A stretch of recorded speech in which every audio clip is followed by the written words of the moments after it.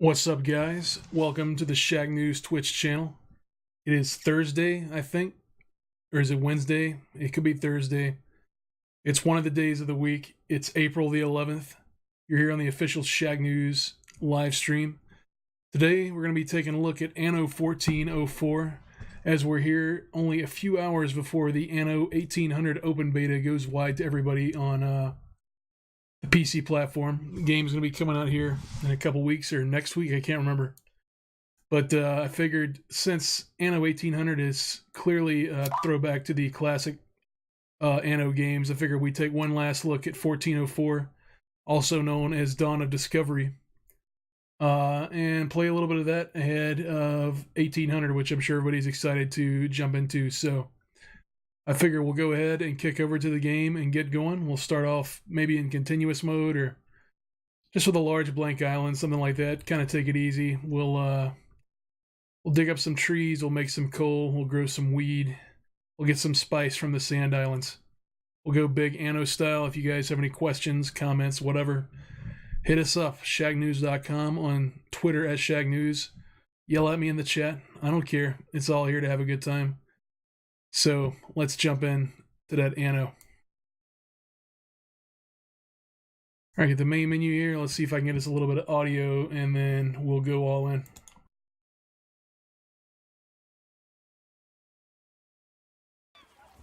I just have to remember how to computer. I don't computer good. Relax as you settle a peaceful world. Do you have compassion for the needy? We'll So take the many Italian are guy. suffering these days.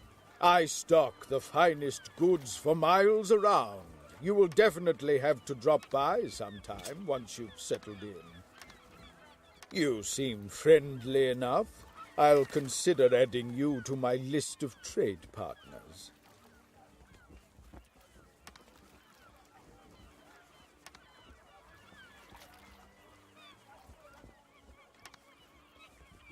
I think these are all good settings. I'm pretty sure. What's the worst that could happen, right? We just fail and start over. So this game originally released in 2009, I believe. Be glad you're getting to see it now with the advent of solid-state drives. This game on a platter drive used to take 7 years to load.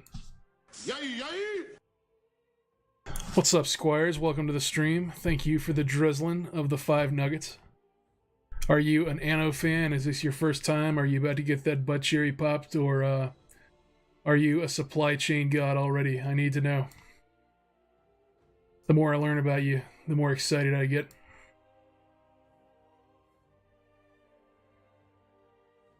Your first time, so this is going to be absolutely enthralling. It'll be like the first time you watch Die Hard, except for instead of stopping bank robbing terrorists, we're going to be planning a city from the 1700s and taxing the poor people. It's basically the same thing.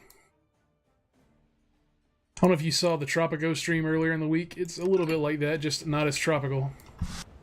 So the idea behind Anno is This island is to be your new you have an home. island. All right, It's I gotta up to turn this you guy's to voice build down. a thriving metropolis.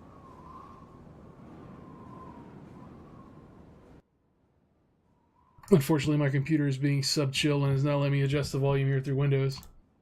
Whatever. God's creation is So you've got an island that you start out on. In this case, it's been called Goldford, and you get a starting little warehouse on the water.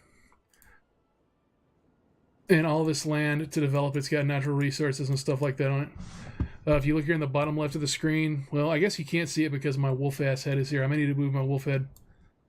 Well, maybe the mini-map will matter. Either way, as you explore out into the world, you can sail to new islands and take them over, really rape the land for its resources, and do what you need to do. So to get started, the way this game works is you have to have people in housing, and those people in housing generate tribute or tax or whatever to you. So we've got 50,000 gold to start with. We've got 40 wood and 40 sets of tools. Those are our main building blocks for most building types.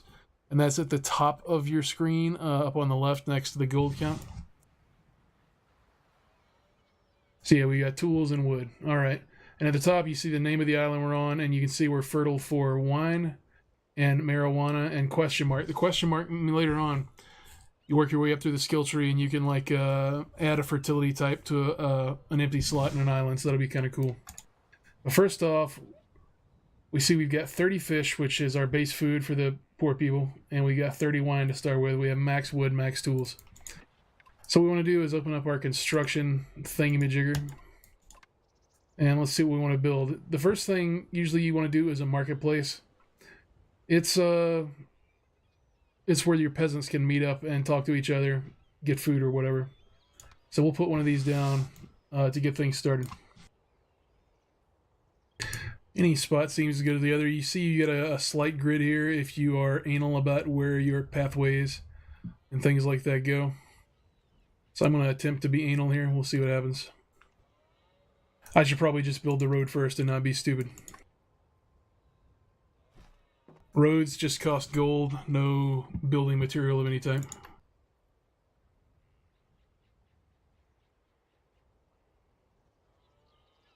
You see as you place these items, there's a circle of influence. So anything that's built within this circle that you see, the light white outline, is the circle of influence for this building type.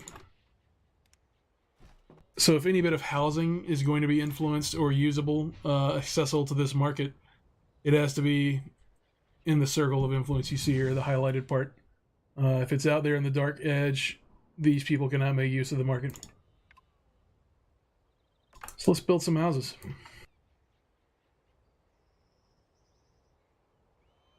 Actually, I'm going to make a pathway first.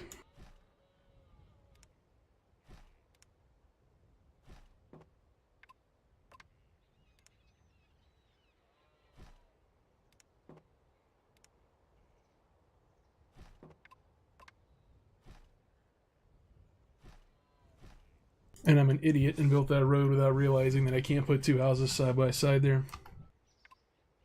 But that's what the demolish tool is for.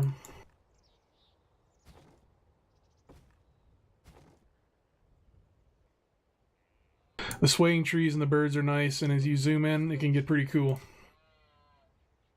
Let me know if the audio is too low. There's not much going on right now other than a light bit of ambient wind and occasionally a chirp, so as things get more developed, more noise will be made. But right now, I've got 3 homes. Each home can have a certain number of people. In this case, we have 8 slots, as you can see on the bottom right. Possibly, I don't know. I can't see what the stream looks like. The 2 people live there. And everybody that lives in a place has a set of basic needs. In the bottom right-hand corner, I'm assuming it's covered up by graphics that I refuse to remove because I spent too much time creating them. But these peasants have 4 possible needs. In this case, they need food. They need company. They're eventually going to need something to drink, but it is not a requirement for their wants until you reach 60 population. They also have a need for faith once you reach 90 population. So as of right now, we've got 9 total people that live on our island, and we have an operating deficit every day of negative 13 gold for maintenance of buildings, upkeep, and all that.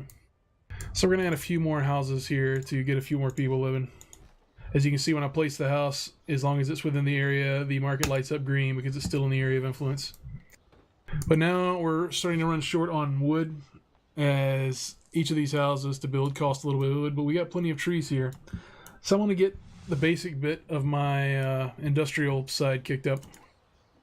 So what I'm going to do, extend the road out here into the trees, and let's go to our building options.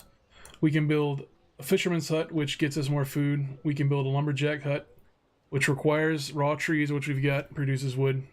And we can also buy a beautification tree. We get more abilities to unlock as we get more people, get more money, and build out our skill tree. So the first thing we're going to do is build a lumberjack hut. And these things work pretty well. They just need to be connected in some way to a warehouse so that when the people get the trees, they can carry them back to the warehouse. So I'm going to build this one here. Now it has a connected road. When you click an item that's an industrial building, it produces something and has an efficiency rating.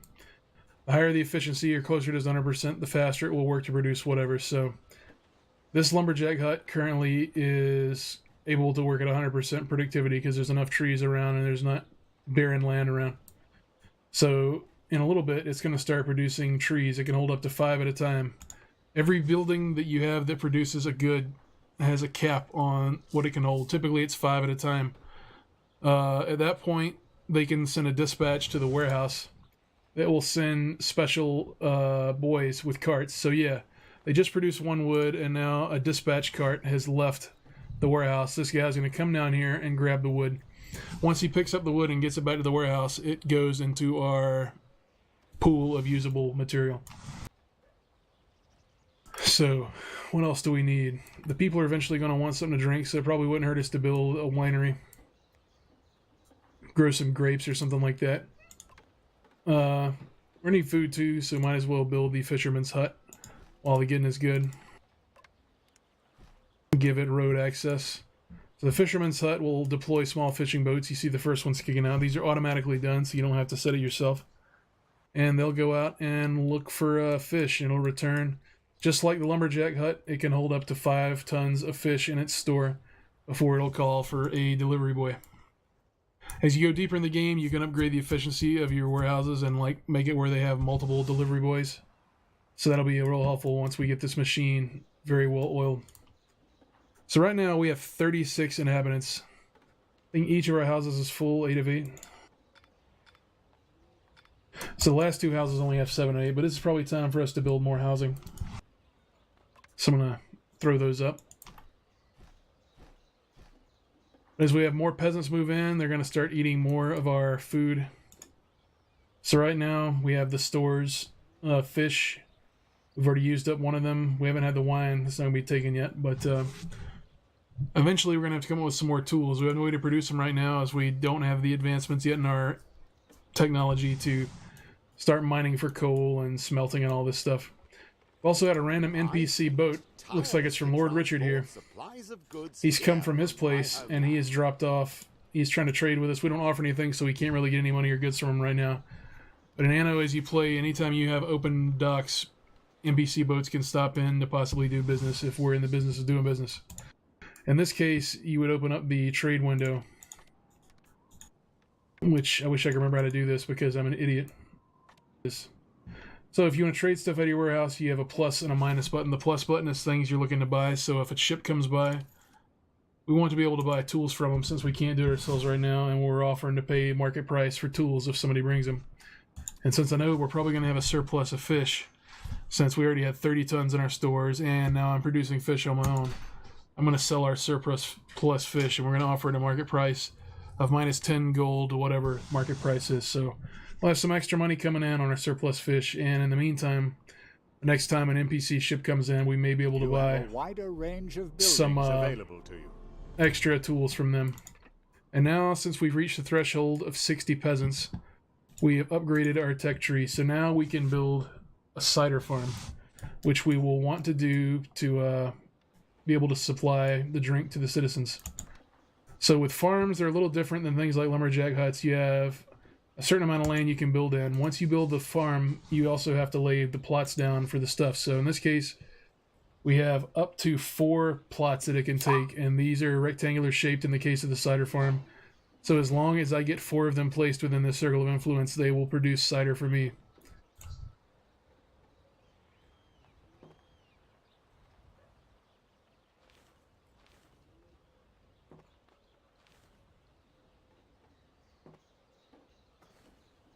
So I've got 4 there. I got to save the space in the trees and then just send out a piece of road to that farm. So now the farm is set up to roll and it will begin producing cider. And since it's connected within the area of influence of our original warehouse, the cart will go to it and we'll start producing cider. So I think our next threshold is to hit 90 peasants. Once we hit 90 peasants, then we can start getting the business of building churches, as people want that religion. So I'm going to extend our road network here a little bit. Throw up some more housing. Since we do still have the surplus wood, although now we are almost empty.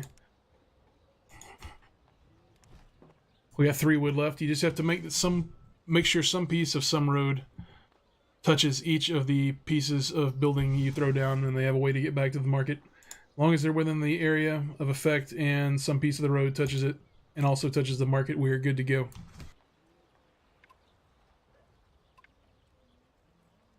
So doing okay here.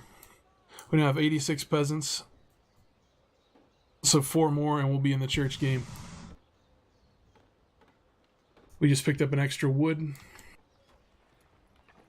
Your settlement is continuing to grow. Our settlement now counts as a city as we have 90 peasants. So we got the award for that. With that, unlocks the ability to build a chapel. You'll soon be running We can a now add metropolis. fountains and flower beds for beautification, which I'm not going to waste money on right now. But the church is a biggie. Wonderful. Your actions have been... Now our allies have dumped honor points on us. The honor points are listed up here next to the gold. Honor points will be spent on things like buying favors from allies and shit like that. We'll worry about that when it gets here. But we have 5 wood and 32 stone, or 32 tools. So the cost to build a church requires 12 wood and 5 tools. So before we can throw that down, I'm going to have to farm a little bit of this wood, or maybe I'll make a second lumberjack hut. We'll akimbo these things.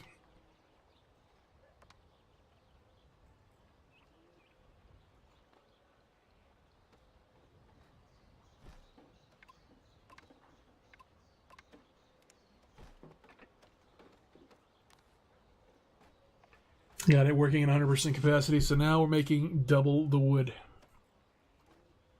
We should get to 12 in no time.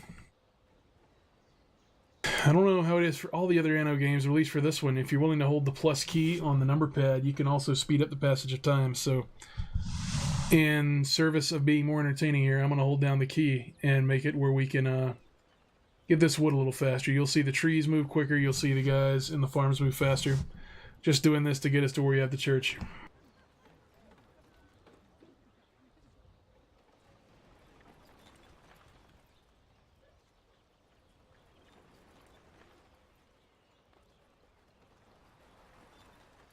So now we've got 12 wood.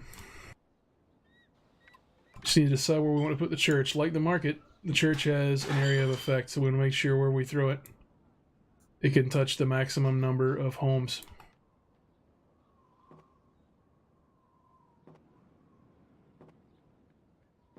Sure, there's a hotkey for rotating these buildings, but I don't remember what it is.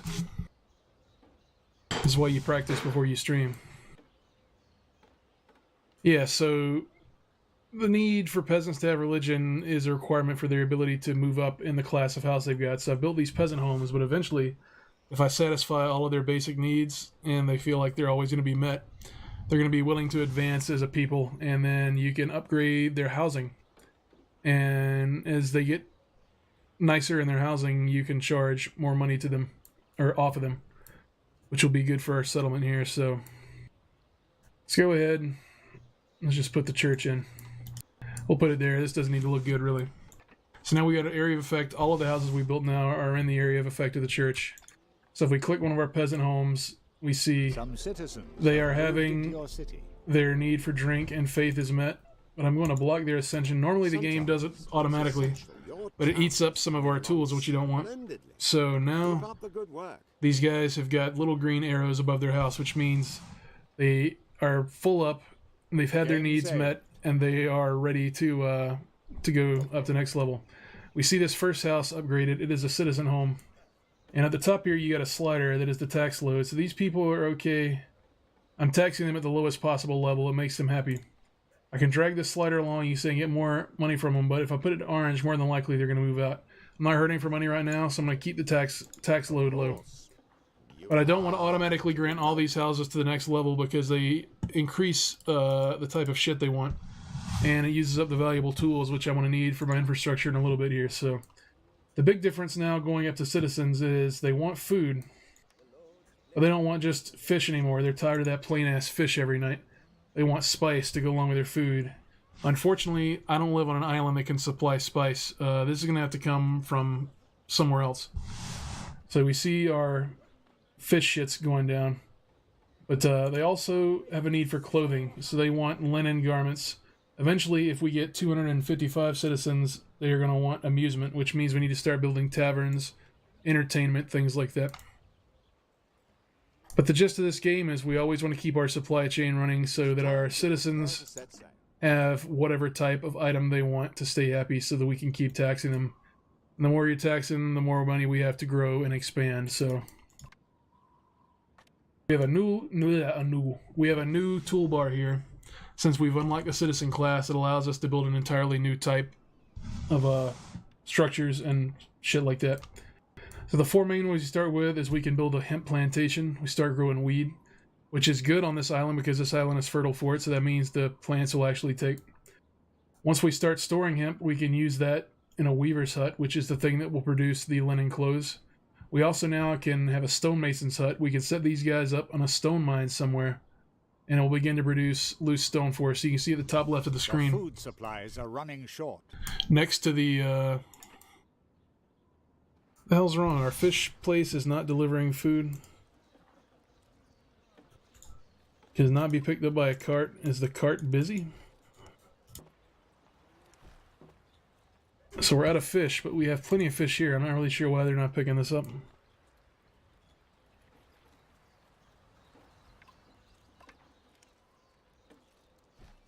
The road is clearly connected.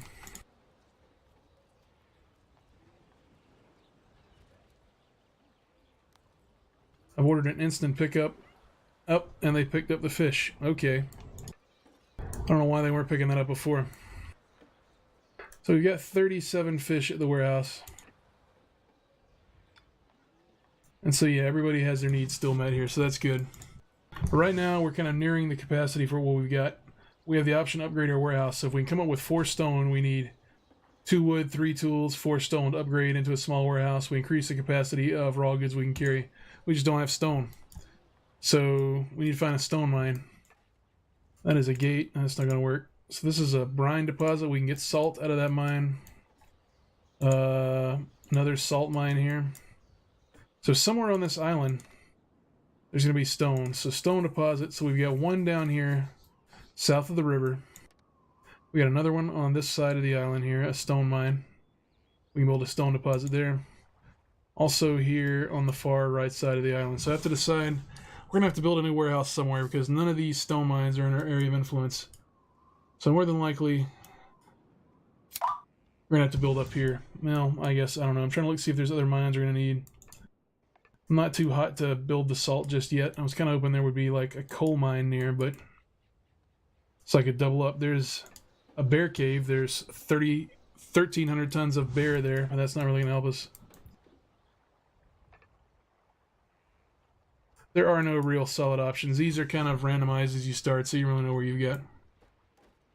The only iron deposit is way down here, away from everything else. Well, there is one stone here. Maybe this is worth the one building it, so that's what we'll do. I know I'm going to need that iron soon, so I'll build a warehouse here where I can take advantage of the space. So we'll build a warehouse, which we can't do because we're not connected to another road. So I've got to shit out a road here so that the logistics here will work.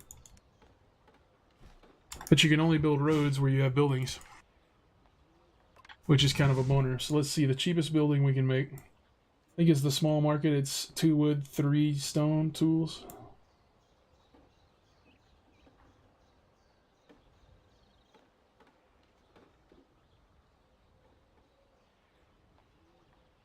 Yeah, the full marketplace costs more, so that's what we'll do.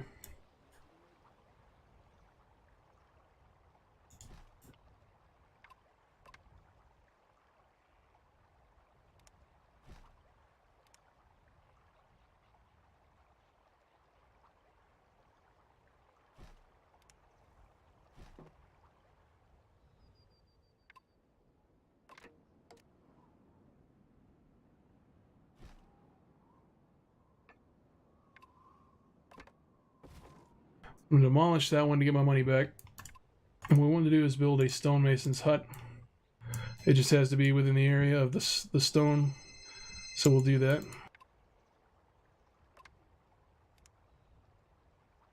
Get a pathway around it. You can see the stonemason's hut has sent stone boys to go grab stone. So now we'll have that available. And as I need to later, I can build an iron mine over here and I can connect it up to this warehouse. So that's a start. I'll probably delete most of this road for now. Oh no, I can't because I'm not in that area of influence anymore since I deleted that warehouse. All right, the big holdback for us now is to make weed. That is our current goal. Once we get 240 citizens, we have the ability to build that iron mine, so that'll be a short-term goal. So let's get on it. We got 1 stone already, so that's working for us. Let's get in the weed business. We need room to grow weeds, so we got plenty down here. Weed farm needs to be in, again, the area of influence. So we'll put one here next to our spice farm. And it also requires 4 plots.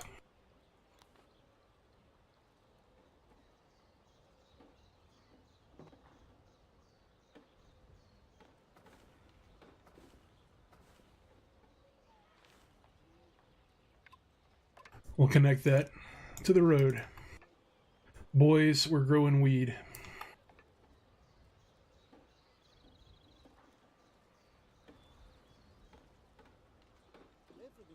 Our ganja crop is doing it big right now. We're producing that smoke. We're producing that drink. Holla if you hear me. All right, big things are popping.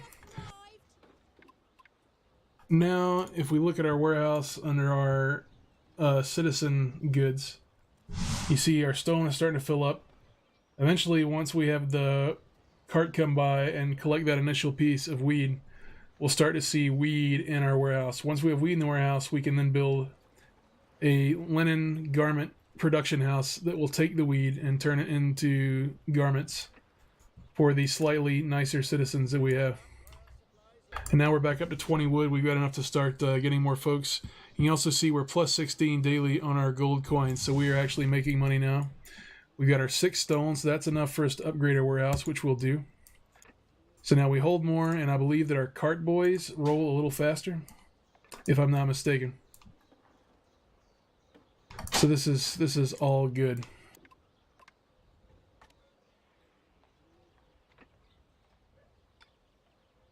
We'll upgrade one of these houses. Your food supplies are running short. Our food supply is running short. So what that means is that they're hungry for that spice. What's up, Charles? Welcome to Anno 1404. We just planted a field of weed. Working hard on that hemp. We had our first high-class citizens move in here. Apparently they're starving because I denied them fish by accident, like a dumbass. Their neighbors, though, they're all fished up to the gills, so we're gonna promote them up. Let the high-class folks move in. Don't know why they're pissed. Oh, they're discontented because I accidentally blocked these people from taking fish. You can actively block certain items if you're running low or you're trying to do them to sell for what other reason. And I'm just a dumbass. And again, these people have got the upgrade icons above their house because at the market level, I globally denied automatic ascension to the next class because I wanted to preserve a little bit of the tools I have until I can begin to produce my own, or at least reliably buy them from an ally. So we're producing fish. The cart is actually picking up the fish now, which is good for us. We're definitely going to be running into a tool shortage soon. We've only got 12 tons left, and we need that shit to expand. We finally had our first weed delivery. We still do not have a weed. We do have 3 of 5 tons at our hemp farm, which is nice. But you can always use more hemp. So at current count, we've got 104 peasants and 20 citizens. And again, I believe the goal for us to get to the next level, we can make iron ore mine. This matter. Couldn't you intensify your efforts? We need 280 citizens, so we just basically have to do what we've been doing, just expand it out. So to get more citizens, we're also going to need more peasants because you have to have the lower class to support the growth of the high class. So we'll build some more homes. Hopefully it won't take too long to fill them in. Yeah, now we're up to almost 140 total. We got 112 peasants, and now we're up to 26 citizens. I'm going to grant ascension rights to another house here on the block.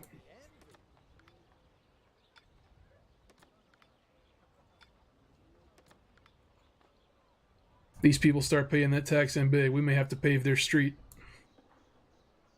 We can't let the poor people have a paved street, though. They need to walk on dirt. They need to know their place. So now we'll have we'll have 6 total citizen houses here. So now we already had the split. About 30 of our peasants have upgraded into citizens. We have 66 citizens total. We still have multiple peasant homes that are requesting upgrading to the next class. Our church is still going. Now this house in the corner falls out of the area of influence of the church, so it is not possible for this house to request or to be able to move up the next class because they can't be served with their need for faith. Which sucks for them because I'm not moving that church. What do you actually want to make from the product? The guys reminded me that we do have hemp in storage now, so what we're going to do with that is build a shirt factory. We got a little bit of room for it somewhere down here. So we'll build that factory. It doesn't need to be anywhere near the hemp farm itself, since its product comes directly from our warehouse stores. So eventually someone from this t-shirt factory is going to send over a cart boy, or request a cart boy deliver the tonnage of hemp we've got to make the stuff. Squires, they won't get mad if you don't upgrade their house. The only time they really get mad is when you're not meeting their basic needs, or as they become higher class, they consider other things basic needs. Like eventually they'll get mad if you're not giving them fancy, jewelry and all this shit, but that's when they're like the mega rich people. Well, we're not really close to that at the moment. And we're still also only on one island here of this big world we're in. The other part of the map that is revealed off the top I forgot to go to is Kingsport. This is a small settlement for an AI player, which is that British guy that keeps talking to us. So tell me, if we go here, he buys and sells things, and he's offering to give us this free boat. Oh, it's not free. If we give him 3,500 gold, he will grant us this boat. So now we have our first trading ship. It's called the Tornado. It's got 4 storage slots and 2 possible upgrade slots. These sockets you can find special items or earn them in the game that give buffs to the ability of a given ship. I think we can also rename the ship, but I don't really care right now. So the first thing I'm going to do is I'm going to buy all the surplus tools that this guy's got here. I'd have no objection to a fair deal. And we don't need a weed buff, but I'm going to take this splendid gift for a guest. We'll need it for other reasons later.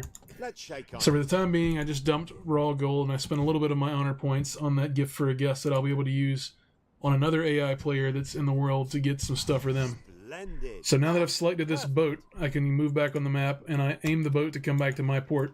So when the boat finishes its travel and gets back, I'll be able to unload those tools I just bought to help my own shit keep rolling. And you can also, if you've got boats, you can assign them to automated trade routes where they can do all sorts of back and forth without me having to have my hand in every single thing all the time. So now that I bought that piece of diplomatic gift or whatever, I have the option to explore the world and look for other establishments. And giving these gifts away to the other establishments is a way to gain favor, and you can unlock new types of skills or maybe things you can't get. So you saw where our citizens, they were thirsty for spice. They want that spice hard. I can't give it to them because the land I'm on doesn't grow spice. But if I go give this gift down to someone in the southern islands, maybe the eastern island, I don't know what the hell they're called, the islands where they have sand. There are islands they have there that are capable of growing spice. I can set up settlements there, but I don't have the technology unless it's granted to me by a different society. So that's the current goal. Once we get our boat here to leave off the extra tools. Setting up a new operation on a different island requires a baseline amount of wooden tools, so you can build your... Goddamn dogs. They never stop. So you have to have a baseline amount of wooden tools to build up a new warehouse dock to start your civilization expanding on a different island. So now that we've got our boat here, we can unload our tools into our warehouse. So now we got 33 tools again. I'm going to keep this splendid gift for a guest on the boat because it needs to go to a splendid guest. So I'm going to click the boat, and we have all this area here open. in the map I can't see. So I'm just going to right click a certain spot and hopefully the boat finds some shit out there. We're going to let that work on its own while we focus back here on jobs that need to be done in Goldford here. So now we got 27 wood, 33 tools, and 20 stone. We're doing it big. Remember how I said that I was going to pave the road for the rich? That's what we're going to do here. We're going to spend a little bit of that stone. That is purely cosmetic. That doesn't help anything. Alternatively, if you have stone pathways for your industrial area, it lets the cart boys move faster, which is very, very cool. So we see as my boat has gone past... Hold on a moment, I'm going to go kill this dog. The Orient are glittering on the horizon. Greetings. I am Al-Zahir, Grand Vizier and advisor to the Sultan.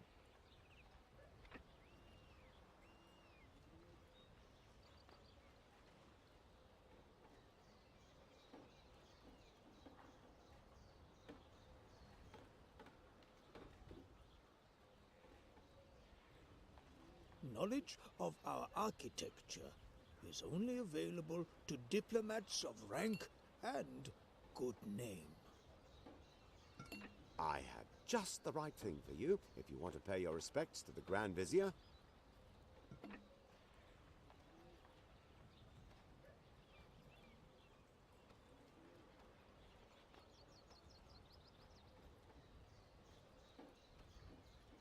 Sorry about that, guys.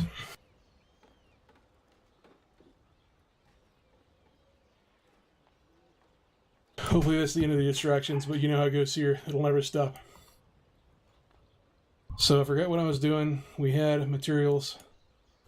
We laid down stone for no reason. I think I mentioned, though, that if we turn the dirt paths into stone, it will make these carts go faster. So I'll waste a little bit of it here because we're always using this path. Across another player.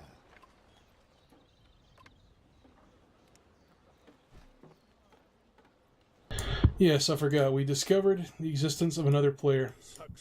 As the boat was going by, we see this island called Pepper Creek that is already under development from a different player. So this belongs to Giovanni di Mercante. I guess that's how you say that, Mercante. So he's got his own little area here with some peasants, and he's got a grow op where they're producing water here in this desert, and he is growing some sort of... He's growing goats, so he's producing goats and goat milk here. And on this farm, he's producing dates, which is what people will typically eat in the Sand Islands. So yeah, here's what I was looking for. Welcome. This is where the leader of the Sand Islands is, and he has the ability to get me involved in the spice game. So what I want is to find my boat. Bring the camera back to Spice Town, wherever the hell that was, and we'll send the boat there. What brings We have the Grand Vizier Al-Zahir, so if we start giving him gifts, he's going to get sweet on us, and he's going to grant us the ability to get technology from him. Right now, once we're sweet with him, we can get an ornate sextant, which is the thing that allows our ship's range of vision to increase by 20%. We can also get the ability to dump spice seeds on an island. So if we have this piece here and we take it on a boat and we take it to an island that has an empty slot, we can make that island fertile for spice. But it is only applicable to the Sand Islands in the south. So unfortunately, I can't take that buff up and put it on the island of Goldford just because it's just one of the limitations of the game design. But hopefully here soon my boat will show up. There she is. Do you intend this as a And token as of your he knows that I'm appreciation? carrying that gift on the boat, do I want to give it to him? I'll say I yes. grant you this So now initial I've got honorary rank of a favor with him. of the Sultan. So he's happy with us right now. We can do basic trading with him. I'm going to buy Tell the Emperor that you've made a some of his successful- tools. Interested in a fair trade. I'm going to take the boat again and I'm going to send him back Tell up the here Emperor that to the you've made British a guy. Successful initial approach to the Orient. And I'm going to go buy another favor and some more of his tools. As a symbol of my growing. Now the Vizier has offered us a loaded ship, which we're definitely going to take. So this extra ship has got a little bit of dates on it, which is good for food. It's also got 40 tools and 40 wood. This is enough to start up a settlement in one of the southern islands. So that's what we're going to do. I'll take this boat. I'm going to look for that hot southern island. Hopefully one that is fertile for growing spice. You can't cultivate a gang of spice lords without being in the spice game. So over here on our island, I need to make sure we're not goofing this up. I'll advance a few more of these homes while we've got the extra material. So now we're up to 108 citizens. We are making headway. I'll spend some of our wood to build some regular housing.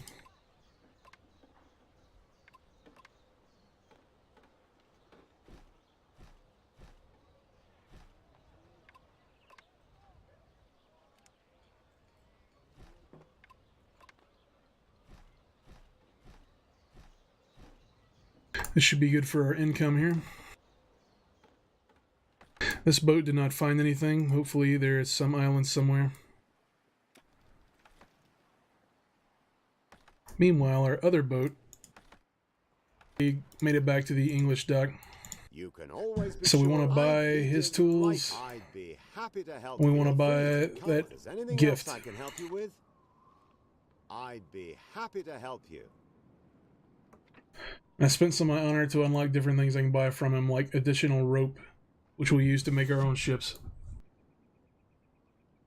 Charles, I do not know if there is a Dune mod for this game. I guess that'd be pretty cool. An island has I wouldn't been know, though. sighted. I ain't no nerd. Get that nerd shit out of here. We have found the new island. It is now uncovering. It is uninhabited, which is good for us. Unfortunately, it is only fertile for growing dates, for making clay and coffee. So this could definitely be our Starbucks island, but unfortunately it does not work for our current... You have discovered a building on an island. This does not get us in the spice game. So I'm going to check on the right-hand side of the map right now.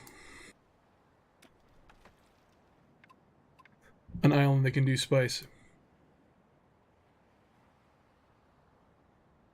Jukin 1900, is this game good? In my personal opinion, it's awesome.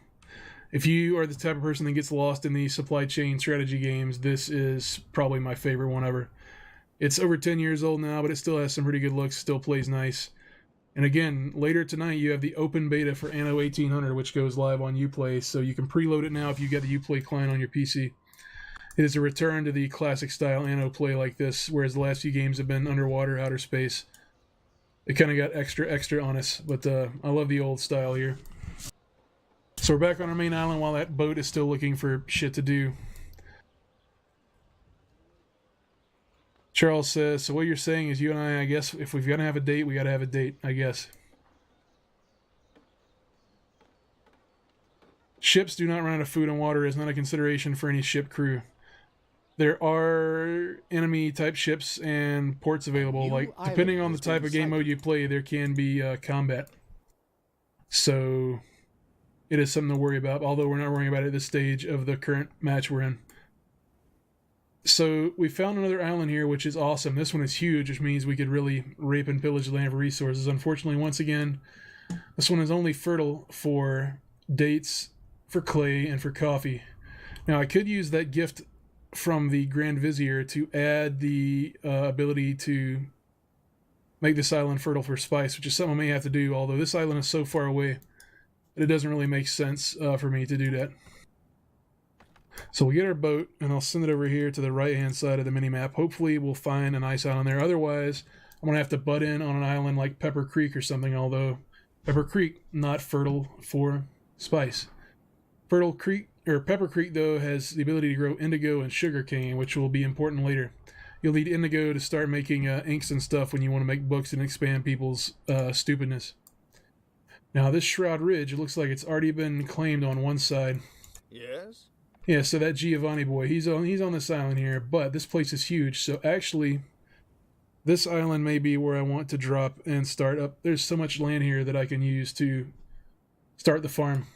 Has to be wetland though, so you see the river here is give me a place to run these, or I can pay big money to drop a deep well and force water up to the surface of the sand, which is what I might end up doing. But here's our boat, so if I send it here to the edge of this land, loot around here so we can get close to that river. I'm now given the option on the boat to build a warehouse.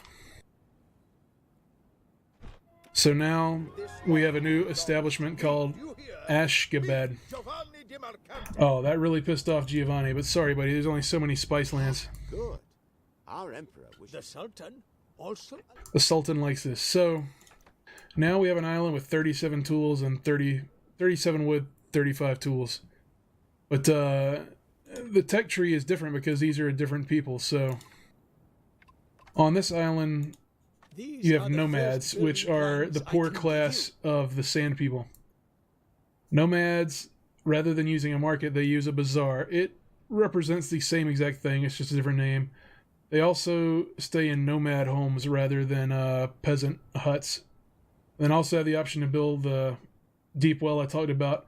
And rather than eating fish, they survive on dates as their basic food. Now, unfortunately, I'm going to have to import dates because this island is only good for making linens and spice. So if I want a lot of people here to upgrade the tech trees, you need nomads to expand the tech tree and make more shit.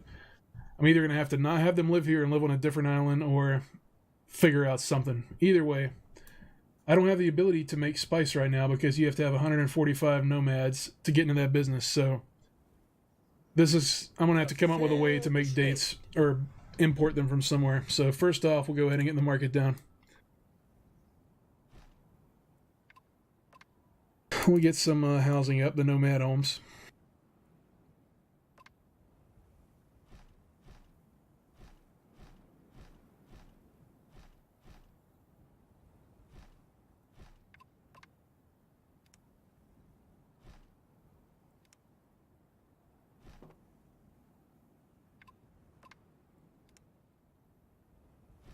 One of the other players has reached a higher civilization level.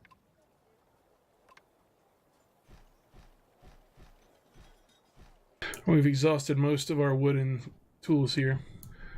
So now we have 16 nomads. They're going to start growing here. But the problem is these nomads, like the other civilizations, they got wants and needs. And these boys, they want dates in the worst way. And we don't have dates.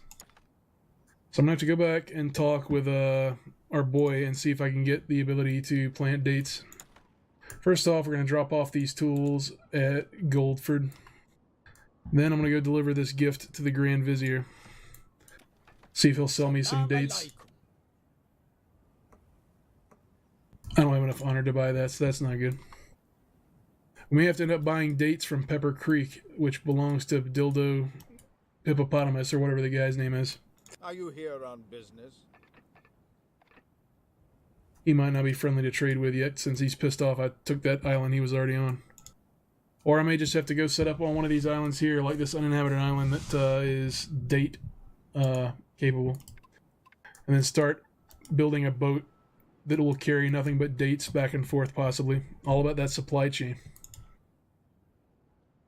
So we're back here on Goldford, and we have gotten people. I'm assuming their needs are being met, so... Yeah, they've got the clothing they want from the weed. They've gotten their church. They got their drink. They're drinking, they're smoking, they're eating clothes. The only thing that I can't give to them right now still is the spice, so that's the current choke point still. A token of your friendship, the Sultan will hear. So we need 240 citizens. Where are we at? We have 163 currently, still rising.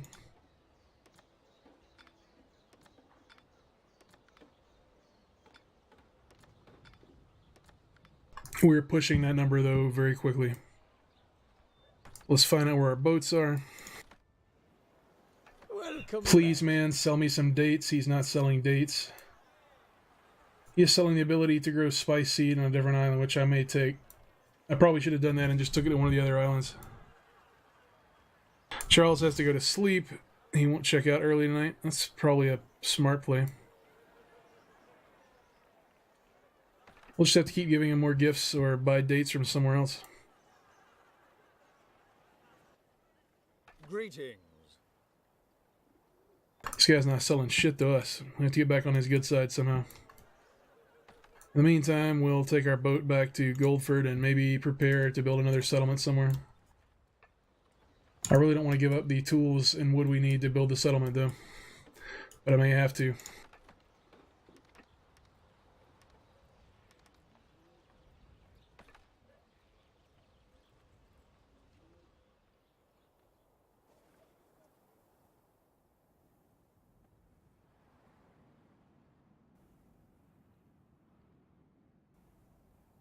How in the shit did I miss this island? My people know the miracle of cultivating spices.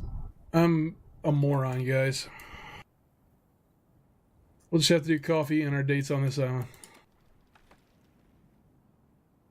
The closer the island, obviously, the faster the trade goes, but, you know, it takes time to sail places.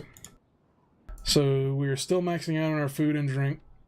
We'll produce wood, ain't no biggie. We currently have 239 citizens. We're up to 140 nomads. So yeah, that was our magic number. We've hit 242 citizens now. We've unlocked the ability to build an iron ore mine. We can build a charcoal burner hut. We have an iron smelter and a toolmaker's workshop. So this is big. We can start shitting out tools, which is a goal I've had for a bit. What's up, Lucci? We are playing Anno 1404, also known as Dawn of Discovery. So first things first, we got the wood, we need to build that iron ore mine. About this earlier, we planned for it. Insufficient building material, and then we need 12 wood. Okay, now I wish I hadn't sent that wood down there to Sand City, but I'm an idiot. Charles has given up on taking a nap, and he's just going to drink coffee instead. So that means I should start producing coffee down here on this uninhabited island we're about to settle. In the meantime, we do have 176 nomads. How much do we need to make spice? We've unlocked spice farming, so that's good. Our people are starving to death, but we will be making spice for ourselves, which is more important than anything else we're going to be doing right now. So, spice farm.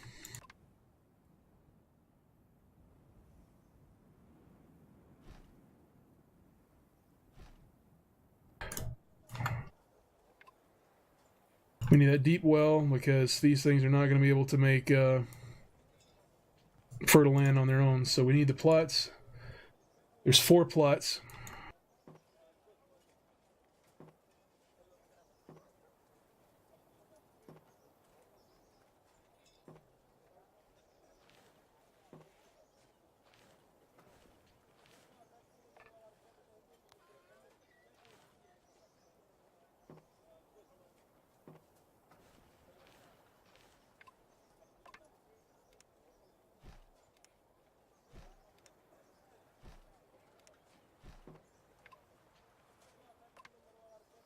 We need to bring some water to the surface, so I'll build that piece here.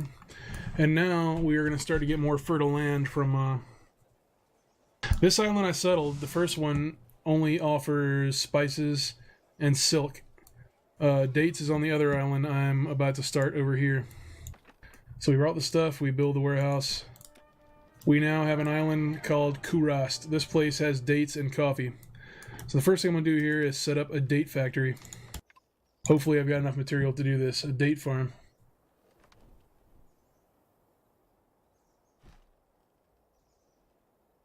It's also going to need a well. This place needs 5 plots.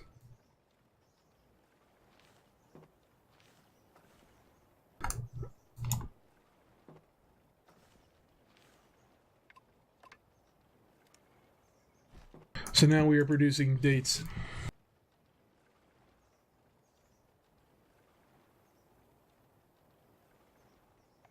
So what I need to do is build a ship factory up here in Goldford where I've got the supply chain and make a small ship that will do nothing but take dates to my one island and then bring spice back from that island up to Goldford. I'll run a 3-way trade route. But first we got to be able to build a boat. And to build a boat, we need a shipyard, which we just unlocked from getting 240 citizens. So we need 10, well...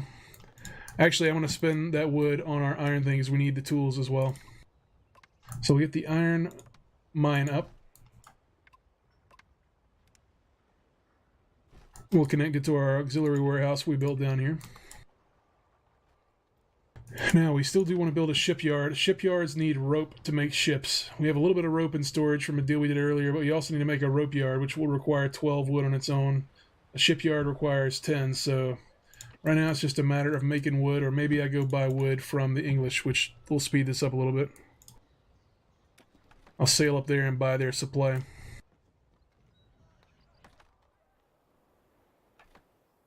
Or we are making dates.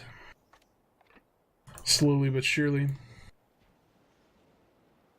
Let's check on Operation Spice. We now have 3 spice. This is big.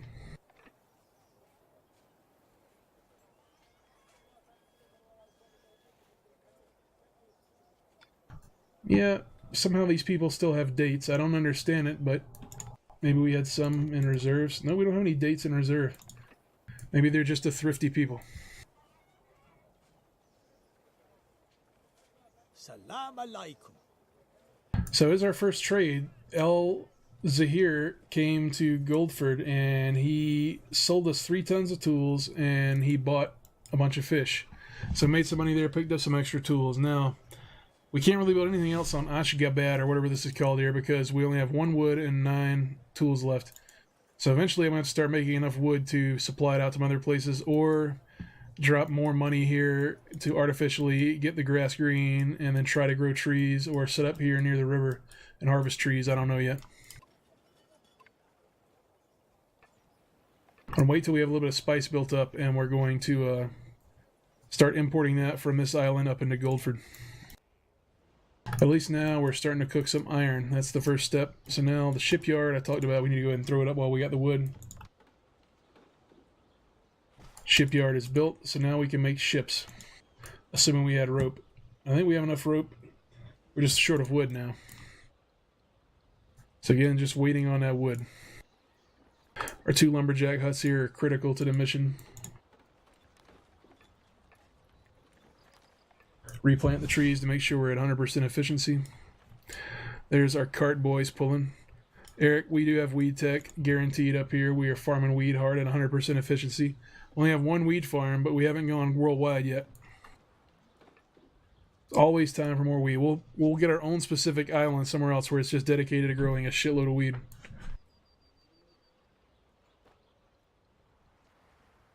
Alright, we got our boat up here. We want to buy some wood and tools from this guy. You've got a good deal there. While we're here, we might as well buy some rope. What you're looking for. I accept this trade. And might as well give another gift to the Vizier. I'd be happy to help. So let's go deliver this wood. You have been chosen to represent the Empire's interests. This affair of state shouldn't be postponed any longer. Let's check in Datetown. Datetown. Citizen wants stone. If we give that to him, I'm not sure what we get. We have 11 dates now. Let's throw them in that boat. Our second boat. Your people are suffering from hunger. Take it to Spice Town, where everybody is dying of hunger. Send that boat there, and we'll pick up the first load of spice. Yeah, so it's flashing right there. We need dates in a bad way. Don't we all, right?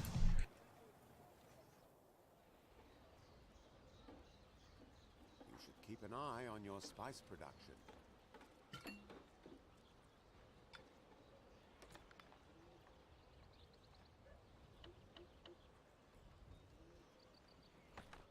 Our boat's here. We're dumping off that excess wood and rope. So now we can build that boat. That small ship that will run our date and spice trade autonomously, so I don't have to keep fiddling with it. On the brink of torching your settlement. And these people are really pissed about their dates. Luckily, our boat's there with the dates. We've just dropped them off at the warehouse. Hopefully now they'll be able to spread out. The people are revolting, but we may have delivered dates just in time.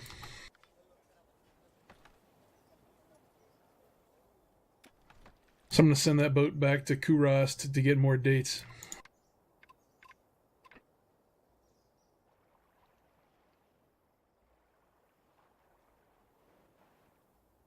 Ship I keep ready. clicking the wrong island. So our first ship has been built. We're still in a state of overthrow here. People are upset about their dates. Maybe they're chilling out ever so slightly. You feed these people, they'll shut up. We're up to 26 tons of spice. We're getting ready for that first load. So here's what we're going to do. We have this small ship. It has 3 holes, 3 spots to carry tonnage. It's called the Scorpio. We have an option to set up a trade route. So we want to start trading. No, that's the wrong button. You can imagine what it'd be like if this did work. There's a trade route button somewhere. Watch me learn how to use the UI. There it is, routing. Alright, ships and trade routes. So we want to create a new route. We want to add a ship. We want to add the warehouse. So what we want to do is we want to go to Kurast first. And we want to pick up a full load of dates. Then we want to leave there and go to Ashgabat. We want to drop a load of dates, but we want to pick up a load of spice. Then we want to go to Goldford, and we want to drop a load of spice. And then when it's done, we should be completely empty. And actually, while we're in Goldford, let's pick up a load. That guy wanted stone, right? So we'll take a load of stone. Maybe not a full load, maybe like a bitch load of like 10 or 12. We'll say 6, that way we don't lose all our stone. And he's going to return to Kurast where we want to drop the load of stone. Add which ship we want. We know the Scorpio we built for this, so we choose the Scorpio. We now have an automated trade route, and you can see now the triangle we have here is going.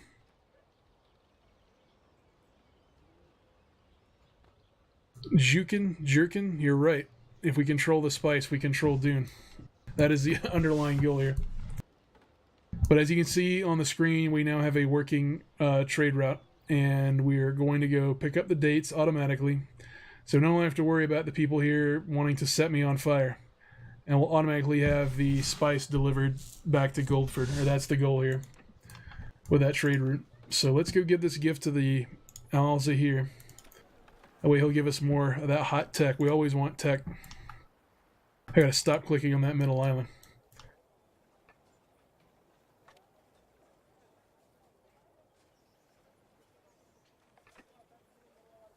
So we want to advance our tree with the nomads. We have to get 295 nomads and a slightly higher standing from Alzair to be able to start making indigo carpets and silk. Eventually the rich people on my base island are going to want carpet, and the only way to get it to them is to exploit the people down here, which I definitely plan on doing. We also need storage down here, and storage I don't think we've unlocked yet. That's part of the citizen. Yeah, so to build a storehouse, we need a shitload of stone, but you also need 355 citizens to unlock that. So we need more storage down here. I've got to increase the count of citizens. Of your high regard? Please allow me to show. So currently we're sitting at 270 citizens. We need 30, maybe about 85 more, so we just need more housing.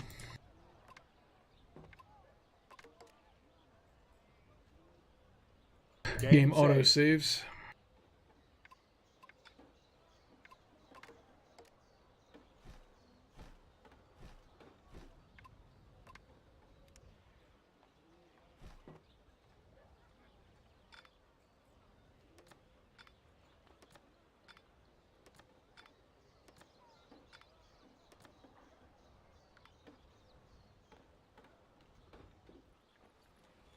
An enemy fleet is advancing into your territory. Uh-oh. Hassan bin Shahid is attacking the Scorpio. What an asshole. So this means that we need to get some sort of protection. We may have to build a warship to escort our trade ship. Oh, but he's given up the fight, so that's good. This ship's crew can be trusted implicitly. Corsairs are attacking your ship. This guy is just going to be a general purpose asshole. We're now at max capacity for our spice. We cannot hold any more spice, so hopefully our trade ship gets there sometime this year. Once again, the dogs start running their dick suckers. I apologize for that, guys.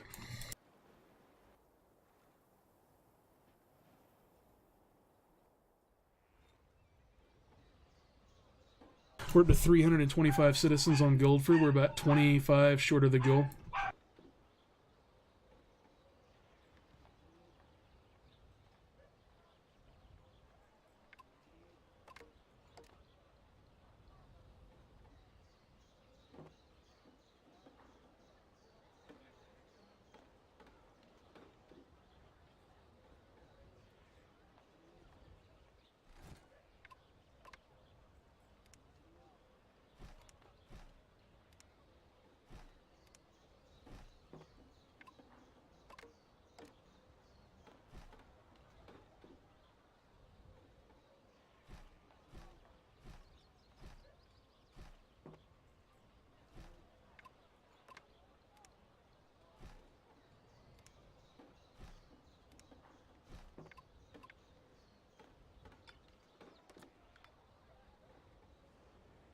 So now that we're starting to carry iron ore, we already up to 24 tons of it. We got a lot of stone. We want to be able to convert this ore into something we can make tools out of. So we need an iron smelter. This takes coal and iron into ore. We don't have coal. So first thing we need to do is make a charcoal burner hut, which will cut trees down and we'll just burn them down into coal. So let's build one of those here, and on the other side we'll try to get 2 of them because we'll need a lot of coal at some point. We get connected to the warehouse. The player has opened up new land. Your building opportunities have been expanded. So now we're producing coal. Your settlement's advanced. And we need an iron smelter. We'll build that here. Bravo! So now we're producing raw iron. Once you produce raw iron, you can actually make tools. That's all it's required. Yeah, is raw iron. So we're going to build the tool maker there.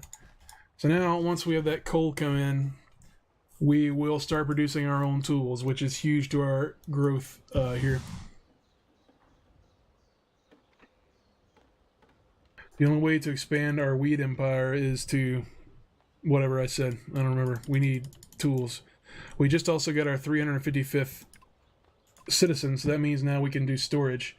Storehouses require tools, wood, and stone, but they expand your capability of storage by 15 tons. So what we'll do is we'll carry a bunch of wood and tools and stone down to our southern islands so that we can have bigger stuff. Squires, I instructed my ship to go to the Vizier's place, which I think has defenses, so that Corsair is not going to come near us there. But eventually I need to build a ship to escort my trade ships. Come in, be my guest.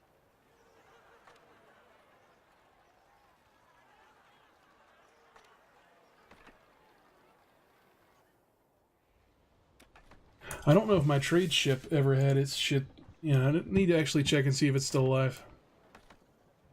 Okay, so the trade ship Scorpio is still alive. It is currently on its way, bringing the first ever delivery of spice to Goldford. So yeah, everything's still working. It still has plenty of its life. What I might end up doing is adding a thing to its socket slot that makes it more resilient to being attacked. What's up, Mobab? This is not the new one. This is 1404. The open beta for the new one opens tonight. So we see we have our trade route going here, and the Scorpio is going to dump all of this spice into our warehouses here in Goldford. And it should take a small bit of our stone, assuming the math here works out and I didn't completely screw up this trade route.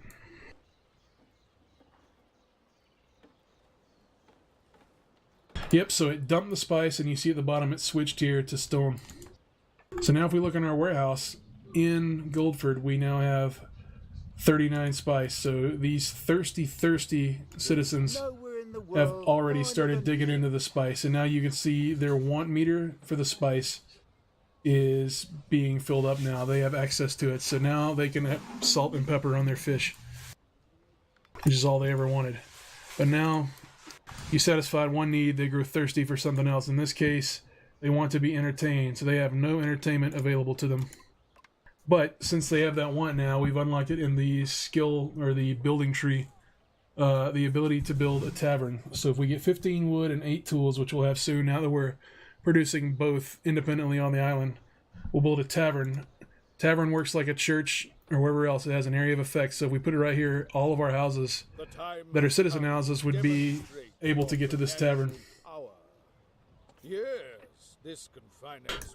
The dirty Italian Giovanni just demanded 3,000 gold for him not to attack me, and I paid it because it's easier than worrying about fighting him right now. But this is how the mafia moves into your town and starts squeezing you unnecessarily. We'll focus on keeping our own citizens happy first before we start wars. But yeah, we got spice going now, we had a trade thing going, and hopefully our people down here in Ashgabat are no longer starving. Yeah, see, they're so full on dates, they're happy as all hell. They don't give a shit.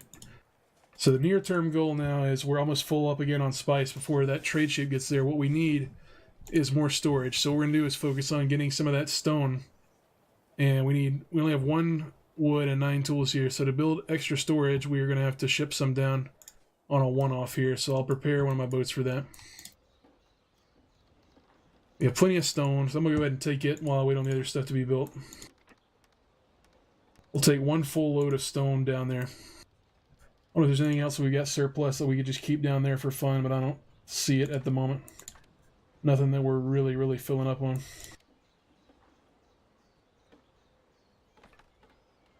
I guess we could take the surplus of wine. You never know.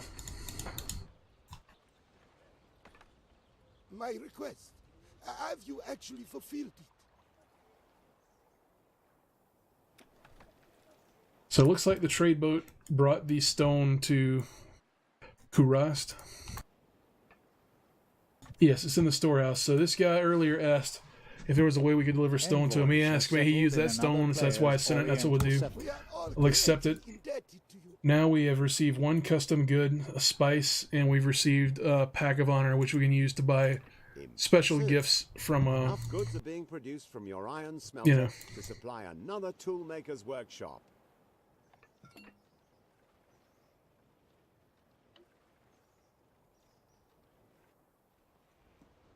It's always a pleasure to see you here.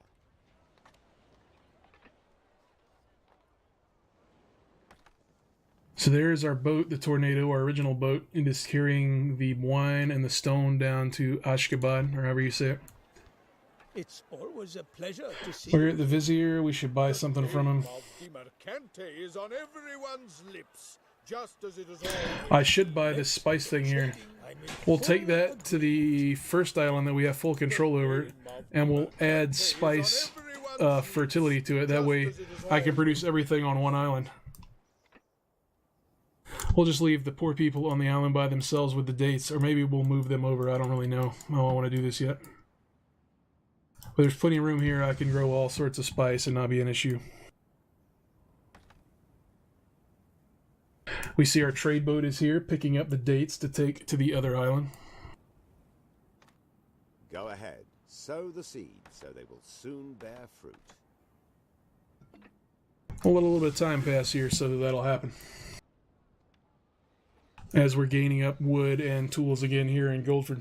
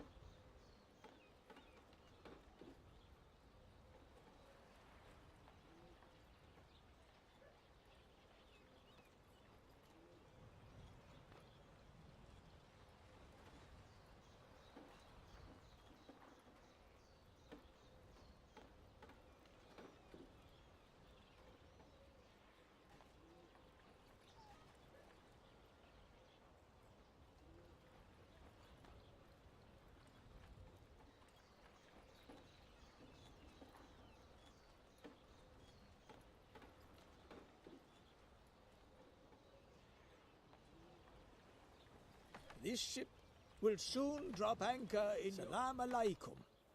This is an honor, as always. We don't have wood here yet, but we do have the stone needed to build our storage expansion.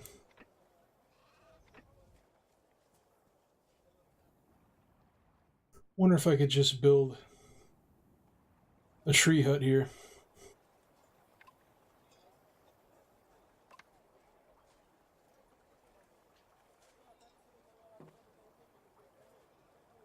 No, don't have enough wood. Just have to go back and get some more.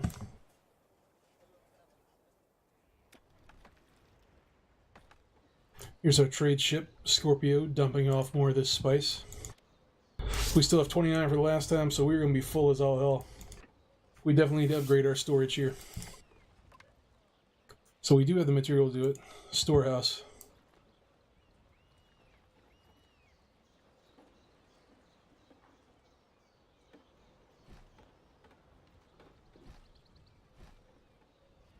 So I built 3 of them there. It took a bit of our material, but we had extra storage now. We're holding all 64 tons of that spice, plus room to grow. So now our capacity is increased across the island.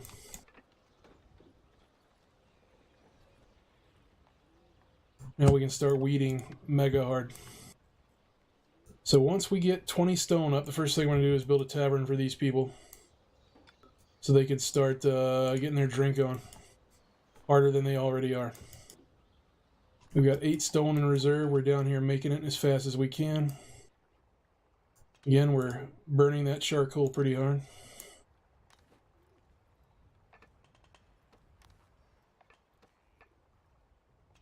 We'll upgrade this warehouse so they're more efficient. Cart boys here. You've got a good deal there.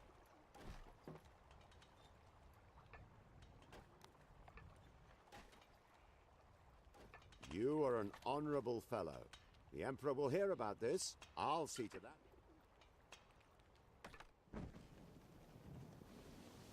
So I bought that ability to grow spice seeds in an area. So Kurast has 1 open hole.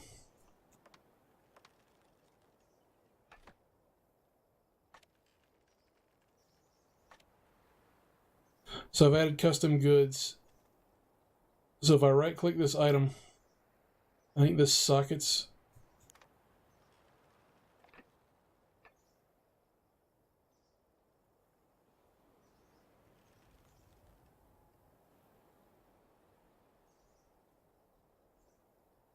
The escort fee has been imposed.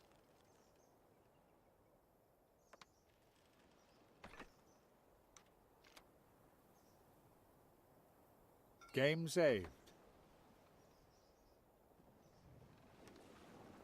The seeds. All right, here we go. planted. Excellent. So now Kurast is available to grow spice for me. So let's expand our operation here. Well, yeah, we've got enough tools to do this. What building project are you planning?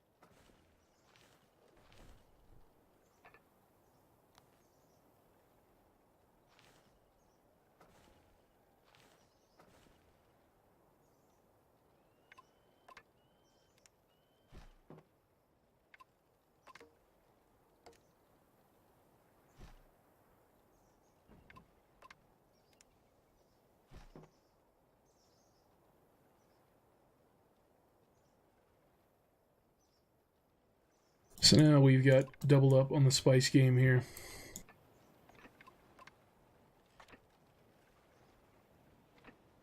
We'll need a tool delivery to get expansion going, but that's alright. We now are making tools.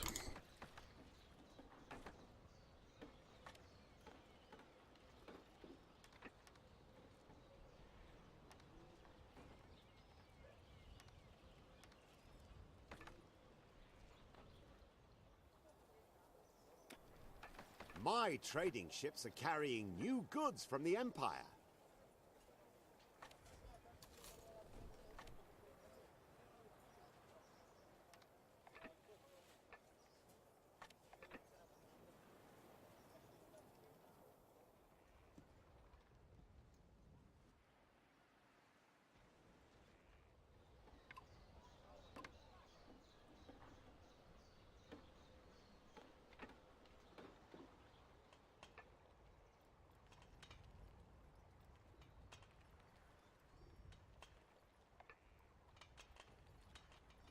If you help me with this, I'll make sure the Sultan hears about it.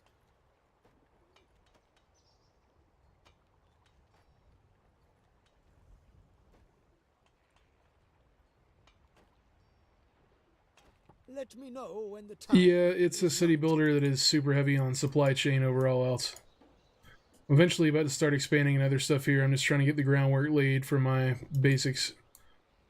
It's just the more different feeder islands you have, it all takes a while until you get your trade routes automated and your protection and all that done. Just gotta wait for my wood.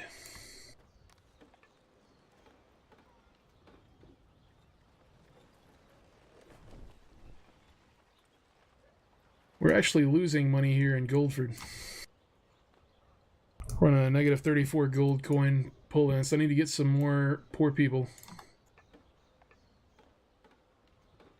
to offset this.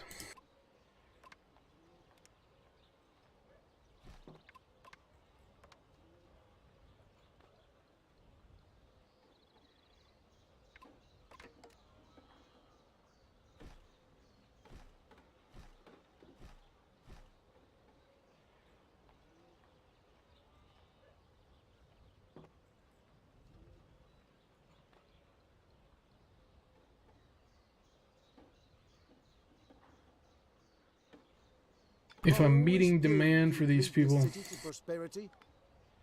I may crank their tax up ever so slightly.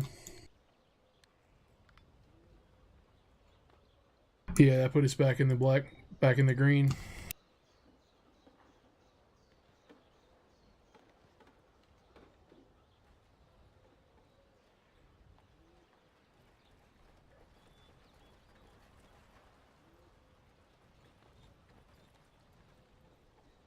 Might I draw your attention to something?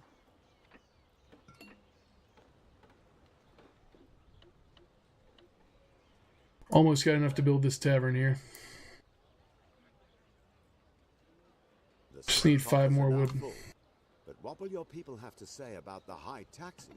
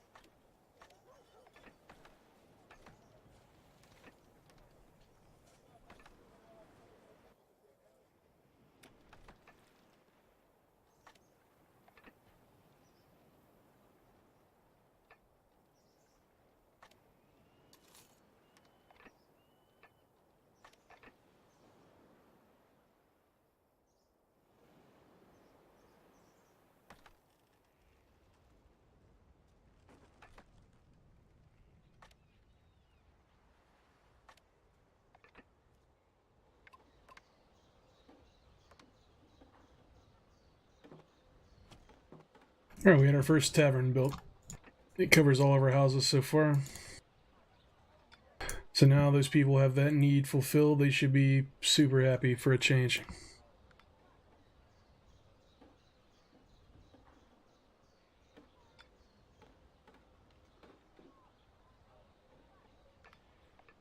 We're starting to run short on drink. That's probably not good. We're going to have to build another winery before we can support more people.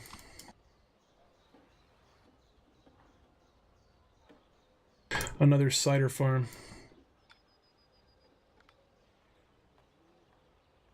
We got plenty of room for it, though.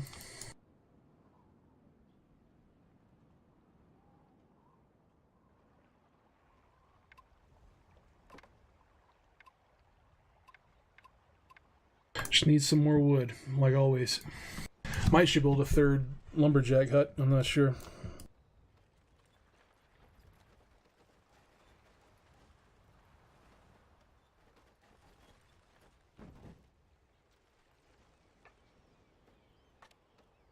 Got a shitload of spice.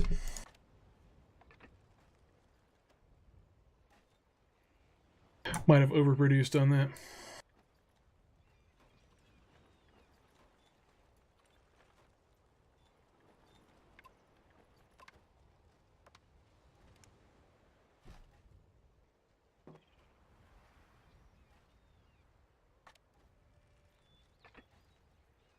Yeah, we do better on fish as well. We may need to make another fisherman's hut.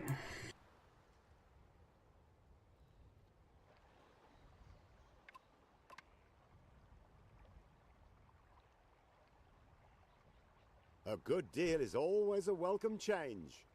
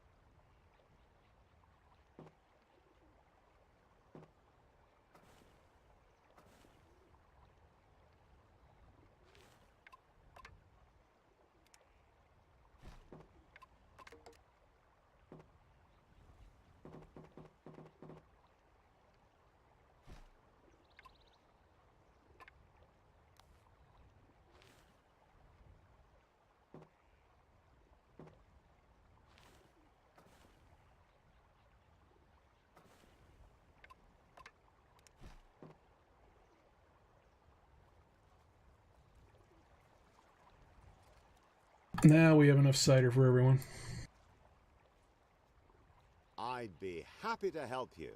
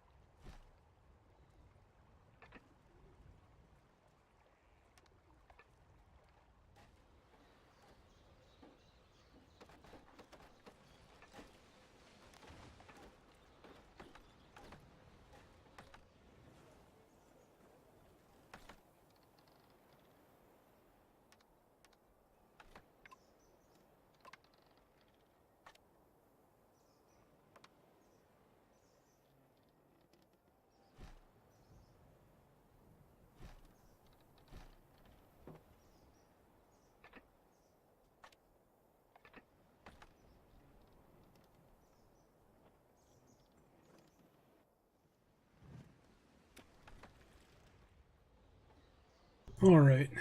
We are still losing money. We've got to get more people in town. Hopefully we have enough drink to support the people here.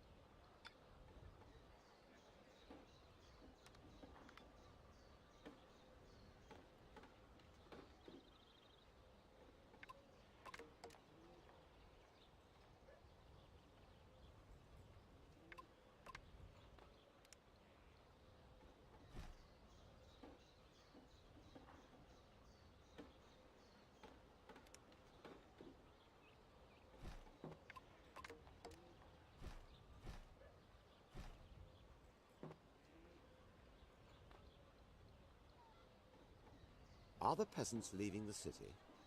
You should immediately find out what prompted.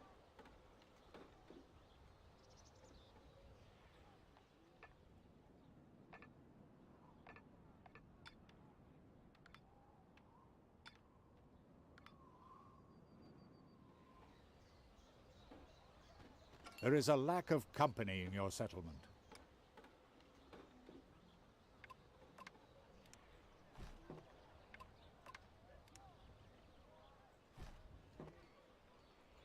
The time has come to demonstrate. That should be enough for a couple of lucrative investments. Can you lend me a hand with this matter? Put in a little more effort. This is for the good of the Empire.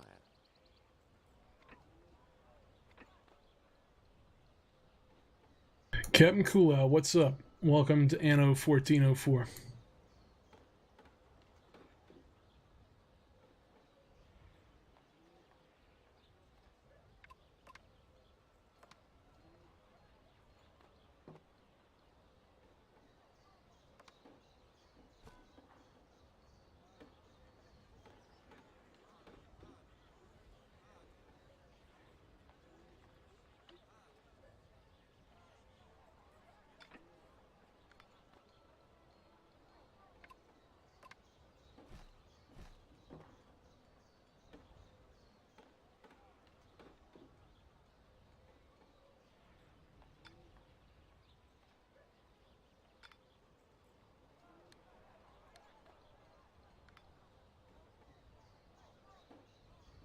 My trading empire will soon. It is cover closer the to entire Factorio world. nonsense.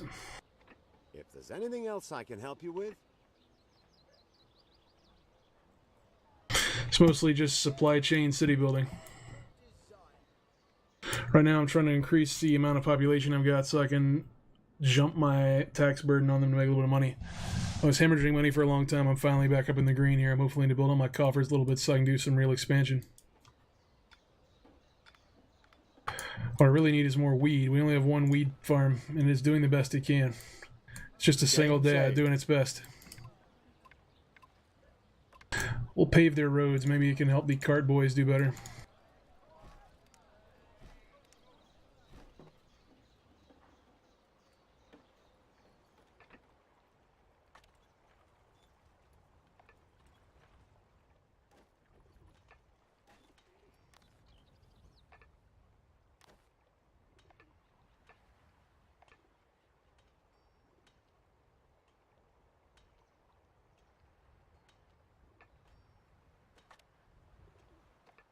We are doing well at making tools, though. Can't argue with all that.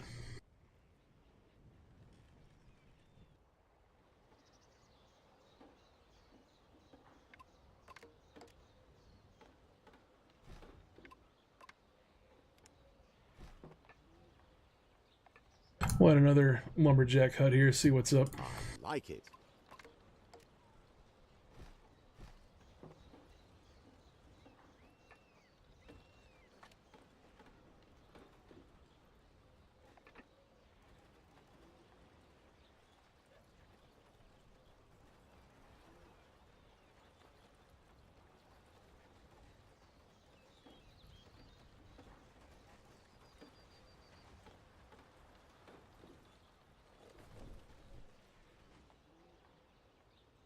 My wife thinks you handle your affairs really well.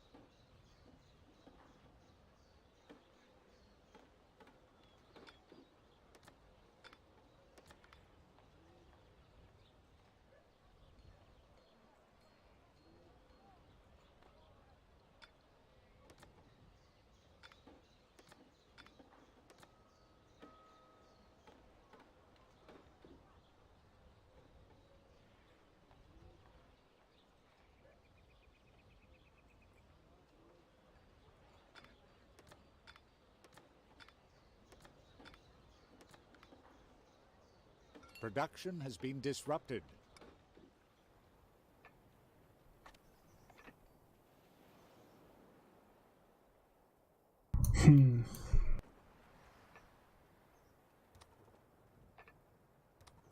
We'll stop production of that extra spice, see if that helps our bottom line any. Every industrial building you use has a maintenance cost associated with it. The more of them you run, the more taxes you gotta be doing. And we are still not making a whole lot of money, so hopefully this helps. We're definitely running short on weed. We're gonna have to make another weed farm.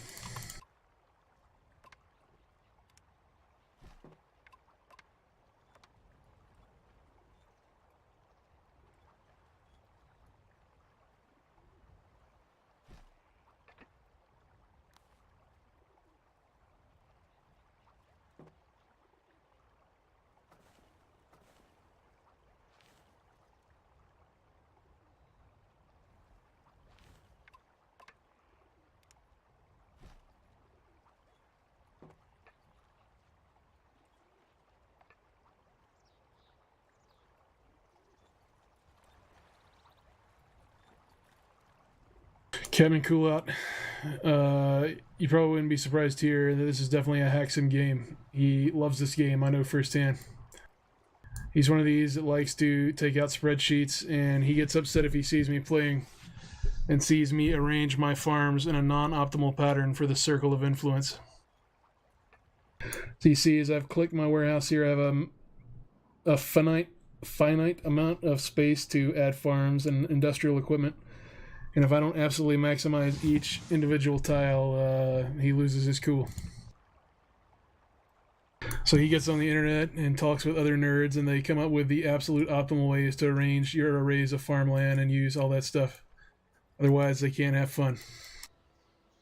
Which is awesome. It's like those Factorio losers. So we're upgrading some of our peasant homes to citizens. We got a nice little settlement going on here, basically. This is a fancy looking place. These people pay a little more tax than the poors. Again, they're only really short on clothing, but we've just opened up a new hemp farm to try to alleviate some of that bottleneck. Once we get some more hemp in the storage, which we currently have 0, we can build another shop like the one we have here that is currently working as hard as it can to make shirts. It only has 1 of 5 marijuanas.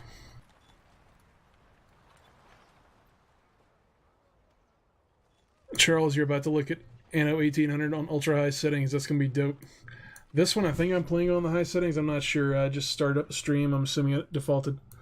I'd like the frame rate to 60 hertz, if I'm not mistaken, though, so the stream would run smoother. Gotcha, bitch! Gotcha, bitch! Nope, it's running at 120 hertz. And I'm sorry again, folks. I forgot that my gotcha bitch button is the one that turns on my performance overlay. I did not intend that to be directed at anyone in particular watching the stream.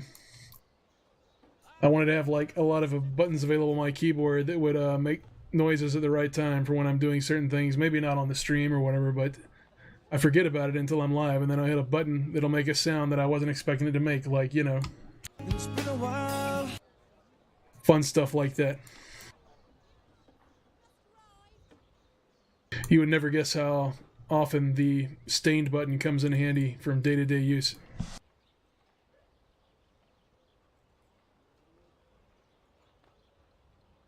Can't have too many stained soundboard clips.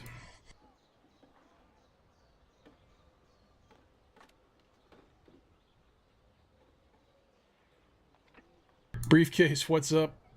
It has been a while. You play enough Stained, he'll show up. He's good for that. The man loves him some Aaron Lewis. I can't fault him for that.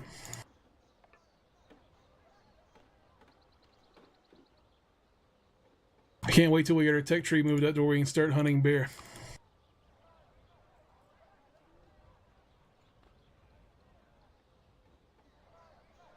Shit, since Briefcase is here, we might as well play the air horn soundboard clip to get everybody all hyped up for this weed we're growing.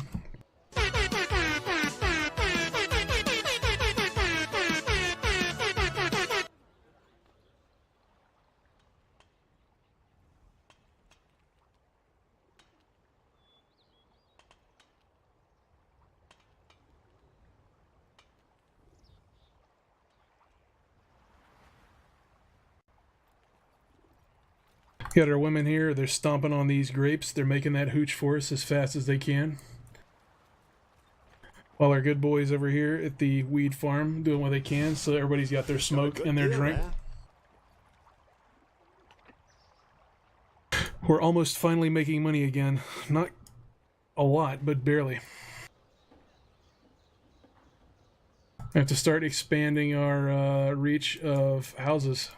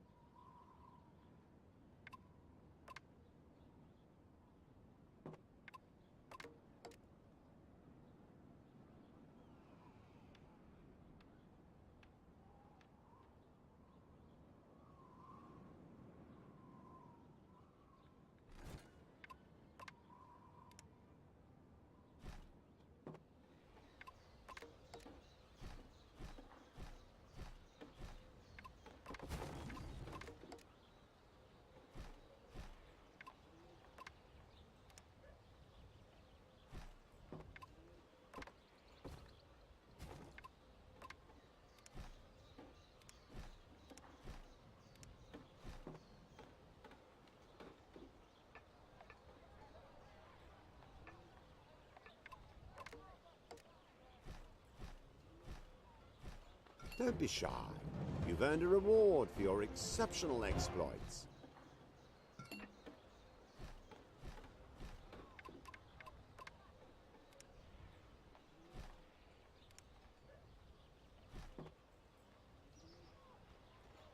A good deal is always a welcome change.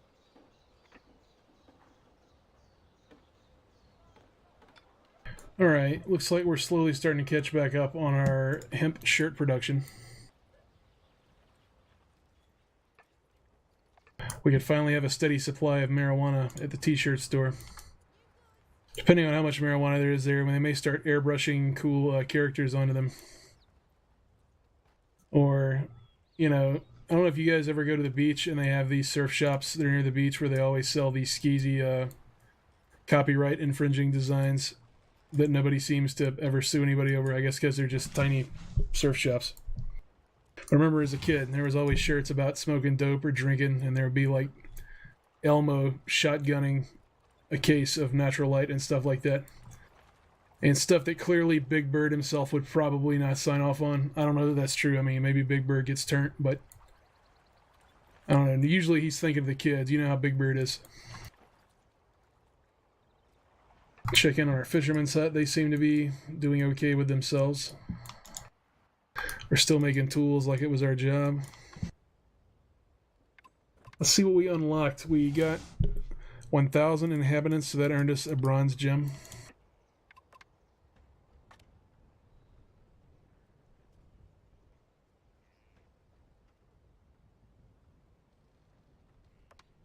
We could install a large statue here to show off how true we are. That's what we'll do. Inspire hope for the people.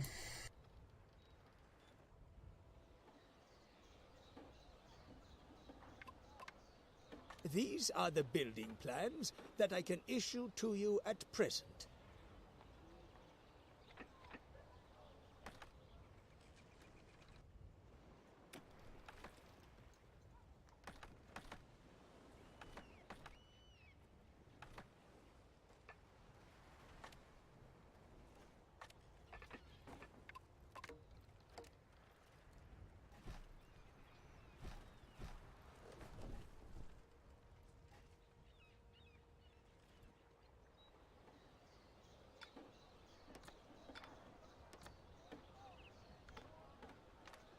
So we're currently at 600 citizens. I can't remember what we need to advance to patricians, but we can't be that far off.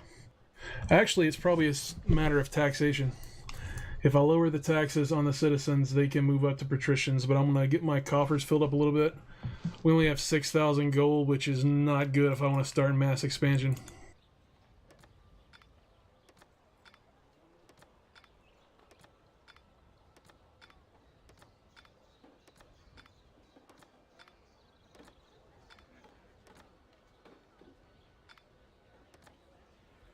The For the successful time being, resolution of this matter depends on your support. Elza here wants to know if we can bring him 6 tons of weed. I think we can do that. We were born for this. We got 2 tons there. The next time we get a weed delivery, we will dump it in the boat and take it to him. He just needs 3 more.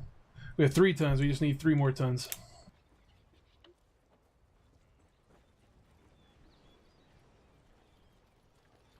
One of the other players has reached a higher civilization level.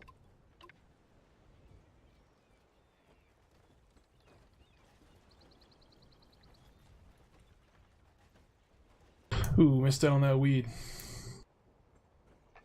Let's stop making shirts for 5 seconds, guys. Let's have some of the weed here. Elza here needs that weed, so we're gonna give it to him.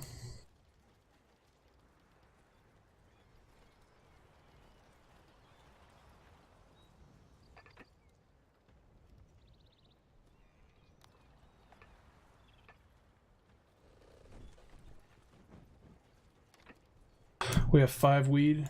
6 weed on a boat. Now we can resume production of t-shirts. Let's go deliver this weed to our boy. He wants to be smoked out. Captain Cool Out, this is 100% multiplayer available. I think you can have up to 6 people cooperatively playing on a map. This is a medium size, but they come in large, extra large, maybe even bigger. I've done it before. We've had a group of friends where we all jump in and we're either working on the same settlement or we go off to our own islands and we work together. We trade, work against the AI, whatever. You can also have multiple AI players if you like. There's lots of options. I'm just kind of playing in the continuous game mode right now. It's pretty cool. But yeah, this is a hoot. If you have a group of friends that are also super anal about supply chain and min-maxing, you could probably have hundreds of hours of fun playing this. And if I remember correctly, so there are multiple versions of this game that float around. Every country that's not North America, it's known as Anno 1404. They sell a pack called the 1404 Gold Pack, which has the expansions and everything. And Steam at least used to sell a version called Dawn of Discovery, same game just for North America. But those versions play nice with each other online. So I may save this and go take a look at the online menu to make sure it does still function. It did as of a year ago. This game is like 10 or 11 years old, but the online still worked recently when I tried, and the cooperative experience was legitimate. Welcome. I'd have no objection to a fair deal.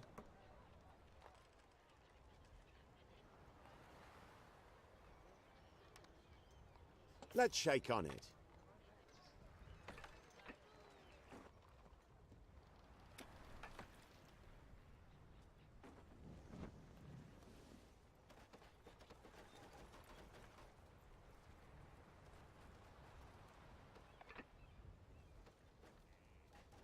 We're slowly starting to get our money back up. We're up to 7,700 gold. We were down as low as 3,000 earlier, so I'd like to get up around 20,000 before I start big dicking and taxing these patricians up. But then you got this mafia guy who keeps demanding $1,500 worth of tribute to keep from killing me. So it's hard to gain this money. I don't know the economic impact exactly of taking the tax down off of my citizens to get them into patrician status. I probably couldn't. I don't know. Let's see what happens. They're now euphoric, which means they're ready to upgrade in class. I like it.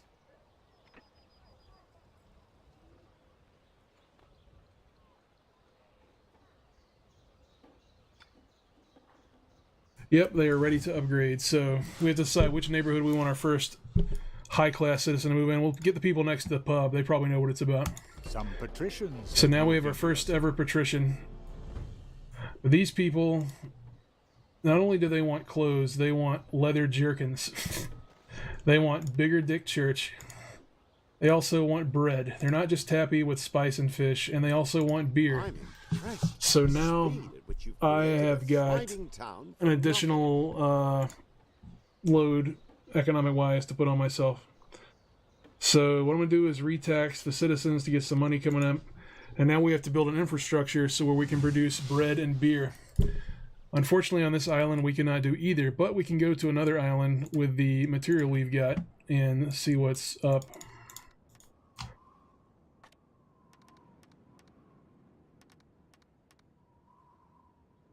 So we'll use this boat, try to find us a different island, hopefully one that has the ability to grow hops and wheat, because we're going to have to start big dicking here. We're still not very good at producing fish or weeds, so we're going to have to expand that, but again, I need the money to support that infrastructure. An island was sighted. We discovered a new island. It is uninhabited. It supports the growth of bees for herbs and grain. Herbs, I think, also lets us make beer, so is this island big enough to support? Yeah, there's not enough room on this island to do a bread and beer super production thing. We'll keep looking, though.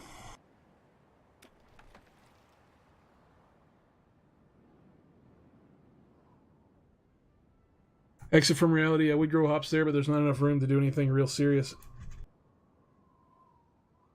The good news is, with those patricians, we gain access to their build tree. So now we can build crop farms. We can do milling for the flour, a bakery.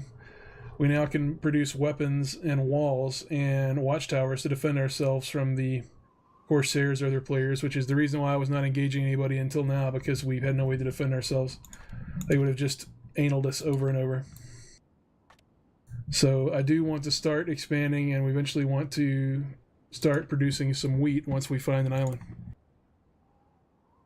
So we got one here called Greedville. It has already been settled by somebody. It belongs to that asshole Italian, and they make all the stuff I would like to do here. If I settle there, he'll probably start attacking me again. So we'll just keep searching for another island. Land sighted. An uninhabited island, yes. Oh man, this one's almost as small. It'll have to work. It's close. It'll fit the bill. We'll land the boat on this side so it's easier to get access to. It's also got the ability for stone, coal, and iron if we need to. So those people want leather jerkins, which means we've got to start growing pigs, and then we have to set up a tannery on a river, which we can probably do on the island of Goldford. But ain't no making no bread, and ain't making no beer without this stuff here. So let's get it shaking and baking. We have now got this island working. First thing we do is get in that farm business. Let's make a warehouse in the middle so we can actually make shit pop. All right. Empire will soon cover the entire world.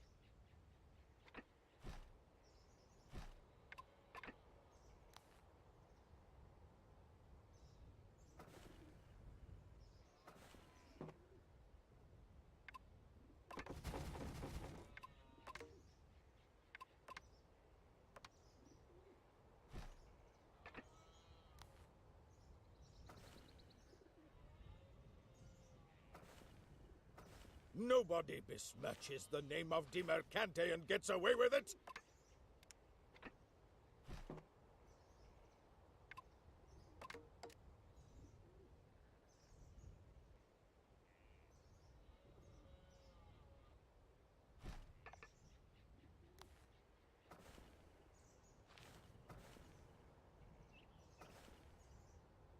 An enemy fleet is advancing into your territory. This is not good.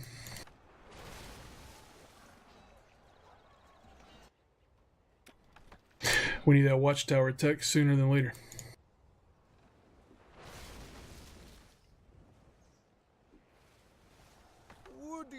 It's that asshole guy that just took my money to not attack me, and then he attacked me for building on an island that he wasn't on.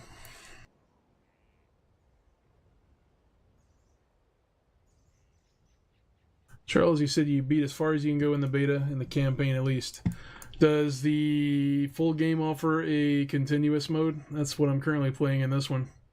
Where it's just like, you can do campaign style things, but the game goes on forever if you want. You can continue expanding on and on. There is no real win or fail condition. unless you just get murdered. Might I draw your attention to something? An enemy has destroyed your ship. Well, we just lost our boat to the Italian asshole. So that means now I've got to own a rope factory and start building ships to escort everything that I do, which is going to be super expensive because we're still not making money. We're still losing money. But I can't afford to get higher class citizens until we produce more shit. Thing is, if you produce all these patricians and you don't give them these things they want, they'll leave town, and then I'm going to be in the poorhouse for certain. I wish I could remember how to play this game.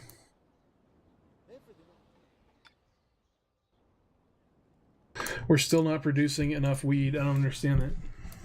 We have 2 weed factories going at 100% efficiency. We have not a drop of weed in the stores. This is... Stringer Bell would not have... He would not put up with this. We'll just grow more weed, right?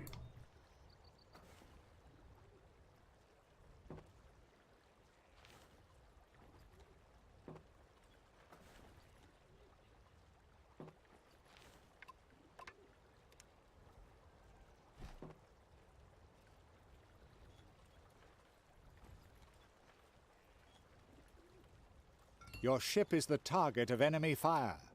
That's not good. I don't give a fig what This you- guy is just beating our Your ass ship all is the around. target of enemy fire. He's also attacking our boat, wow, at a friendly port. Good. Good. It's Wow, Alza here really gonna let this go down, isn't he?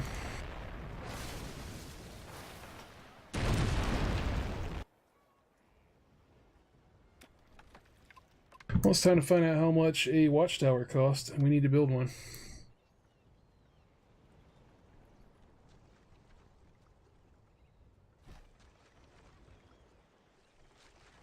Hopefully our boat can get back here without getting murdered.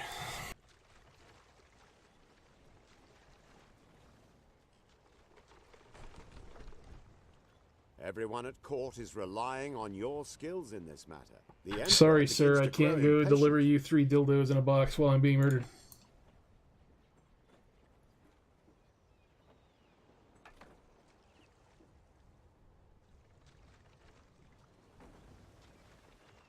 Enemy ships have been sighted in your territorial waters. They're just gonna blow up everything. I don't have the materials here to build a watchtower, which is not good. This guy just took all my money for years and years and years and then used it to build a bunch of warships to blow me away. I just now got to that ability. I guess I took too The long. enemy is attacking one of your ships. It's a terrible shame about your flagship. We lost the Don't worry. flagship before we could get back home. How wonderful. But we don't have enough money to buy a new flagship from him at a jacked up price, so we just have to build our own. Enemy troops are landing on your coast. Enemy troops have landed on our coast. That's not good. What? Unfortunately, our watchtower sucks wolf nuts.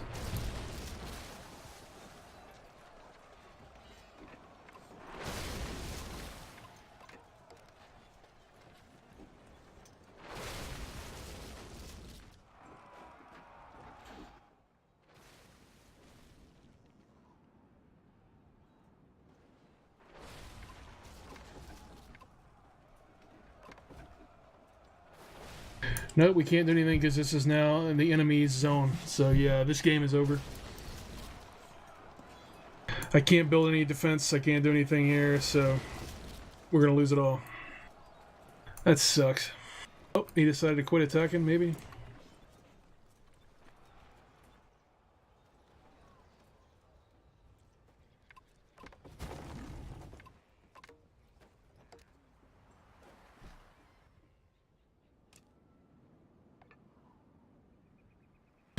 Well, maybe we live to see another day here. We don't have the material, though, Is anything else I can help you with? to build a warship because we don't have a war factory because we don't have the money to do that shit.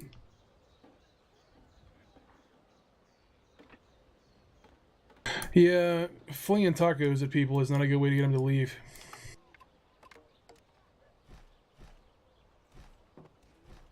Just try to attract some more poor people. Some of those houses look rather good.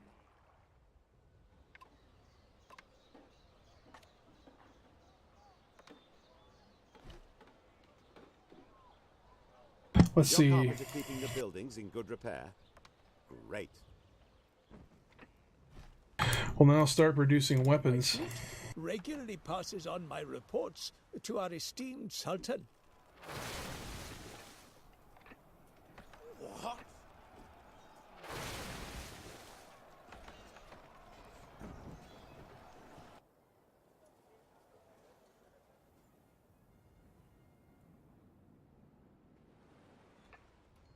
It'll take a while. It's been a while. We still don't have... This whole time, I still have no weed. It's just like these guys are producing it, but it's not going anywhere. I can't really figure that shit out. We're still short on weed. We have 3 straight weed factories here. No weed.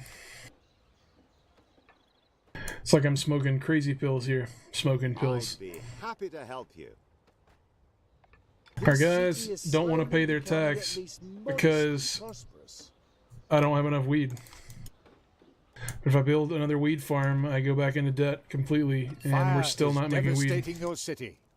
And there goes our spice production. So that's not good. We are getting cucked out on the island of Ashgabat. R.I.P.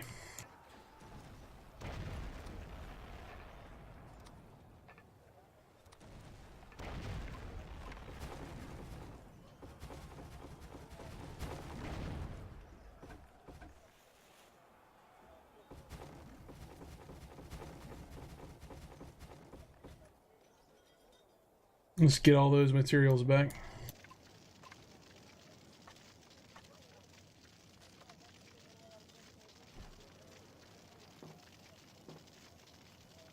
Oh, already 2 hours up.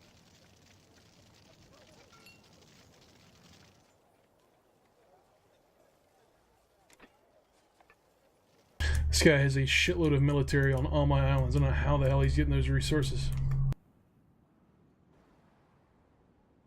I'm glad I didn't choose to have more than 1 AI. If that had divided all the other 5, I'd be dead a long time ago.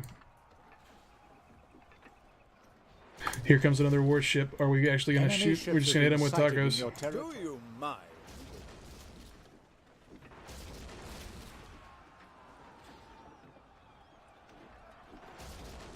Fire! Emergency! Is there no fire station here?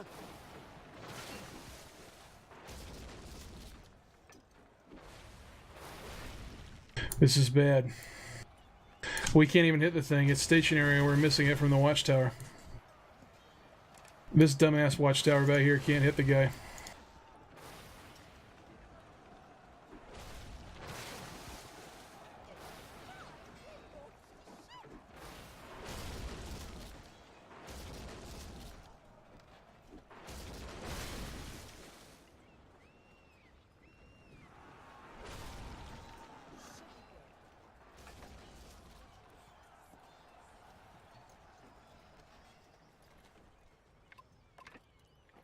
An enemy has come ashore on your island.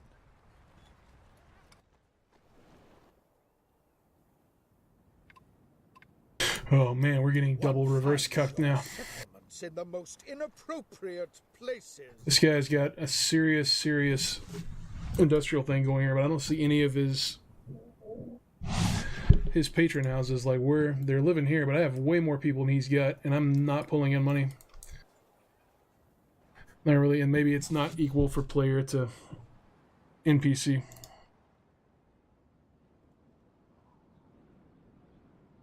We're also no longer producing stone, or we don't have stone. I don't really know what the deal is there. Can we build a warship yet? Finally, please. Nope, we're still short on the rope, and we're still way short on the war supplies. Fire is raging in your settlement. We've only produced 7 weapons so far. Kurast is now a burning hunk of what used to be a settlement.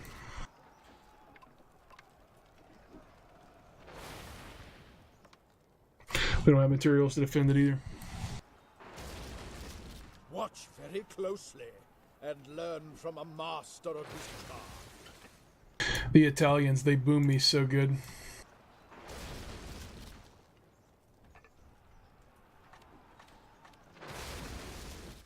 They got me real good.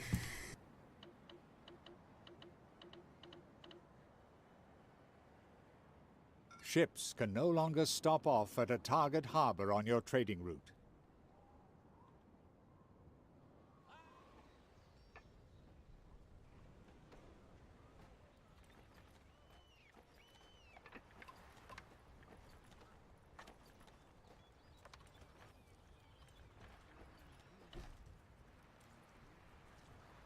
God!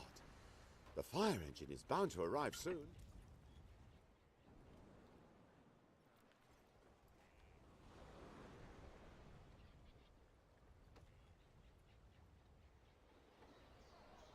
One of your buildings is under fire.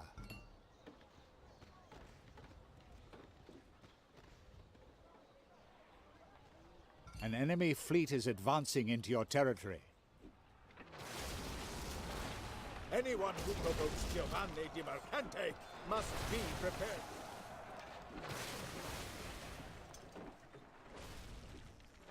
An inferno is destroying your settlement.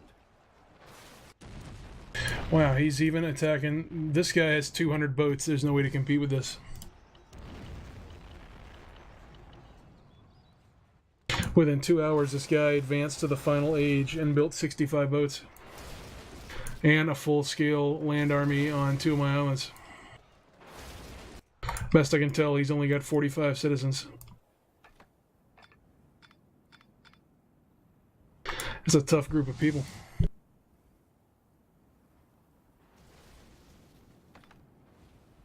He's also attacking random ships too. This guy is a power move, power player. Our warehouse is on fire. Hopefully that fire station next door will consider putting it out. No, it doesn't like that's going to happen.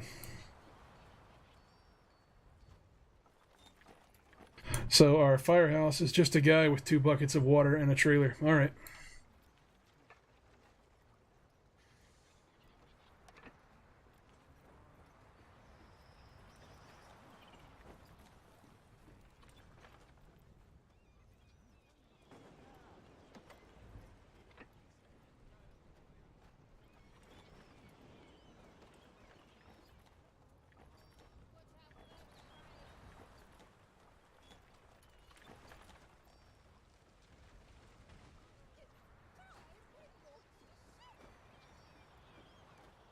I wanted to continue with this and just watch the eventual death. And I mean, I'm no longer expanding, and I'm still, making an okay amount of money, but I'm still just barely over 11,000 after selling off 2 full islands. I'm not really pulling in money, and as best I can tell, I'm still not making enough weed. We're 4 full weed farms, and we can't meet the demand of 1 shirt store.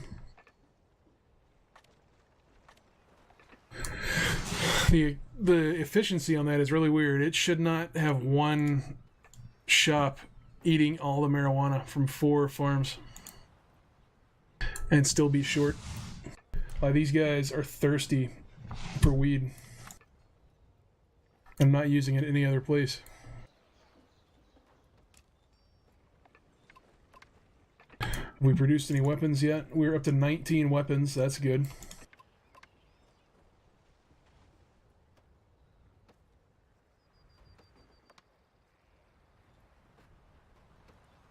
Production has been disrupted. Got a repair crane to repair our warehouse. Hopefully that helps.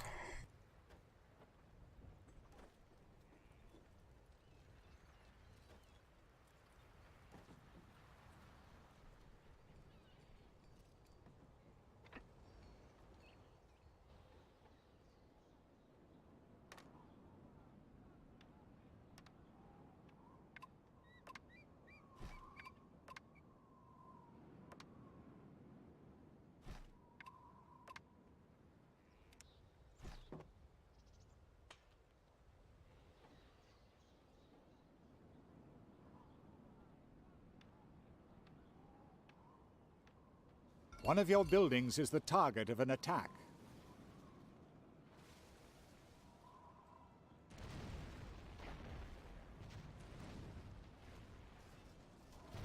It's a smart play to attack my repair thing. Do you mind?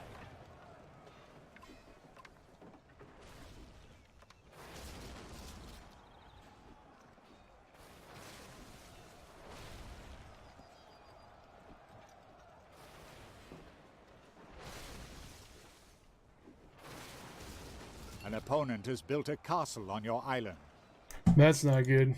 The guy has literally erected something that takes $20 billion on the side of my island. He's about to cuck me from the back end. This is going to be awesome when I get backdoored. I'm just now being able to afford a harbor defense tower. Hopefully that helps a little bit with the boats. So what do I need to do to stop this castle? Let's see. Oh, they've already set up 2 enemy... An enemy oh my has God. come ashore on your island.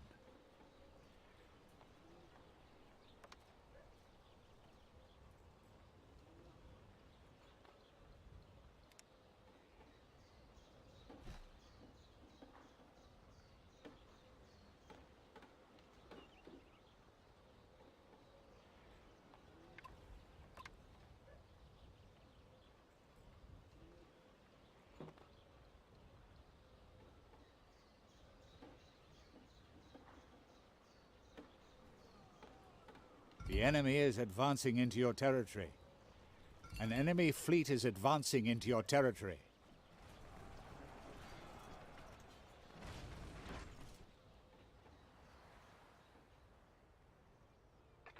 Somehow my harbor defense tower is already half dead. I just built it 5 seconds ago. I don't understand the purpose of the harbor defense tower. If it just takes damage, it doesn't help me. And it's right next to a repair crane that is not repairing shit. An enemy is trying to capture one of your trade buildings. What?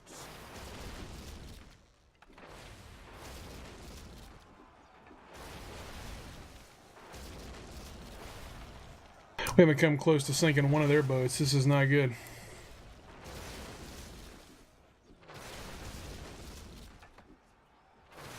I'm glad I wasted 40 stone on this thing.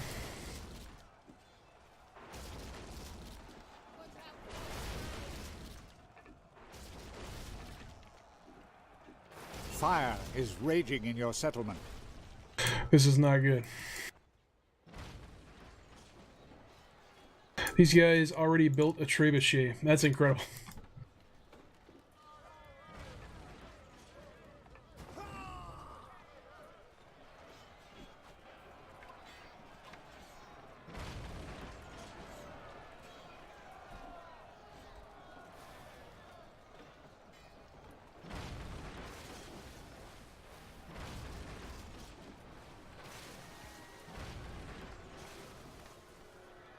Enemy troops are landing on your coast.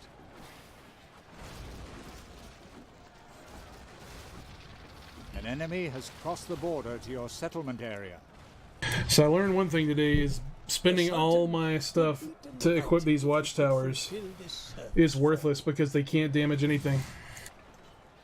It's just pelting this guy Enemy ships have and been it's... sighted in your oh my lord. territorial waters. One I of let your all my people buildings is down. under We're all fire. gonna die.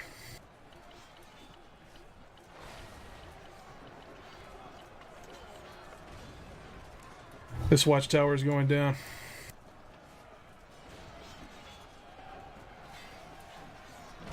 The rest of these people are kind of taking it in stride. They don't appear to be, I might as well just tax the shit out of them before they die, right? I rather like the look of that new At least I go out rich.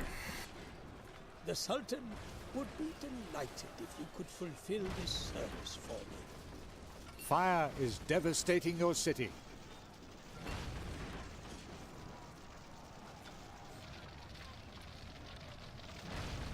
I'm sure we can come to some agreement.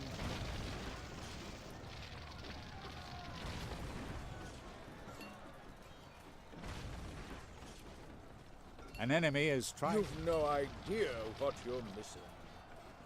I still don't have the tech tree open to build soldiers or anything yet, so I can't really do much against this. The furthest borders of the Empire.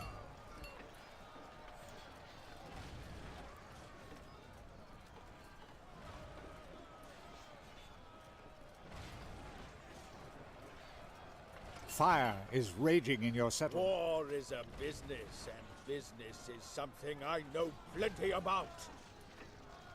I watched the replay, but the one thing I'll know is that the Italians are better than me, and that all that money I paid to him to keep him from attacking me early in the game, I probably shouldn't have paid. An enemy has defeated you.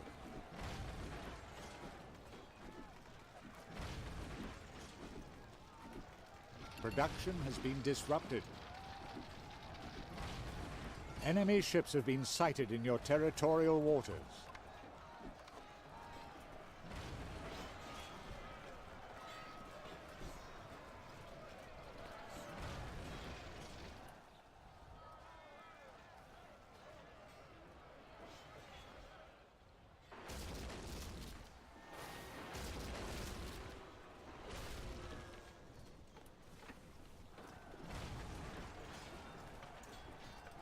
Fire is devastating your city. Oh, we still had a group of citizens that were partying at the tavern. No big deal to them.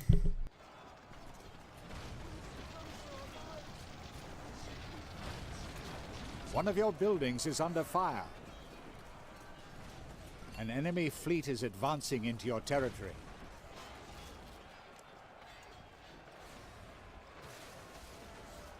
One of your plants has stopped producing goods.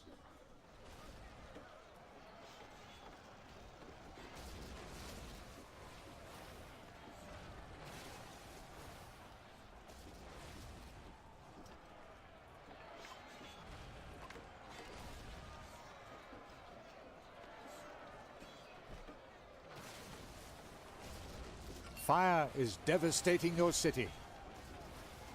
One of your buildings is under fire.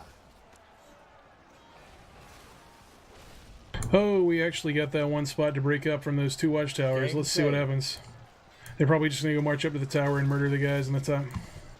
An enemy fleet is advancing into your territory. Which, yeah, I do not have 1800 yet now. Shacknews does have it, but it is with another staffer at the moment. I believe our guide team is on it. So once you get it, you'll have guides on how to not end up like me.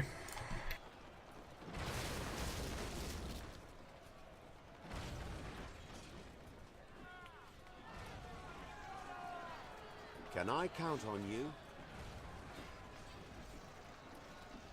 This affair of state shouldn't be postponed any longer.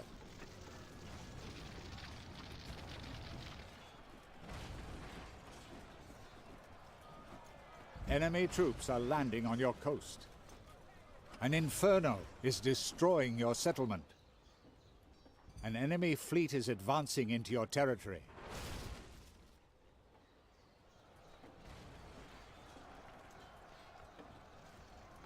Your enemy has seized a trade building.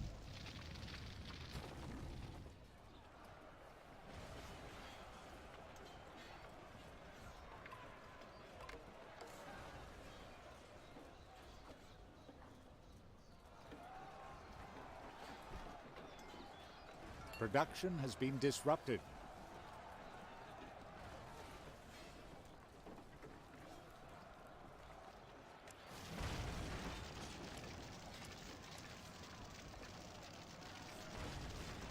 In view of the current situation, Yeah, Lucia, it's being removed from Steam in a couple days. Also, for the people that bought the game on Steam, at least originally, you got access to the betas on there, but the Steam customers will not be getting the beta. You'll have to either get it on Uplay or Epic Game Store.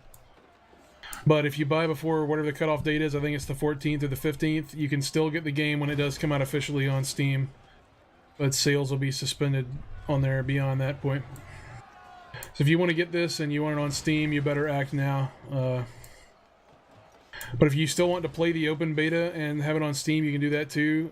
You just have to do all your beta preparation on An enemy Uplay is trying to capture one of your trade buildings. and wait for it to go public. Your people cannot fulfill their need for faith. An inferno is destroying... Nobody mismatches the name of Di Mercante and gets away with it.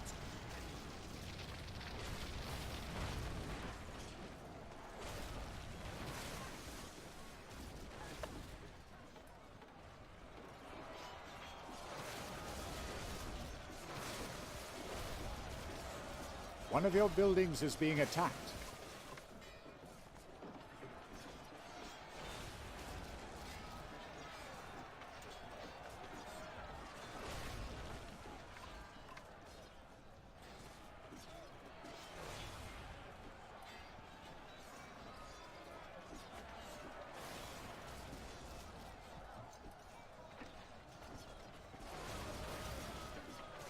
An enemy has defeated you in battle. Production has been disrupted. May Allah bless you for your kindness to my people. The enemy It's is like advancing into 2250 your or something, I territory. can't remember. You have lost a battle. 2070 was good, it just wasn't my style. I didn't like the setting, I didn't like going underwater. I think 2205 is the most recent one. Did not get very well received. I can't remember. I didn't play a lot of it. I gave up after 5 or 6 hours.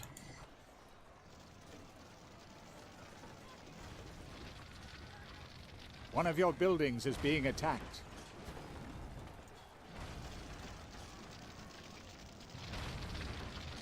Enemy ships have been sighted in your territorial waters.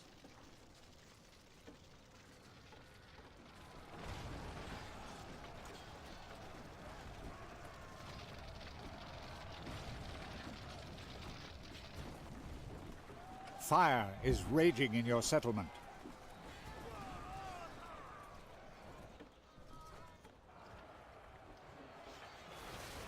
What? One of your buildings is the target of an attack.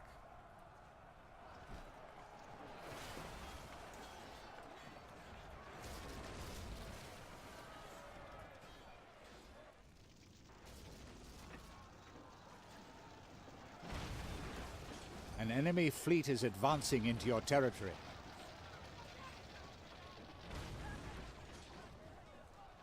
Production has been... I have important business to carry out. Could you lend me a hand?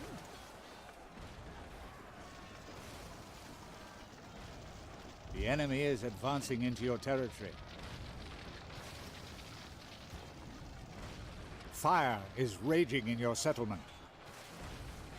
An enemy fleet is advancing into your territory.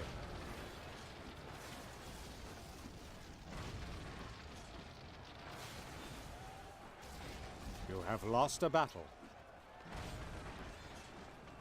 An enemy is trying to capture one of your trade buildings. Lucci, I've been losing for close to an hour now. An It's enemy just has crossed the brutal. border to your settlement area. I've got no money to combat it. I got no material. Everything I build military-wise just instantly gets destroyed, so I can't combat this. I don't have the tech tree open to have a hard counter to what's happening to me. Anyone who provokes Just have to sit back and take it. must be prepared to face the consequences. I was paying this guy a tribute to keep him peaceful with me, and he immediately turned on me after I paid him. An enemy fleet is advancing into your territory. One of your buildings is... You aren't the kind of business partner I would choose.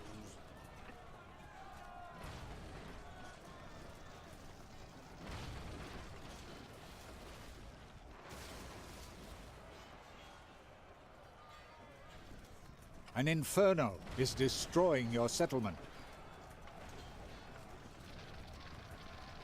Production has been disrupted.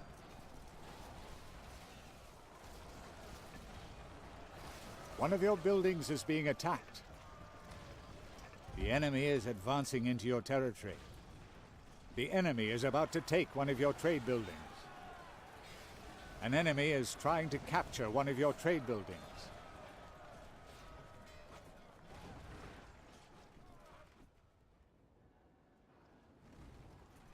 An inferno is destroying your settlement. Enemy ships have been sighted in your territorial I waters. fear you have underestimated this matter. It is the Emperor's express wish that you deal with this. An enemy Put in a little more effort. This is for the good of the Empire. Fire is raging in your settlement. The enemy is about to take one of your trade buildings. One of your trade buildings has been reduced to rubble. An enemy fleet is advancing into your territory. Oh no. Goods are piling up in this plant, but there's no road connection. Oh no. Goods are piling up in this plant, but there's no road connection. Salam alaikum. On behalf of the Sultan, I thank you. I'm at the top of the heap. I like he just gave me honor Fire points is for our raging in flourishing your trade settlement. relationship where I gave him weed and then he wouldn't help me out Enemy when I was ships being have been attacked. sighted in your territorial Never waters. ever again will I do business with Alza here.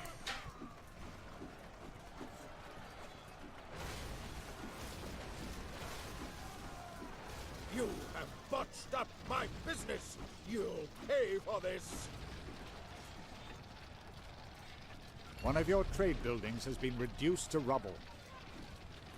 Wouldn't you like to settle one of these fabulous islands? An enemy has crossed the border to your settlement area.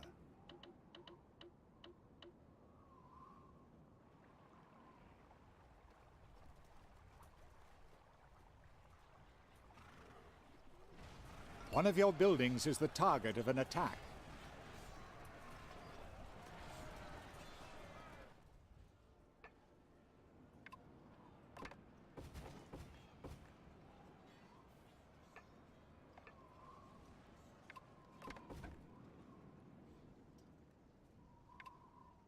I don't know that I've got anything left.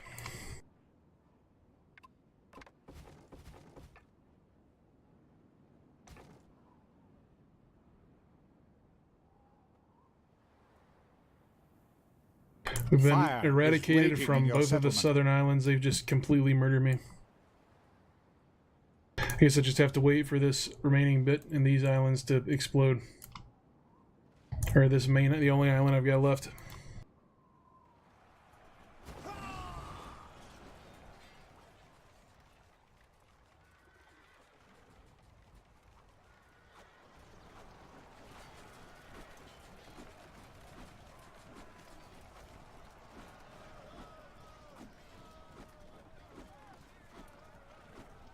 One of your buildings is being attacked.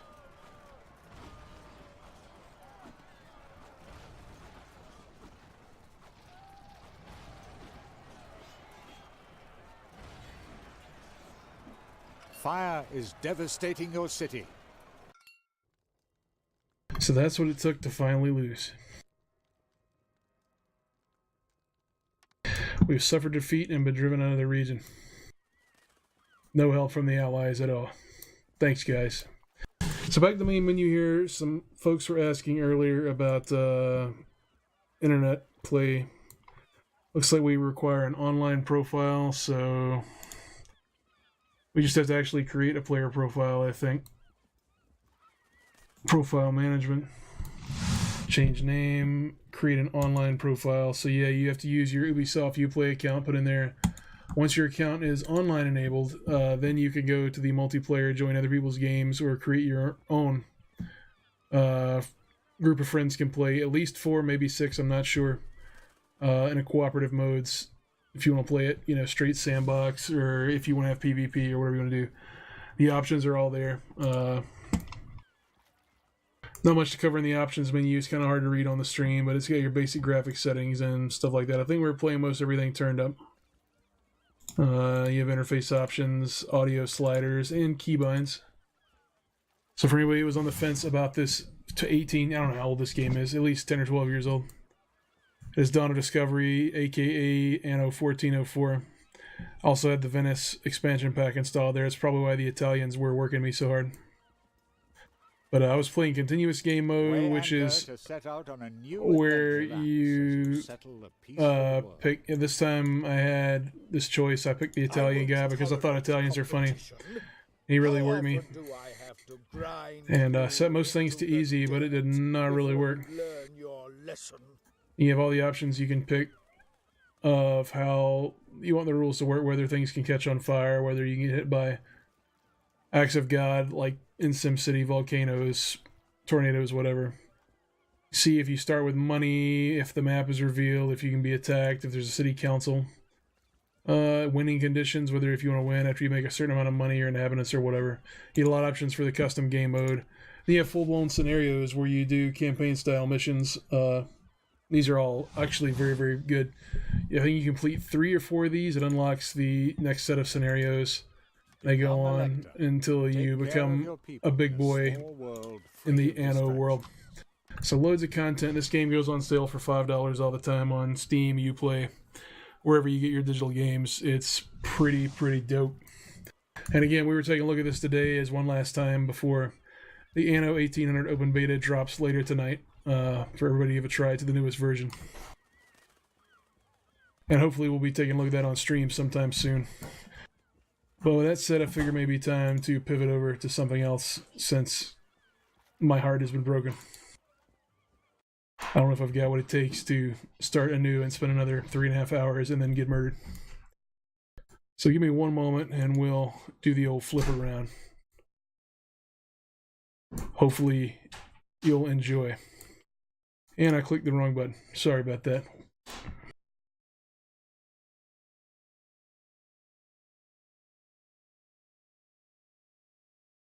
I'm really bad at my job. Maybe this time I'll get the right screen. There we go. We will be right back.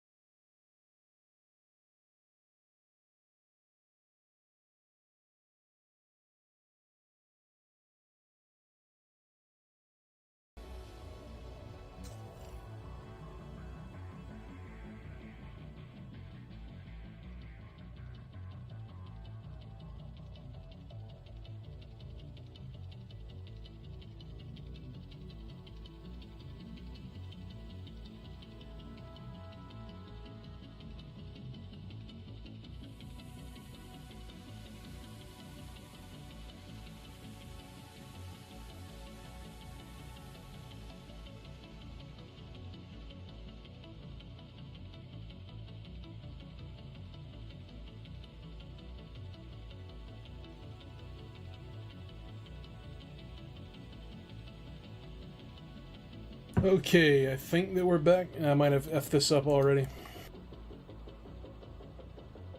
You guys didn't want to picture what was happening anyway, did you?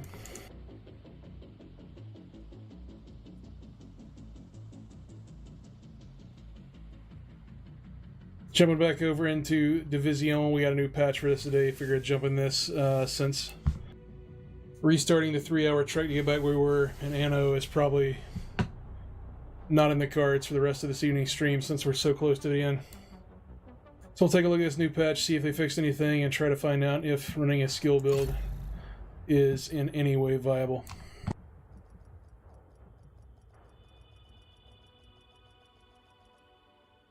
Lucci, I'm so sorry.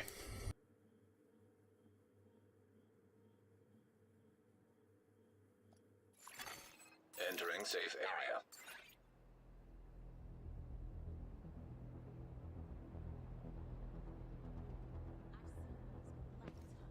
Looks like a weekly cash was earned.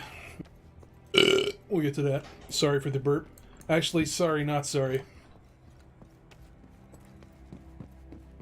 He can't take me at the burpiest, he can't handle me at the slurpiest or something like that.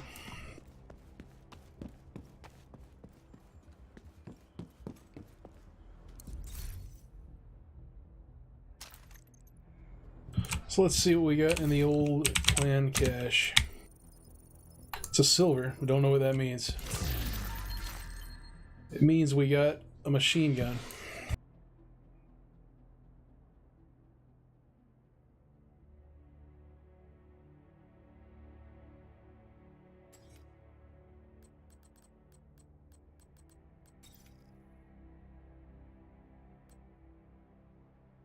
It came with Sadist, Jazz Hands, and Wasculi, which makes it just about useless.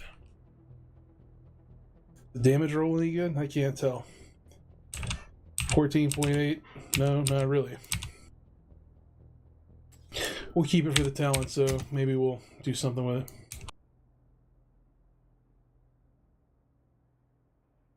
That's actually a good... Well, it's almost a good backpack. We'll keep it though. Kneecaps, the one we got. Not usable. Alright. Let's get on these streets and make it happen.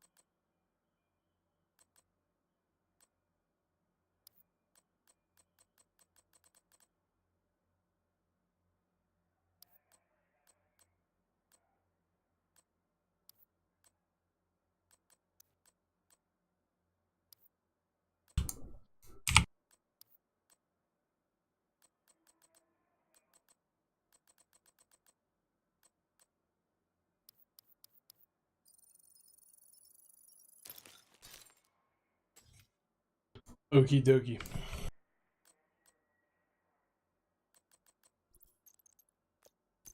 For some reason, we're not running anything on our underbarrel, which is probably not the best.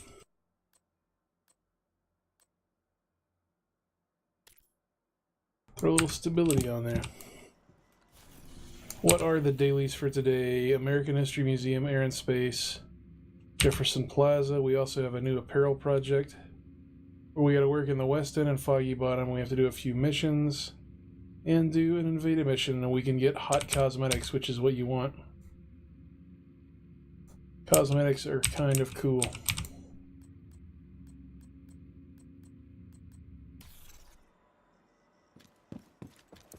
Do you want something?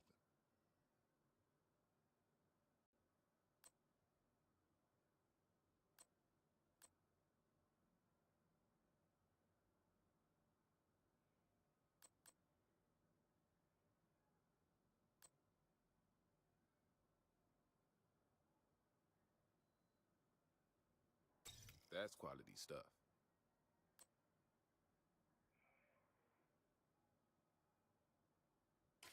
Happy to do business.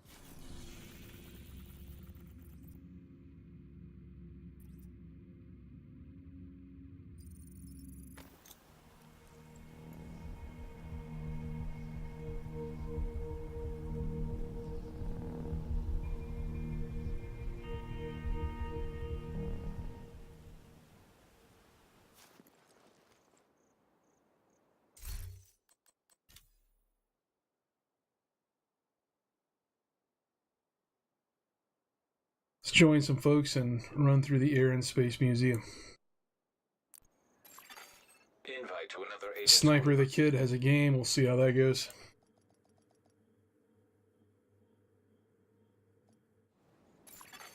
Another agent is now in your group.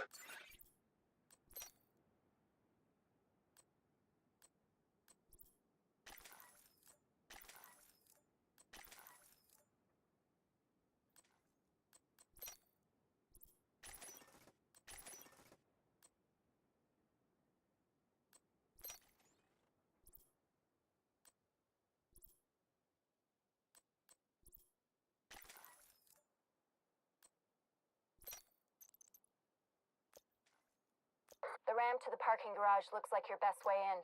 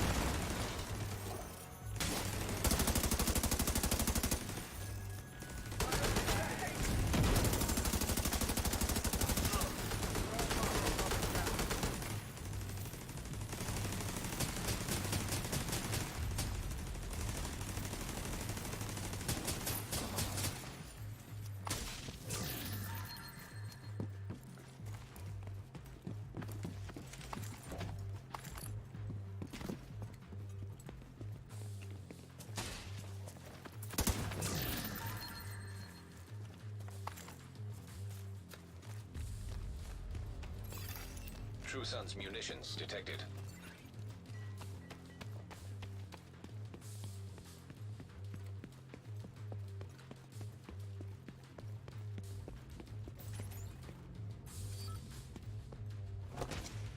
Division's here!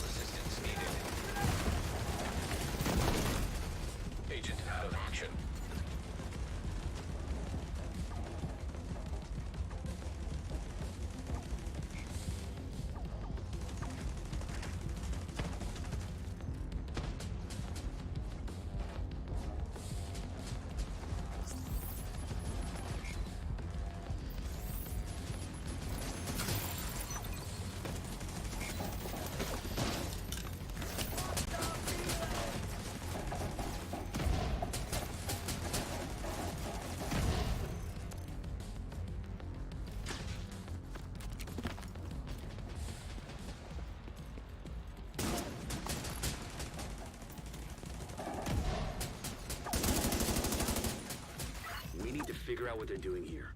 See if you can find any intel on their operation.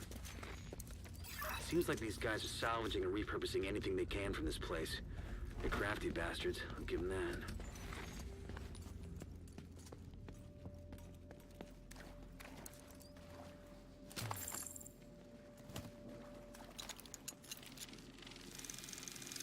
Tag anything useful, announce it in a recovery team later. And blow the shit out of anything too dangerous.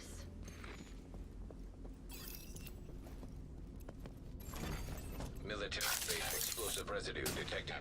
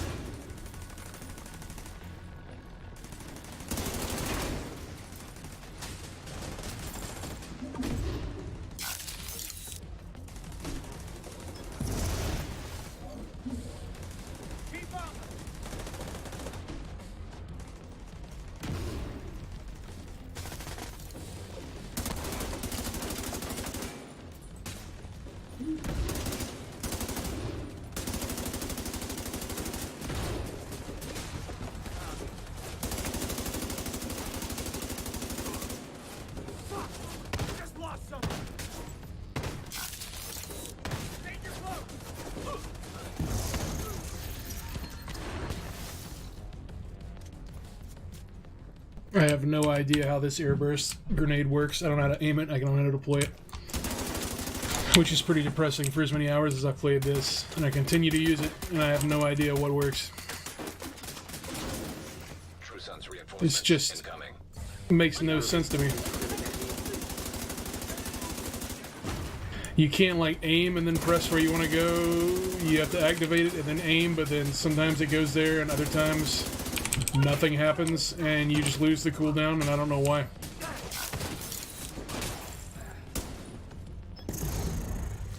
But if you activate it on where a person's at, they see it coming before it gets there, and they leave the area of effect, so it's worthless. Best I can tell. You're done fucking things up there. Keep moving. You still got 2 halls to clear. If anybody in chat knows how you deploy this thing, hit me up. I need to learn. Shacknews does not have a guide on that at all, so I have no idea.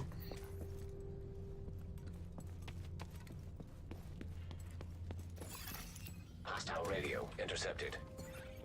Division's on my 6! So cut through the planetarium. We gotta secure that ordnance. Taking a lot of fire. Yeah, I guess you can't throw the grenade up there. I don't really understand how that works.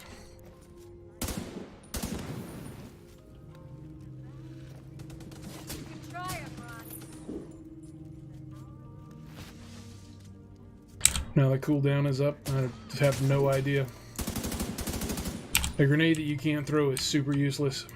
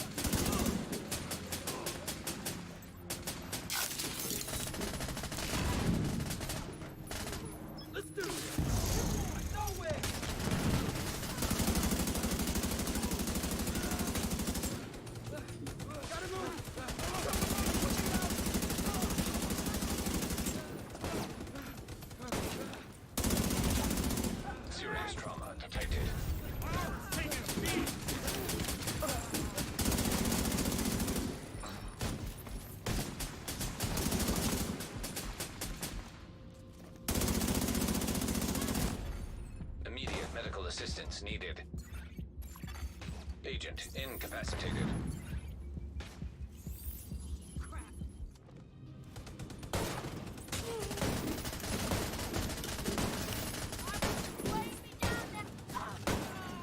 Agent down. Going down, agent.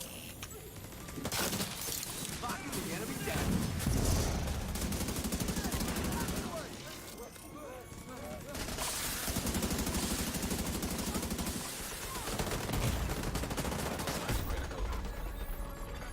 Agent vital signs 0. An agent needs assistance.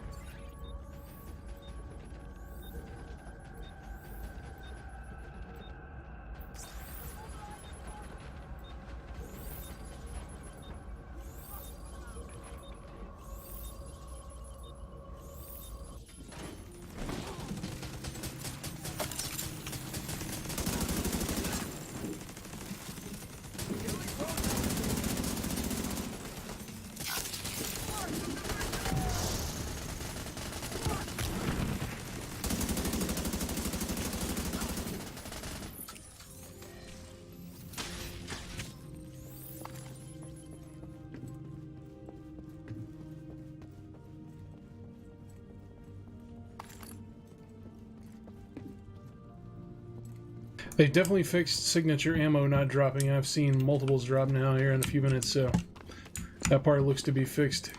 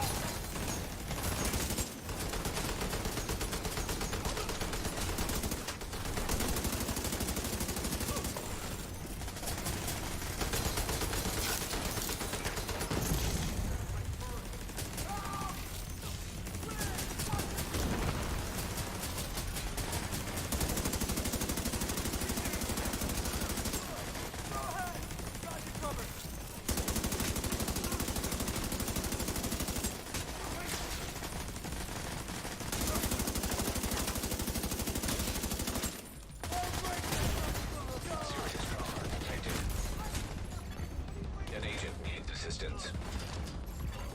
Agent out of mission. Agent down.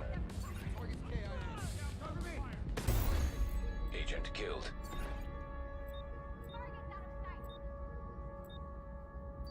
User joined your channel. Hello, user. Hello. This looks like a very different Anno game. Yeah, Anno got super depressing towards the end after all my progress got undone by someone I didn't see coming. I didn't have enough time in the day to get back to where I was, so... Yeah. Back to the old Division 2 mine. It's reliable. Good old Division. Yeah, testing the new update today. That's nice. You make me feel like I should play this game when I watch you. But then...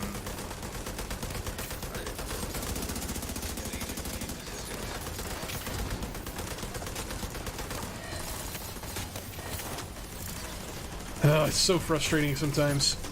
Just all the skills are garbage. And I want to play with them so badly.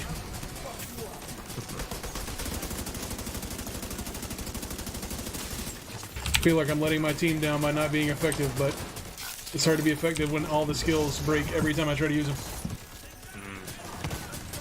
Like, I've just called in my ball here to go set those guys on fire 3 straight times, and each time it just sputters out behind me and doesn't do anything. So I'm effectively not helping the team in any way. And there's no guide anywhere online for how to make these things work, or if they're actually broken. Like, it's hard for me to tell if I'm misusing them or if they don't function. What's the ball called? Well, there's like 5 different types of ball. I don't know the name of it off the top of my head. All of them have different rules for how you use them. And some of them are known to be broken, some of them aren't, but I don't know which ones they are, and I don't know. Yeah, don't go searching for the Division 2 balls. It's not a good... It's not security. I mean, if it's giving you this many problems, we should write a guide. Vital signs critical. That's gonna be a long guide because there's like 29 skills I can't figure out how to use. There's a reason everybody in the game is using the same 2 skills, because they're the only ones that work like they do on the, say, on the tooltip. Although from a post from the developers today on Reddit, it seems like maybe they didn't intend for people. I don't know. It's hard for me to tell what's going on. Like today they wrote a post asking, they're like, we see that nobody's using the exotic weapons. There's like 4 of them, and they're all just hot garbage because they can't hurt anything, and they got weird ways that you can and can't use them. And they're just like, so would you be willing to write down which of the ones you're using and which ones you feel don't do damage, and when we're using them, when they didn't work, and all this stuff? And I'm just like, wow, these guys not played the game. I don't know. I'm assuming they have their own internal data. Like, they should be collecting on what weapons people are using, but maybe that's not happening, or I'm not up to date on how these things work. It seems implied by their request for info that they're not keeping that info.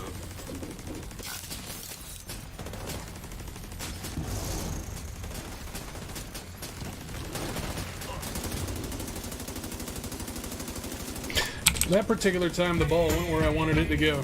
Here's why. What's up, B-Man Baseball 44? Thanks for the follow. That's always appreciated. And glad to have you on the ShackStream. Oh yeah.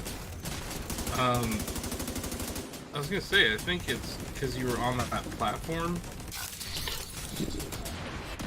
Yeah, I guess if the skills aren't meant to work, if you're a different level of elevation, that's going to be super problematic. Being that most of the game, you're going to be in that situation.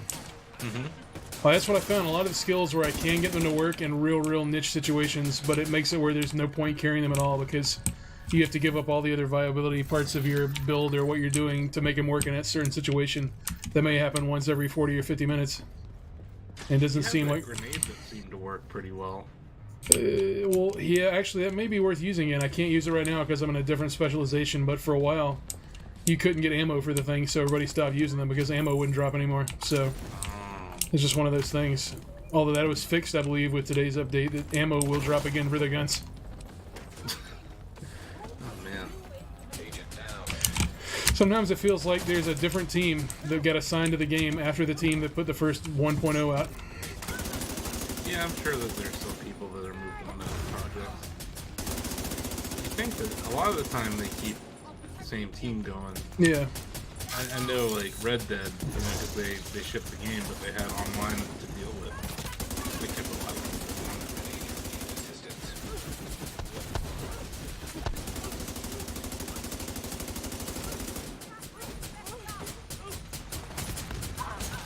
I didn't even know we were being shot from behind there. That's not good on me.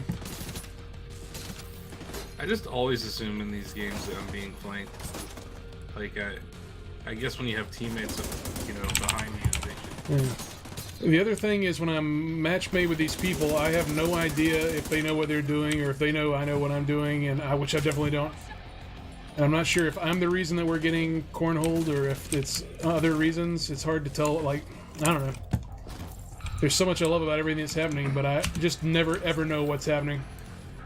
None of the tooltips make any sense. I still don't know how to use half the stuff in the game, even after I played 150 hours. Like, it's just an absolute mystery to me how any of this works. I think you're supposed to stop the True Sun's activity and scan this 3D. Right. There you go. I'm helping.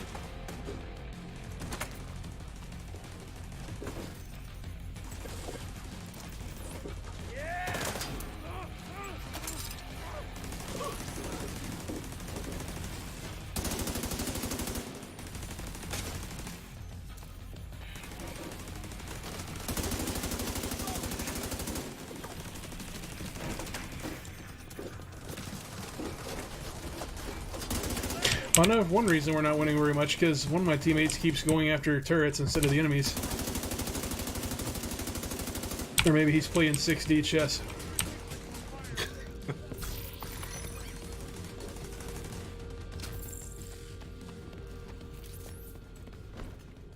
I'm definitely not helping the team, though, with whatever it is that I'm doing with my skills.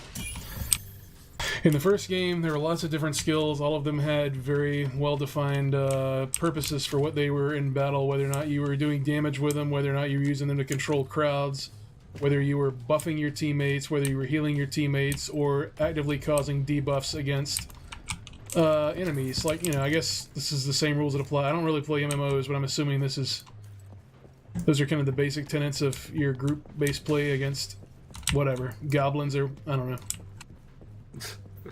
Yes. Goblins. Okay, well, I've never played Warcraft, so I don't really know I don't know what the rules are. Well, those were orcs. All right, but I mean, I think that, like, the overarching concepts are the same, right? Like, as far as group play and Goblins are the same as orcs? Are you gonna offend me? I have no idea. Oh, that guy's dead. Right in front of you. Oh, sorry. Yeah, he's dead as all hell. That guy got dead. Agent down. He waited until the enemy popped out and then stood in no cover and immediately got murdered and made it where no one else could pick him up. Come on out.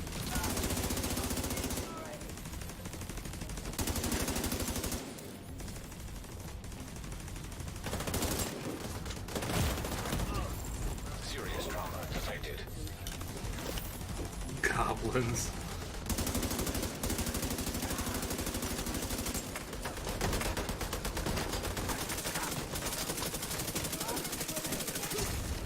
You got some angry people in the chat about goblins. I'm sorry, Liquid.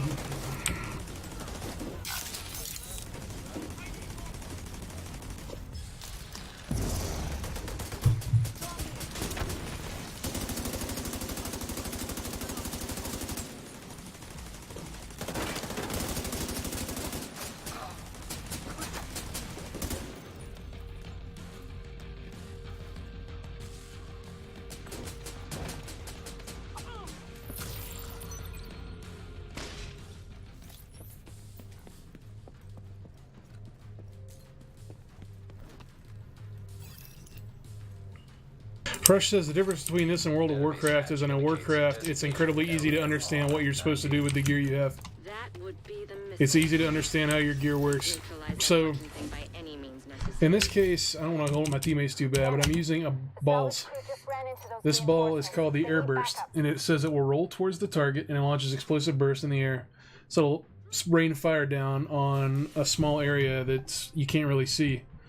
The controls are you deploy with Q, but if you want to bombard an area, you need to aim and hit Q. But when you aim an area at a guy and then hit Q, nothing happens. If you want to recall the ball, you double tap Q, which when I double tap Q, the ball just explodes on me. And you hold Q to dismantle. Has a cooldown of 30 seconds. It does damage I don't really do, but I have mods that you have to put on these things. And you have different mods. Cooldown reduction is easy to understand. And then the other one, I can only put extra mines on there because it doesn't let me put duration or whatever, but there's only one mine, so I don't think that that applies to that skill, but I'm not sure because the game makes no indication that a skill is actually active or help, like, because, okay, when I'm looking at that ball, I know I should be fighting right now, but there's like multiple types of these balls, all with different purposes, and I don't know.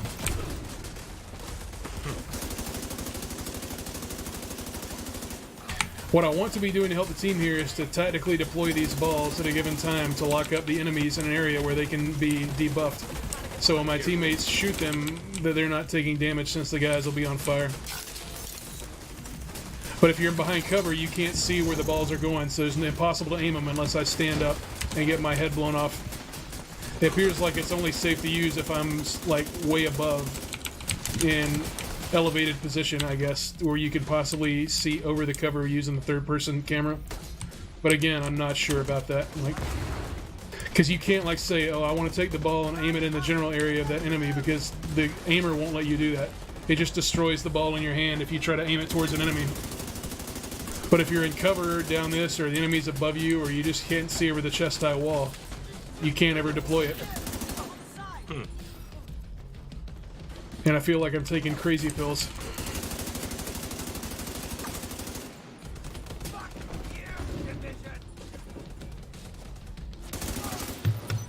Also, I had to give up all of my damage to my gun and the rest of my character as far as like killing people normally to be able to equip these balls in a way that I can use them more than once every 9 minutes.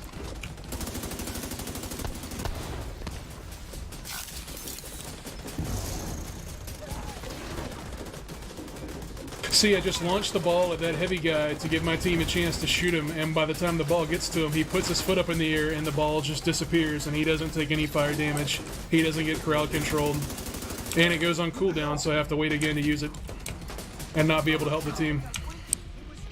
But I don't know if that's because that's something that that particular mob can stop that ball, or did I use the ball wrong? There's no feedback, and I have no idea. It seems like if they had a codex for this, it would be a little more helpful. Just at least explains everything. Well, there was in the first game, you could read the tooltip about what the skill did, and you're like, oh, that's what it did. And there was like a little video that showed it working, and I was like, oh, that's cool. They got rid of that? I don't know. If maybe I'm missing where it's at. But also, like, there were way more skills in the first game, if that makes any sense. I guess technically there's way more in this, but... So the number of skills... Let me leave this game before I have these people report me for being a bad teammate. There's, like, variants on the same basic skills. Fresh says they do have videos of how they work. Maybe... is he talking about at the White House? It's at the skill vendor? Yeah. Maybe I need to go there. Oh, bro, good. They brought back these pop-ups for invasion mode that nobody wanted. Alright, let's find the White House. Liquid says they exist and they're not useful. Well, that's disheartening to hear. I'm gonna go to the White House and look at these anyway. So, like, in the first game, they had something they called a sticky bomb, which was like, you had this pistol that had like a flare launcher on it. And it had a sticky bomb on it, and like if you stood up and you fired the sticky bomb, it would show you an area where it would land, and there's like an area of effect. If you fire that sticky bomb, you could stick it to like an enemy, and then you could press another button and detonate it. So like if the guy was standing in a group of dudes, you know, you could do area of effect damage to all of them. And there was like a variant called the shock one. So if you did it, it would make it where the person that got hit in the butt with it or whatever didn't know they had it up their ass, and then you could let him walk over into his buddies, and then you could shock them all with one bomb. And there's another one that sprayed gas or whatever, and they were very helpful in certain situations, especially for crowd control. And that's kind of like gone now, but I guess it's been replaced with other... I'm not sure. Let me go talk to this skill guy. Coop knows what to do, right? So you have skills. There's 8 basic skills. The Pulse Turret, Hive, Kim Launcher, Firefly, Seeker Mine, Drone, and Shield. and they'll have either 3 or 4 variants. 3 variants on all except for the Hive, the Chem Launcher, and the Drone. Some of these are augmented by specialization you pick, like there's only 2 types of balls, I think, unless you are a survivalist, and the survivalist unlocks a special edition balls that they break up into micro balls, and they go and showers balls on your teammates, and their armor goes up because of your balls. I mean, that's what I think it does. I've never used it, so I'm not sure exactly how it works. Liquid says he's sure the mechanics of mini skills changes a lot after they made the videos themselves. Healing balls changed healing, but they're not even speaking English in chat. All right, so let's just go to ball. Yeah, so at the store here, is Hive also balls? Hive is not balls. So balls are seeker mine. I'm sorry, I didn't call it seeker. Well, sometimes there's only a single ball, like a uniball, like if you're using the explosive ball. But then the airburst was the one I was trying to use there because I had some stuff that affected fire spread, which I was like, okay, I want to set. Yeah, so they have the video here showing the seeker, but it only shows the ball leaving the ground and then instantly killing these guys. It sets on fire, which is not actually something that happens if you play the game. Right, but there's the video, I guess. And so you have an explosive seeker mine, which is a single ball. Supposedly it does more damage. According to this, it does 100,000 more damage than the other type of balls. And it comes with a base 6 meter radius area of effect, unless we use mods, like if I have a mod that increase radius, although I don't think I've ever seen a radius mod for a ball. I'm not 100% sure about that. I'm going to need to dig into I've only got about 80 mods. I'll have to go through and look through them. But like the others, it has basically the same instructions. There's deploy close, which is double tap Q. For some balls, that'll drop the ball right behind you and it kind of follows you like a dog until you want to aim it at another person. And you would like aim your mouse and then you would tap Q on the enemy. And assuming that enemy is still alive, the ball will then lock to that person and attempt to roll towards them, like you see in the video it shows here, and deploy its ball load on or into the person for damage.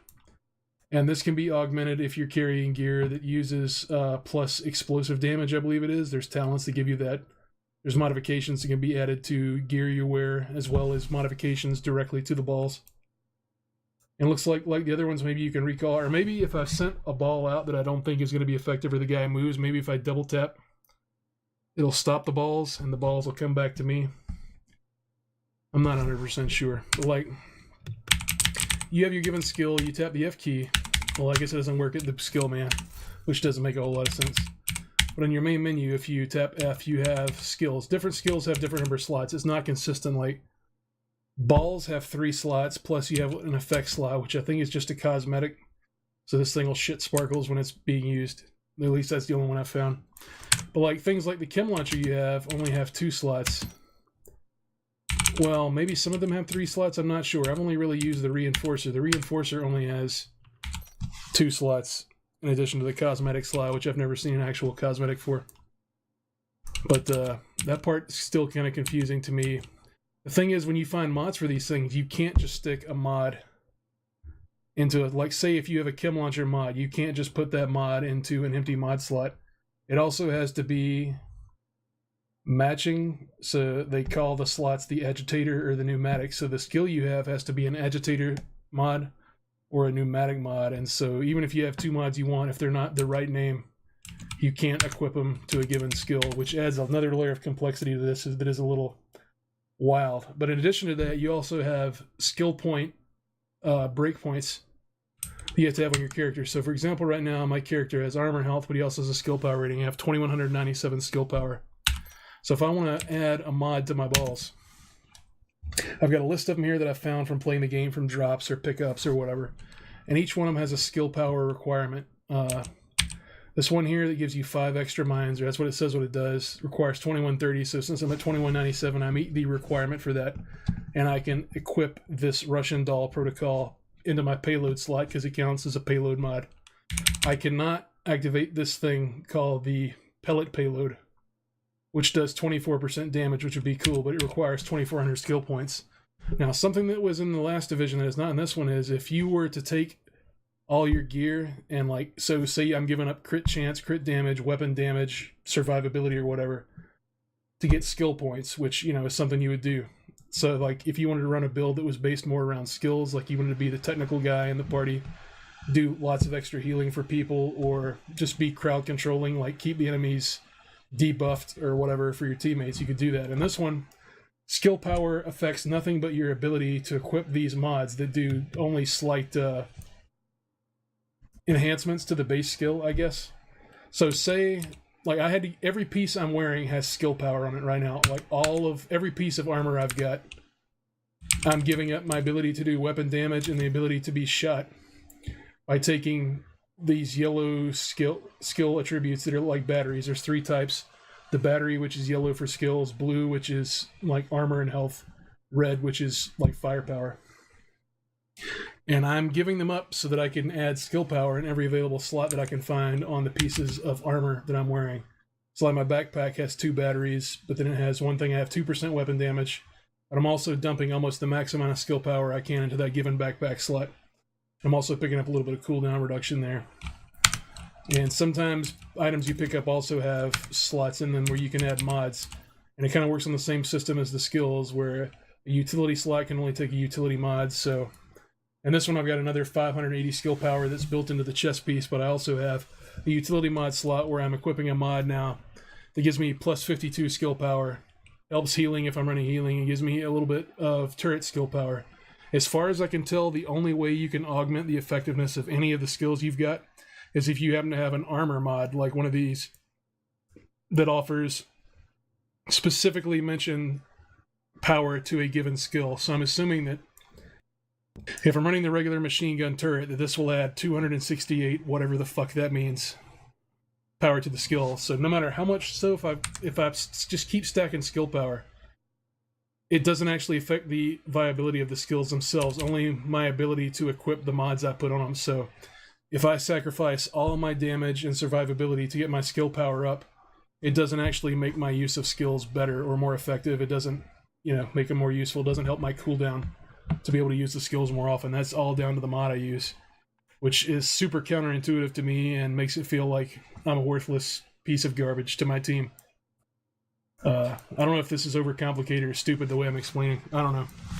No, I understand what you're talking about now, but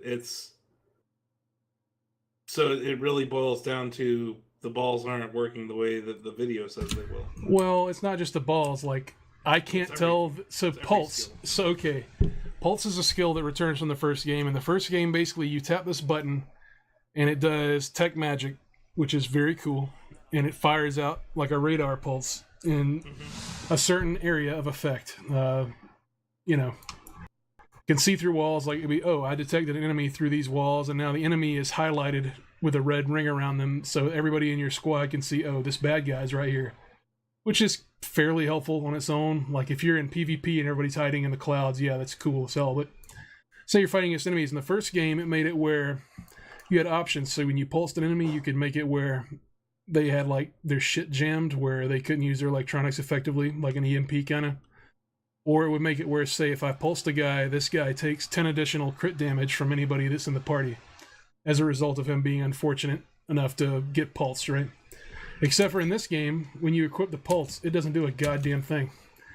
The pulse applies pulse status effect on effective target. What they don't tell you is that doesn't mean anything. The other people in your party or you have to go and manually look for gear or mods to equip to yourself that do damage to pulsed enemies. It no longer is like a passive thing. And so, as far as I can tell, there is only one talent of all the stuff in the game that is an RNG chance to roll on a certain type of weapon that does additional damage to a pulsed enemy. So in that case, that thing is worthless to carry unless someone else in your party is also carrying this super niche, I don't know how you say the word, skill as pulse. Yeah. And hey, what's up, guys? What's up, Liquid? Welcome to the stream. This guy's a doctor of division, so he'll tell us what's up. The real kicker of this pulse issue that Krabs is talking about is that was not how that worked in the Division 1. Well, there's nothing on the screen that indicates to you at all that this thing has changed, but it has actually drastically changed, and it became useless until like high-level stuff.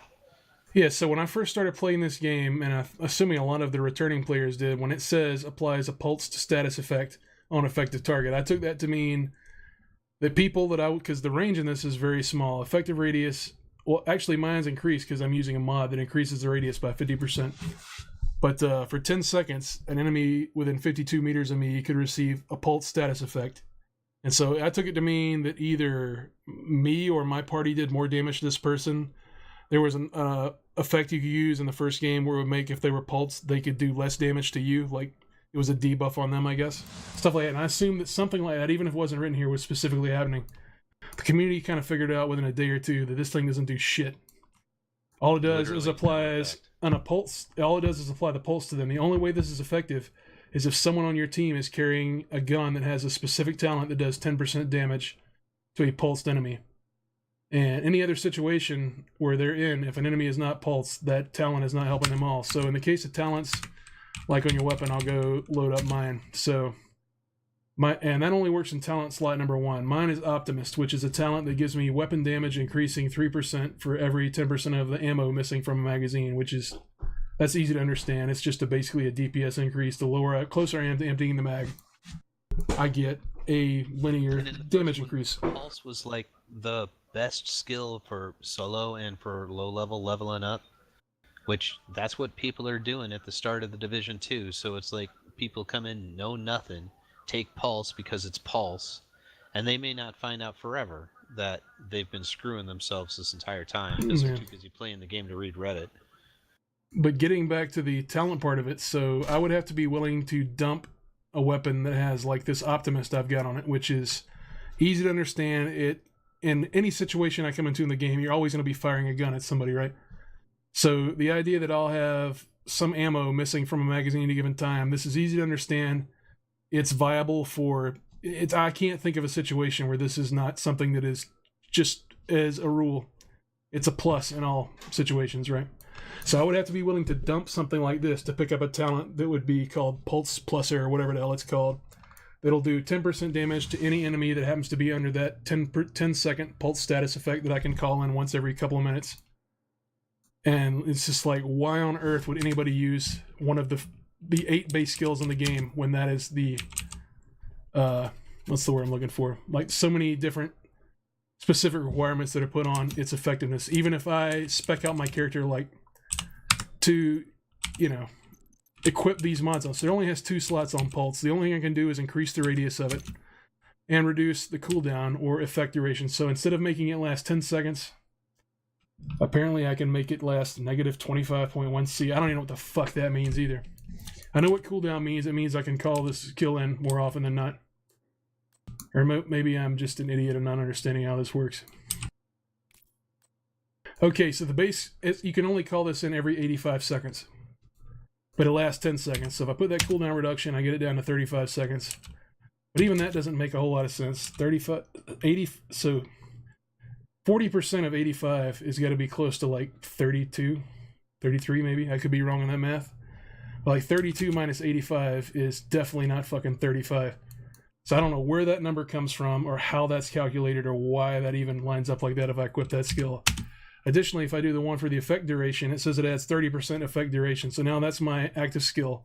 I had to give up a lot of damage and the ability to do anything in the game to be able to get 1,586 skill points just to equip this. It doesn't make the skill work better, just now I can equip this mod. But you look here at the duration, now that I'm given with my pulse, it doesn't change. It stays only at 10 seconds. So I've wasted this slot, the time and stuff I put into the build to try to get this mod activated, for no gain on the duration. So whatever I do, the pulse still only lasts for 10 seconds. And I feel like a dipshit. Unless I'm misunderstanding how this game works. All I can go on is what the game tells me and what I know from seeing when I'm playing and shooting or whatever. What must happen is one of the other 2 pulses must be duration affectable, but not this one. Well, I don't know that for sure. So we'll go here. So we have another type of pulse. This one's called Remote. Remote deploys at a set location and continually pulses the area for hostiles and visually highlights them on the HUD. So this tells you right off the bat, this thing doesn't do shit other than I can do the pulse that I did with the first type where I'm not. So say I don't want to be that close to the enemies, but I know that they're in the area. I can like fire this pulse, I guess, on a wall away from me. What's up, Rui Tan 790? If I'm not pronouncing that, guys, yell at me in the chat. I like to be berated. I get off on it. And I want to say your name right. I also get off on that too. Thank you for the follow. It is much appreciated. Getting back to the pulse here, this one apparently lets me deploy the pulse just somewhere off my body. No other bonuses. Like, it doesn't give me damage, doesn't give my teammates damage, doesn't do shit. The difference is now I can just remotely deploy it. Or at least that's what I'm getting from reading the tooltip. That's all it says. And yet for some reason, it gives me the option I can deploy this close to me. Why in the chocolate shit would I do that? If the idea is this thing is not supposed to be on me when I deploy the pulse. Unless this is a ball that drops that I'm supposed to send off at some other time where I would preemptively drop it before I thought I needed to, which doesn't make sense in the context of using a skill like this. So in my opinion, this second version of the pulse is...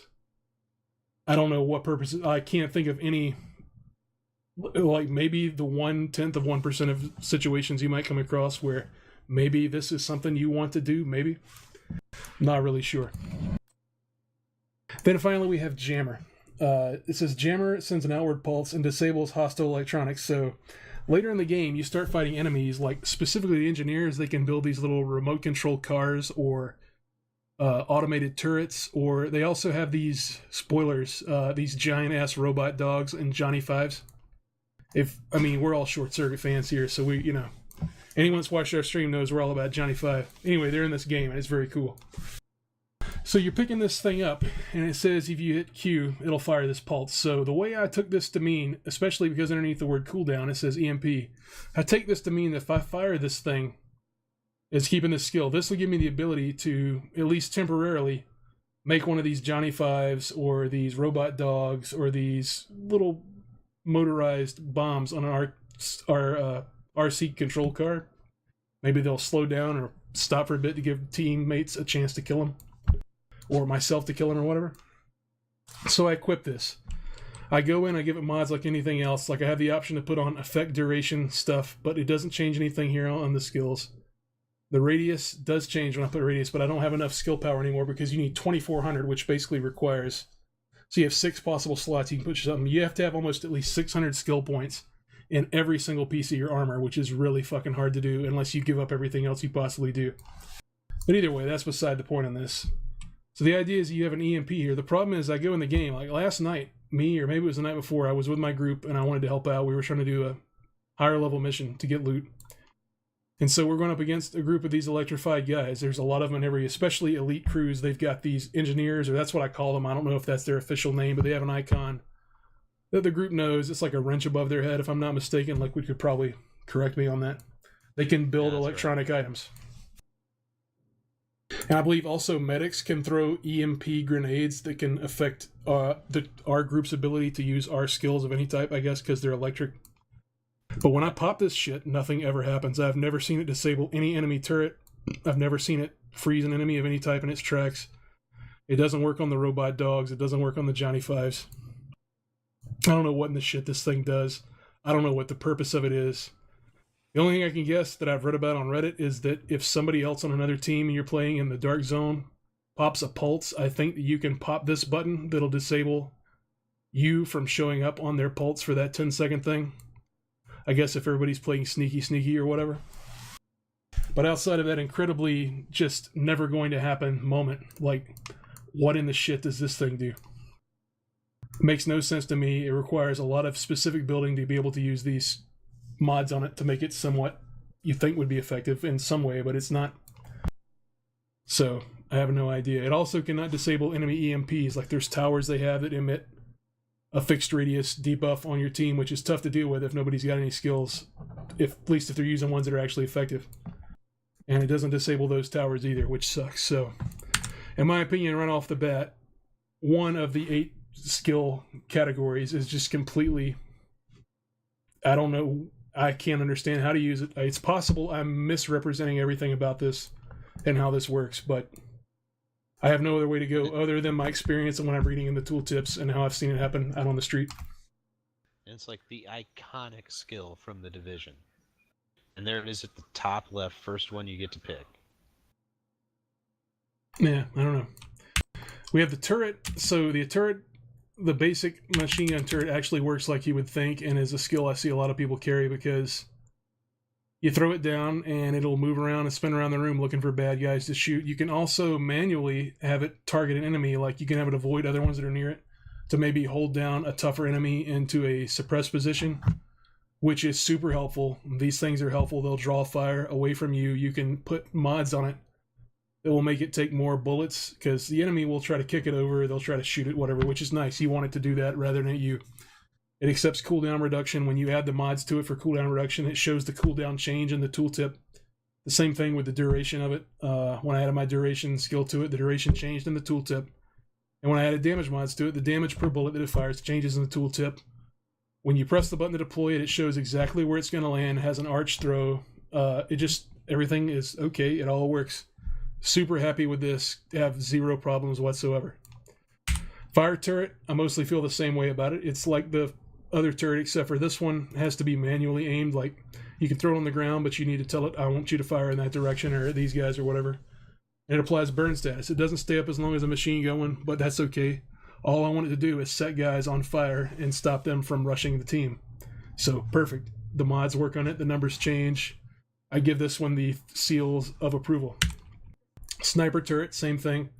This one's usually deployed farther back. You use it to aim specific shots at people. These shots do a lot more damage. As you saw, the original turret, the bullets only hit for 6,900, and the configuration I have, the sniper turret, and now, the bullets hit for nearly 160,000. I'm sorry about all this barking in the background. It's got a higher cooldown, but there are specific times when this is useful if you want to pin down other snipers, bosses, or whatever. This makes sense. The numbers change when you do the mods, so thumbs up. There's also a demolitionist turret. You have to switch to that specialization to get it, and it allows you to launch big explosive rounds.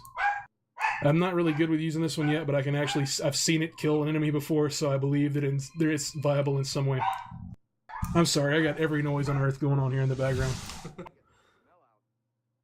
There are 2 different cell phones ringing that aren't mine, and the dogs are losing their shit.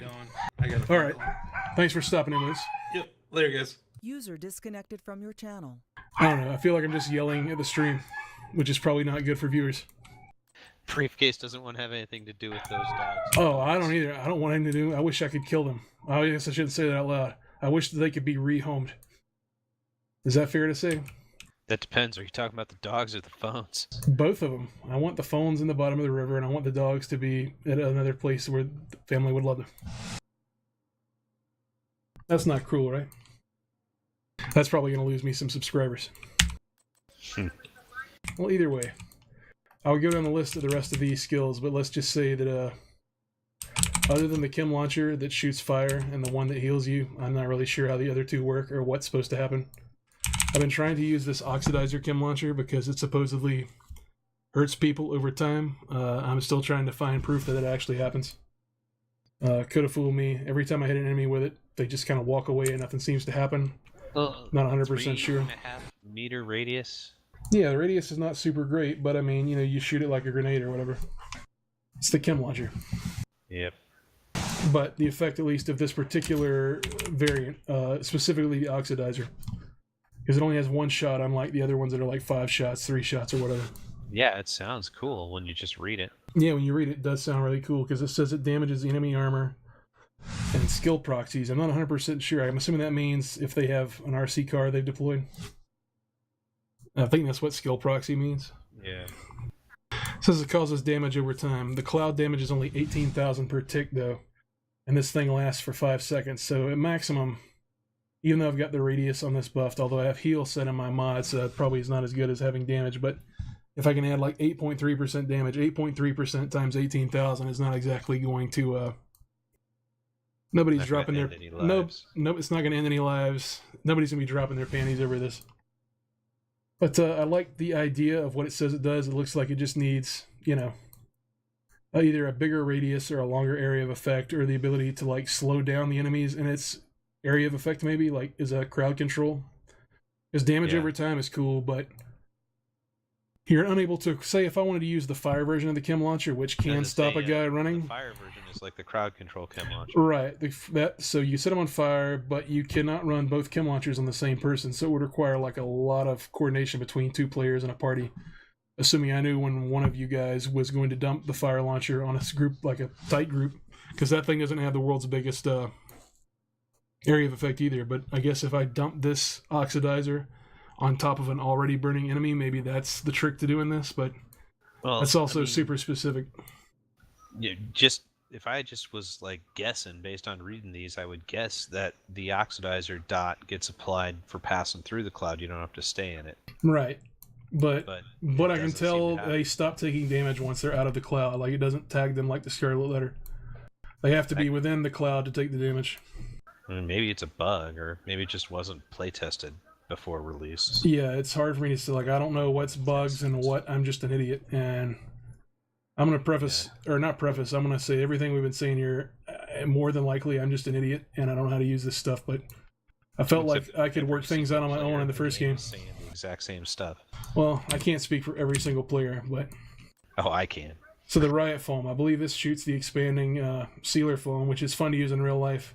It sucks to get hit with in this game, but I've not come up with a clean way for me to use this against an AI enemy in a way that I thought was cool. But maybe this is something I should play with here now and see if this is the one. Just because I haven't tried it, maybe it's cool and I haven't realized it.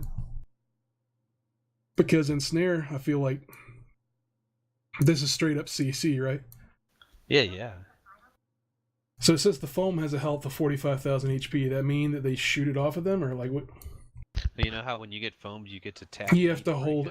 On my screen it says hold F. Oh, I don't know. Well, whatever. Anyway. Maybe that's why you're always in foam. But the ensnare duration's only 3 seconds anyway. Right. So I'm assuming though it's possible that I can get a mod on here that changes. Let's equip this. I'll switch to this skill. And let's look at the mod on that. Chem launcher. So we have one setting for healing. Obviously that goes to the reviver. I think that's what that version is called. The reviving chem launcher. It heals you, which is great because you double tap the key and it drops a little bit of heal pool on you. So there's a duration here. Yeah, so a straight duration mod. In this case it's called the Ecotoxicology Research. Will add 40% nearly duration to it. So that gets us 1 additional second of ensnare, which in this game, if you have teammates that have their guns aimed on a guy, 1 second is actually a big deal because that's 1 second they can put somebody down. So that's actually cool. You know, especially between 3 and 4 seconds, because that's I mean that's 40% buff. Oh, hey, it went even higher down there. Went even higher down where? It went from 3 to 4.1. That's all I see. When you were scrolling down on the mod list, I thought I saw it jump up to 5. Yeah, it jumps up when you go to these other things, but that's got to be a calculation error because... No, it's not, because I already have this in equipped, and so I moved down to the one that's 32%, and it looks like it adds the 32 plus the 38, which makes you think like you're going to get that buff, but that's not impossible, because if I equip the 32, I lose the 38, and drop down to 4 seconds instead of 4.1. Now, so if I was able to put... the one you're going to remove when you add this one. No, which is kind of uncool way to have the UI listed. But as far as I know, these are pneumatic slot only mods, and I don't think I can put a pair of pneumatics on this gun, but I can try here. So we have the best mod I've got that I can equip still is this 38.4. So we go to the other slot, which is called the agitator slot. So in here we've got mods for radius. So let's unequip it. By default, it looks like we've got a 1.5 meter radius of expanding foam cloud, which is not super big. So realistically, I can't ever expect to trap more than one guy. This probably is going to be for boss CC, I would think, or the giant elites. Yeah.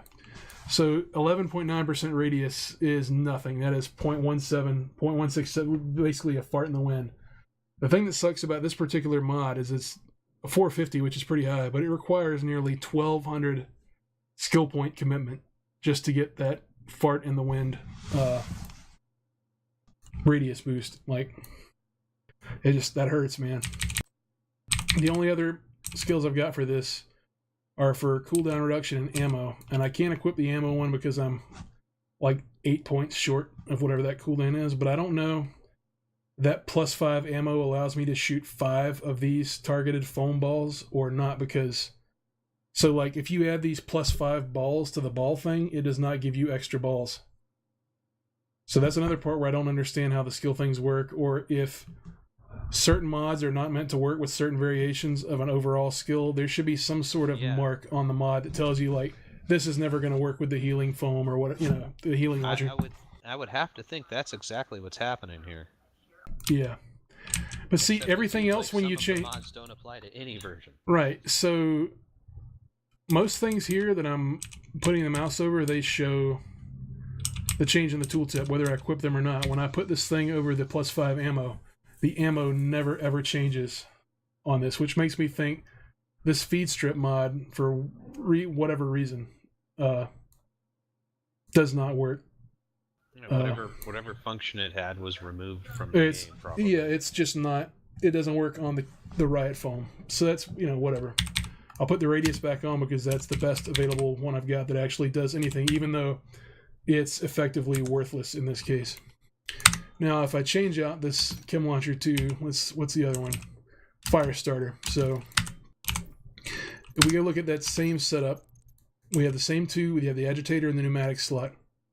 So we have the duration from the pneumatics. That's pretty self-explanatory, in that the explosion cloud, or the radius of the...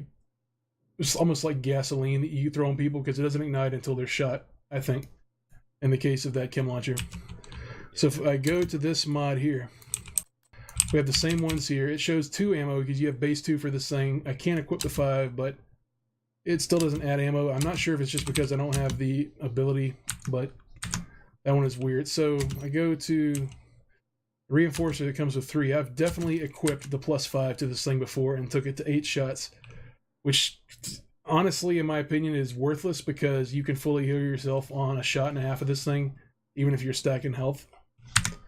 So I'm not 100% sure who can be helped by that +5 ammo thing.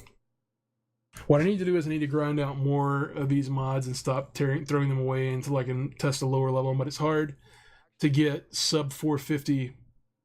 Like, I don't think it's possible for me in World Tier 5 now to get sub 450 mods.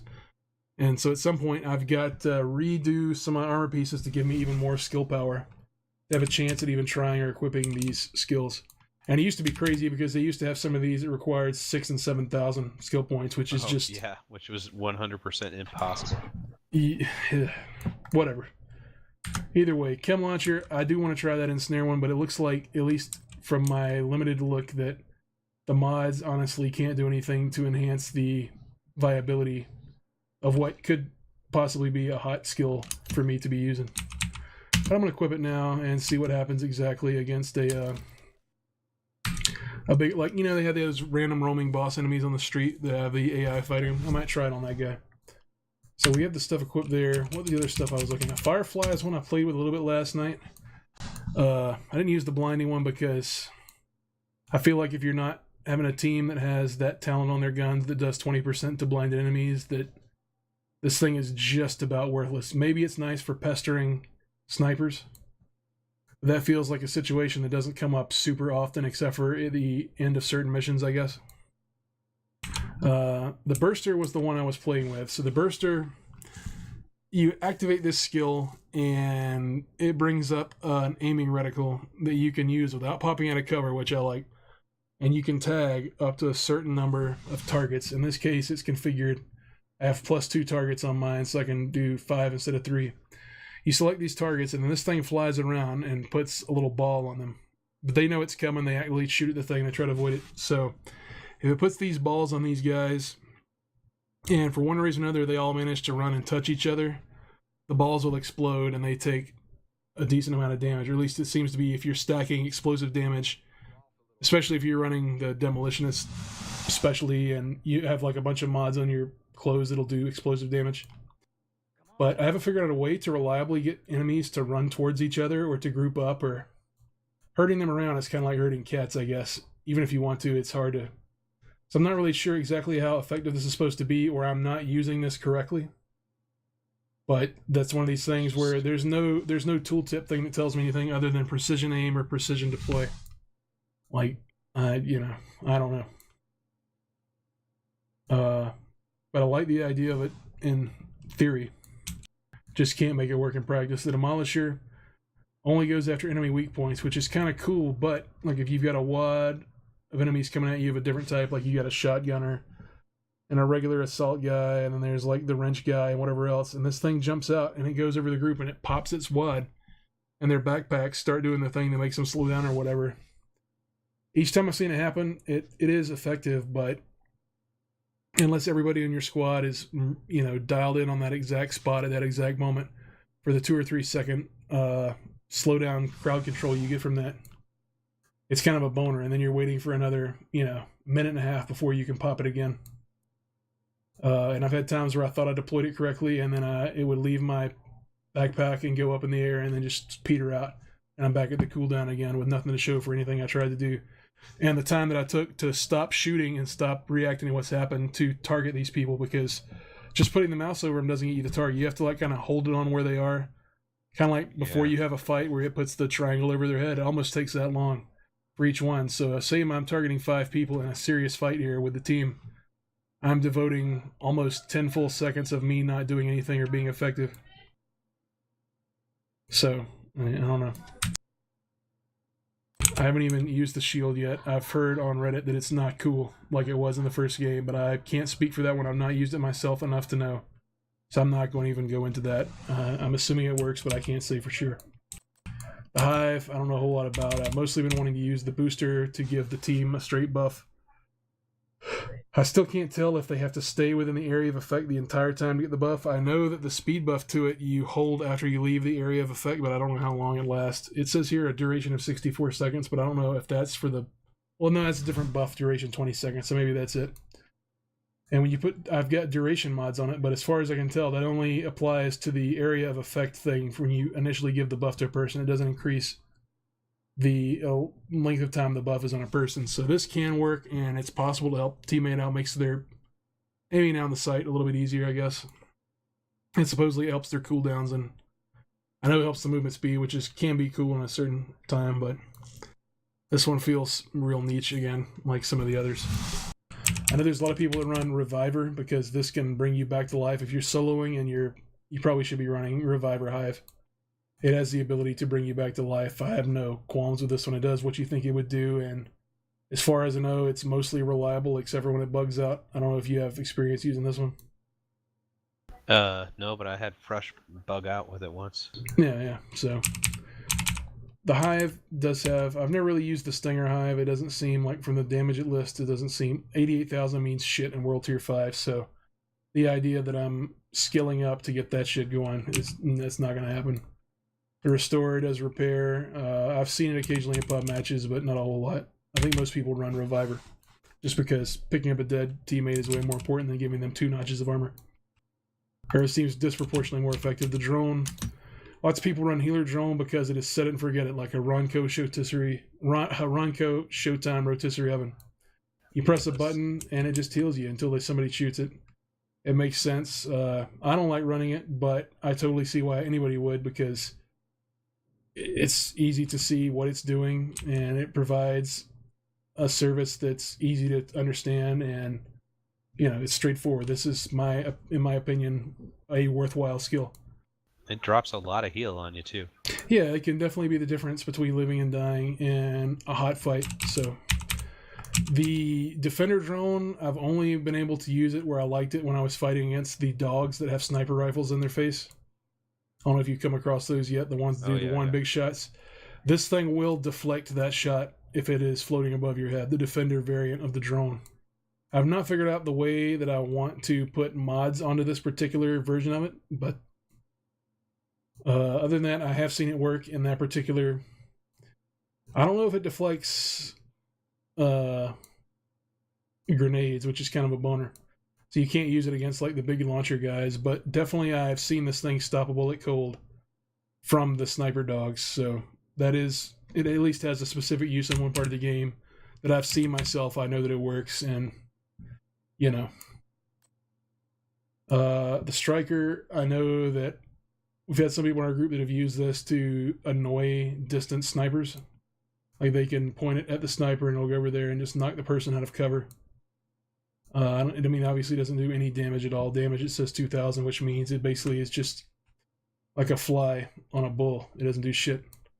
But it'll annoy them enough to where they'll pop their head out of cover, and if the team is not being, spit roasted, they can return fire to that person and try something. So that's our hardcore extended look at the dumbass skills. of Division 2. Might as well get back out there and shoot some stuff. That's the only way we learn, right? Yeah. Put foam on a human. Yeah, I'm about to go foam up a human. Ooh, I just got a 493 something. That's pretty important. Alright, let's get out there in the open world and make it happen. Let's, we might as well clean up the area south of the White House, right? One area is as good as any other. It keeps getting so trashed. Yeah, it's Obama's America.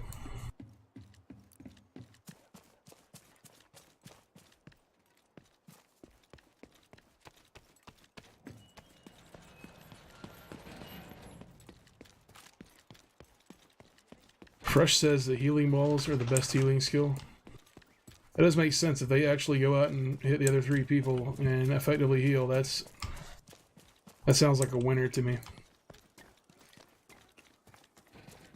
The less active input you have to put into the skills for when you really have to be focused on who you're shooting and all that, you know, to keep recoil down. That's helpful. So we have a boss named here Crab. I'm gonna put the juice on him.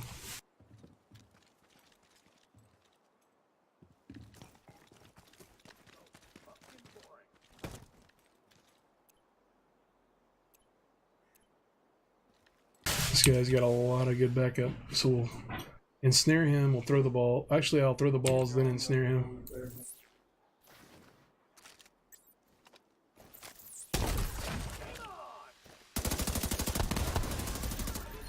Wow, that worked better than I thought it would.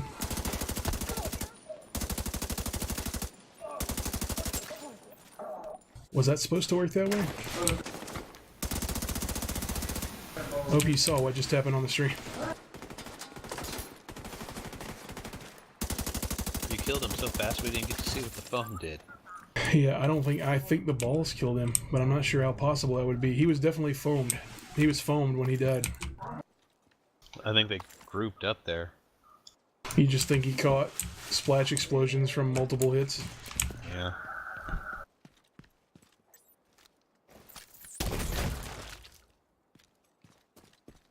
$20-second cooldown is not too bad, and if I'm getting kills, obviously I can drop the cooldown on that. We'll see what happens.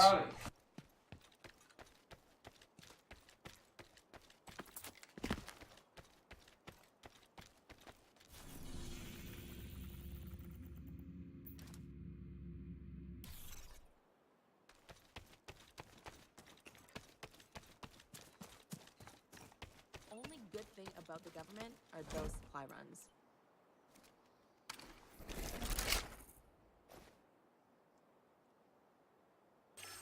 No survivors.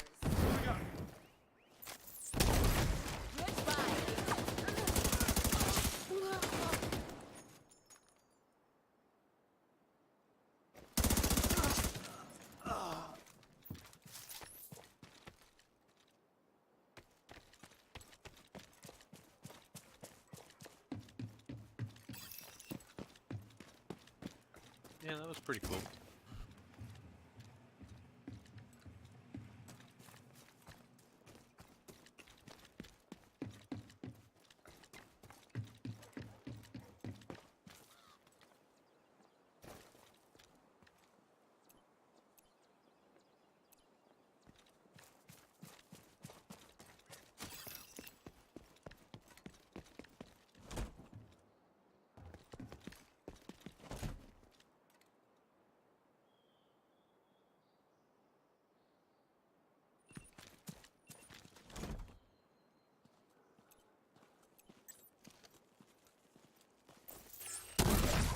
What are we waiting for?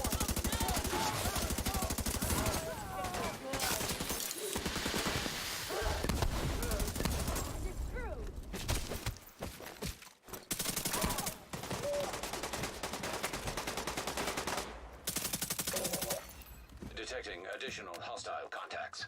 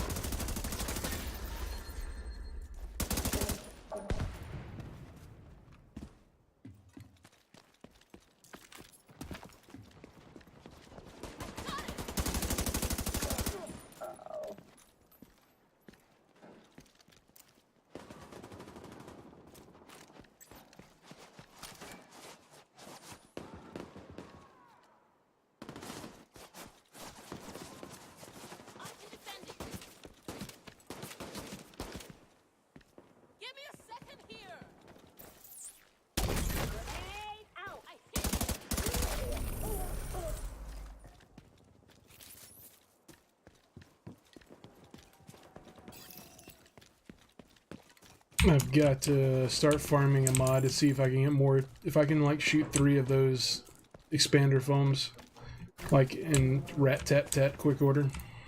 That'd be rad. This could be something. Cooldown could be a little better, but maybe that's just me not being smart. Damn! They're hitting us hard! You're dead meat!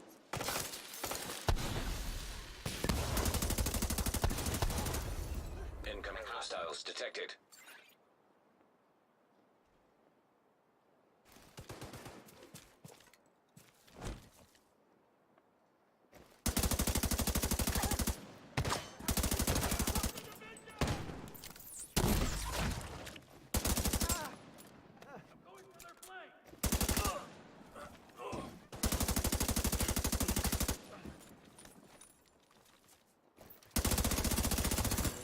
Access key detected.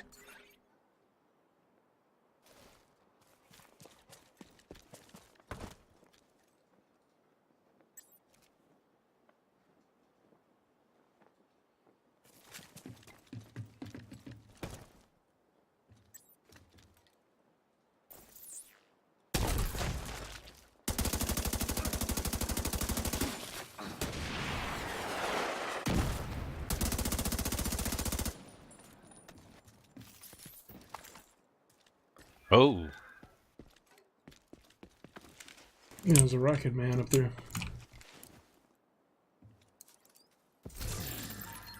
I don't think that this thing is going to work solo play, but I'm interested to try it in a 4-man group later.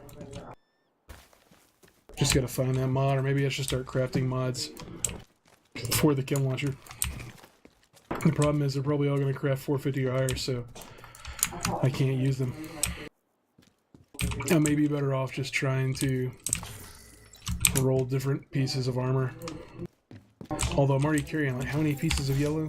I've already got 8 batteries on my build. That's kind of a lot. Yeah, I saw that one talent you have on the gun as requires 5 or fewer for reds. Yep, so I can't go above that, which is easy to get more than 5 reds unless you're not trying to. The other thing that this build is going to hurt for me, since the cooldown is always not rolling, is I'm running, what is it called? It's called On the Ropes. It's all my weapon damage goes up by 25% if every skill I have is on a cooldown, which is huge. That's the reason I've dropped my crit, which you kind of have to do if you're going to go so many batteries. I'm kind of counting on that and Berserk working together to give me enough to, you know, keep it up, and then running elite damage and explosive damage so that my balls are effective against the yellows. And you gotta use, like, instant cast type skills, I guess. Either instant cast and long cooldown. Which, that's the only reason I was using that jammer pulse initially, because you tap it and it's instantly on cooldown, which is great for proccing that one talent, but I wish that the skill itself was useful in any sort of way.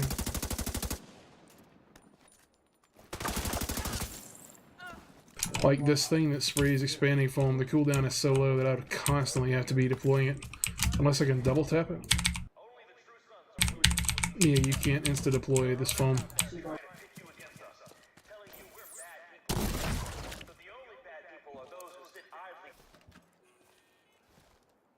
Unless I re-roll on my gear to try to remove every bit of cooldown reduction.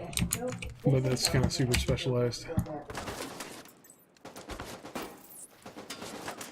I want to carry it with a turret, which is what I normally do, but the turret, it doesn't count as cooldown when it's active, so I have to wait until the turret's not working to be able to get my damage buff. Yeah, that's no fun. And also I'm carrying Chatterbox in my secondary. I don't use it to shoot, but just for the holstered talent, which every time I kill somebody, if I reload within 5 seconds, for the next 10 seconds, my rate of fire is super fast.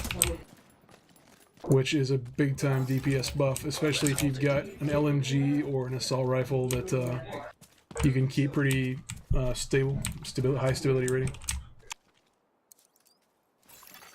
Progress resumed.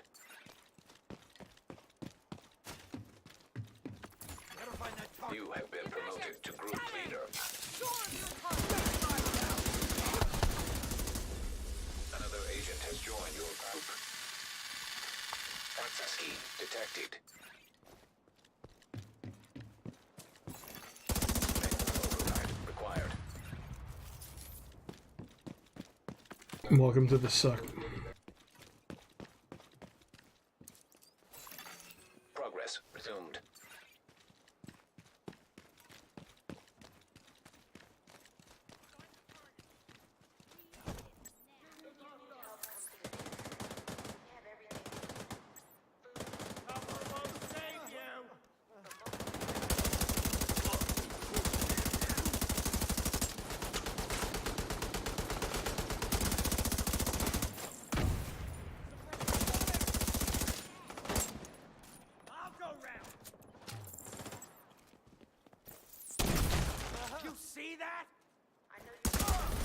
That guy just tanked the foam and it did not touch it. It ensnared him, but he never stopped moving. He did on my screen. That's weird. Alright, I'm assuming we just buffed up a control point somewhere by doing all that. I want to go attack it.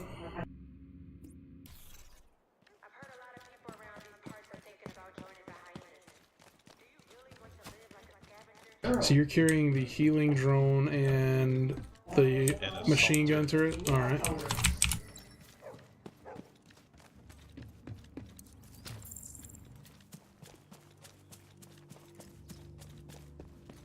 Great hiking boots.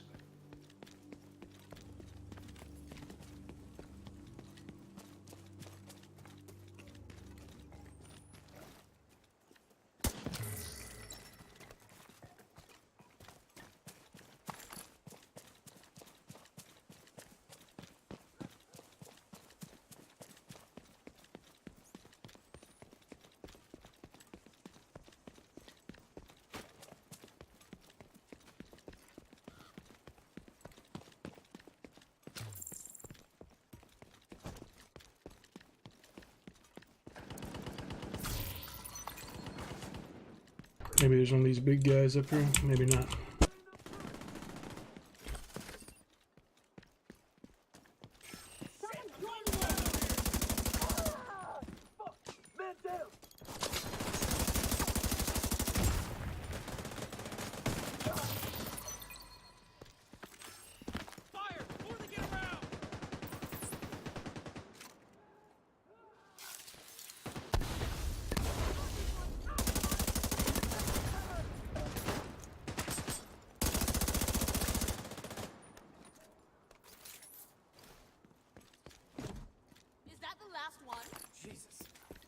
That was too damn close.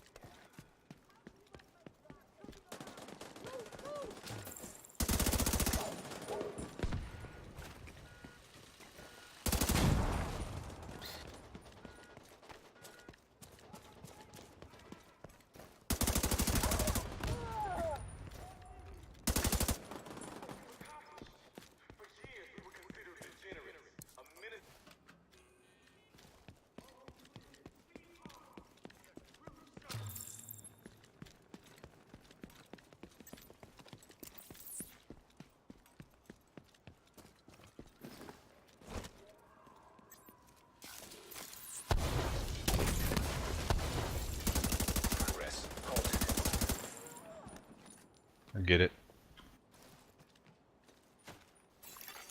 Progress resumed.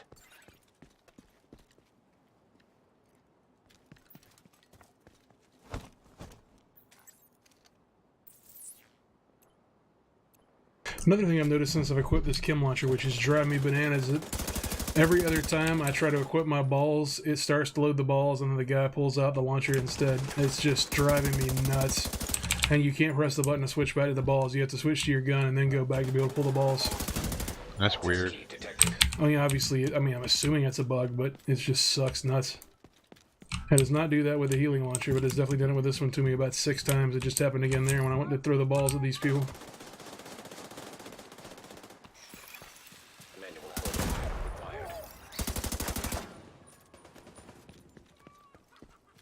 Alright, we got the alert level we wanted at the control point. So we'll finally get a real fight.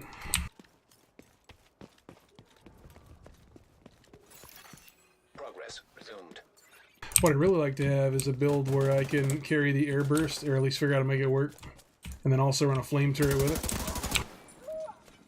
I mean, while we're in fantasy situation here.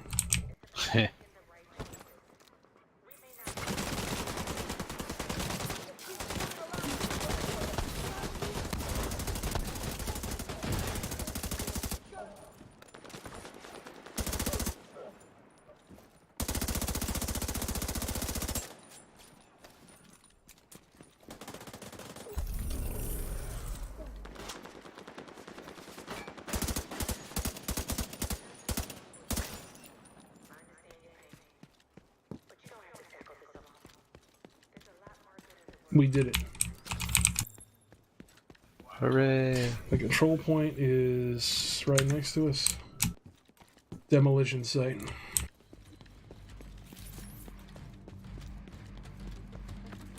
This is one where if you have the flame turret, you can put it in front of that door they pop out of on the second wave, which would be helpful, but I don't have that turret.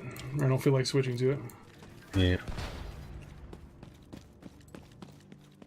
So let's see, we got the first guy that's by the machine gun, the guy to the right of him. It sounds like is that one of those boss fight? Let's go see if that's a boss fight behind us. I bet it's one of those big boys.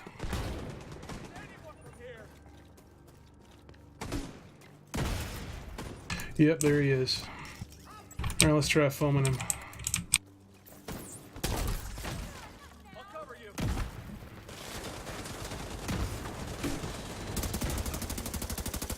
I mean, it worked for about 2 seconds.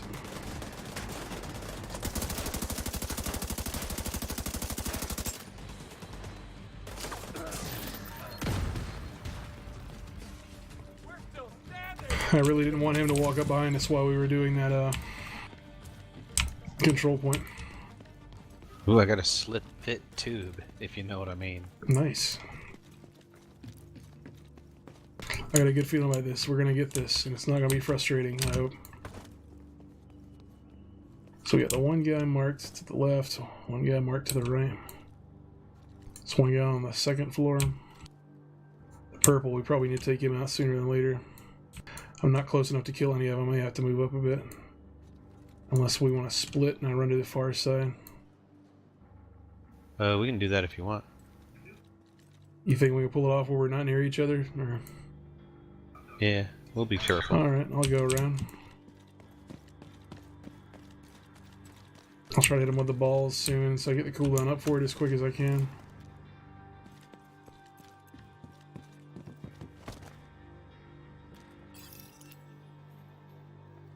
Aww. It's Red Dragon. Not us.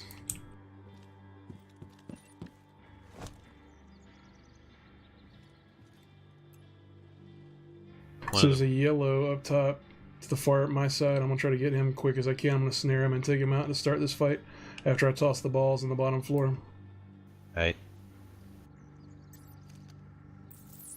I just hit Q to do my balls and then immediately switched to the other one. Just did that thing again. Balls out.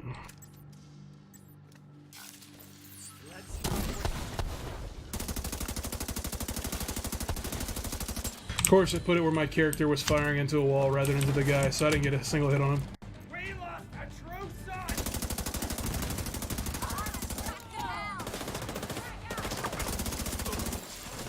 Reinforcements en route.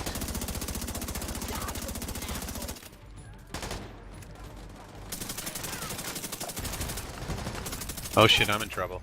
Yeah, that's what I was... Agent down. Oh, what the hell? I hit the button and nothing happened.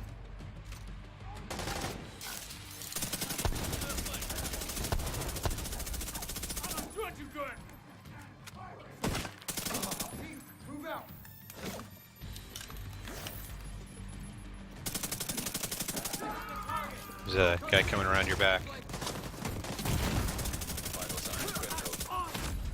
Dude, there's nothing I can't fight 16 people. I have no survivability whatsoever. I can't take any hits.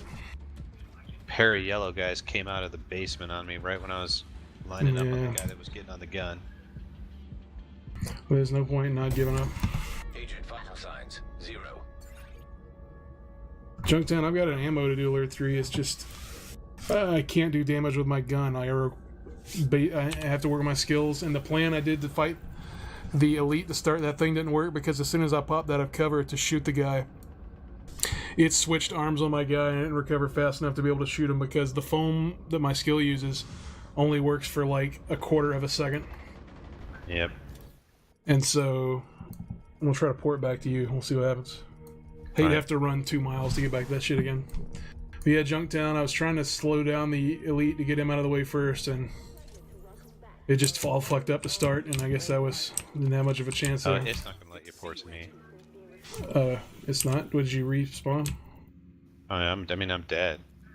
Oh, yeah, well. And here come in the AI to take the glory on the control points, so I don't get to get the fucking... Well, I'll be there in a few minutes. I've got to run it out, man. There's no way to get there. It's only a couple blocks. Yeah, but this is that thing where you have to travel 69 miles up and down stairs just to get to the street and come out on the wrong side. Even the NPCs that are alive are T-posing down here.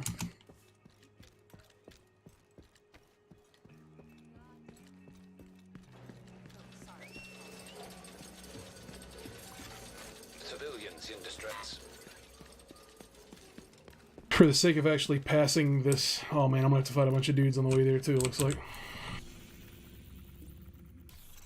I may have to drop that skill in the name of actually passing that control point. If it's only gonna give me 1 second to shoot the guy, I can't be the one that shoots him if I'm carrying that skill. That shit's not gonna fly. Especially because you have to wait so long after you use a skill to switch to a gun. The other part, again, I mentioned a few times, is that not being able to pick which skill I want to use. I don't know which one's going to pop up when I press the button. It's just super fucking annoying.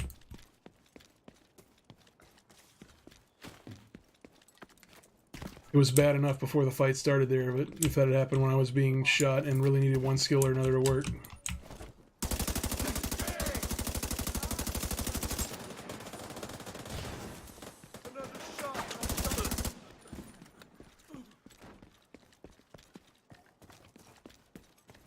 I'm starting to get really fucking tired of my gun not doing damage. I may just give up on this stream of skills soon.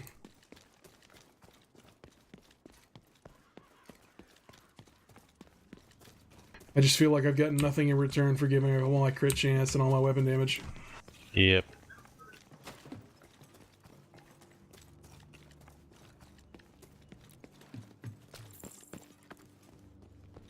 So we have to completely reinitialize to take over. Means the bad guys won. And... Alright, the boss is here on the right side. Oh, an extra one ran out. They have 2 bosses. Oh, he's running right at me like he knows we're here. What the hell? Oh, shit.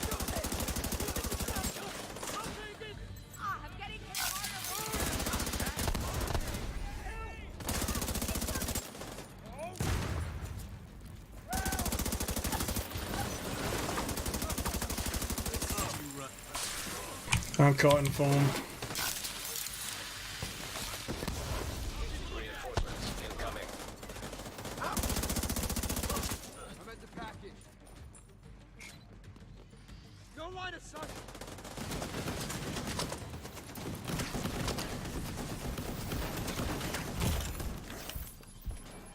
I'm being hit and I don't know where it's coming from.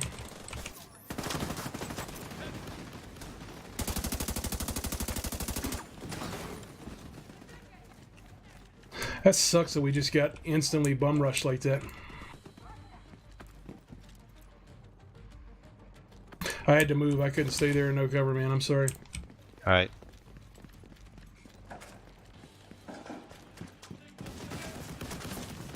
Oh my god, I gotta aim. Oh shit, I can't use the stairs here. That sucks.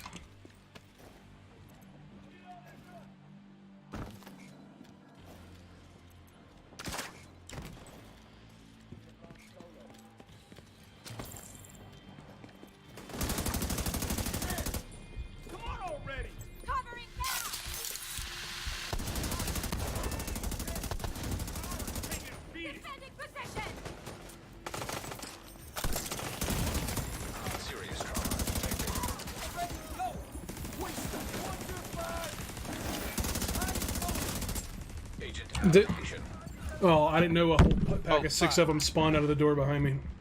There was nobody on this floor when I got here. I'm done.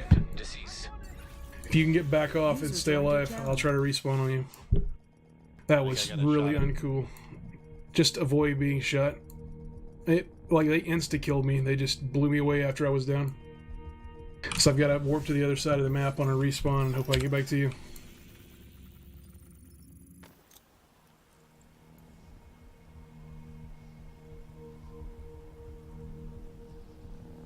I'm up. Yeah, I know. I'm waiting on. I went so far across town, the load for the respawn's taking forever. Oh, hey, there you are.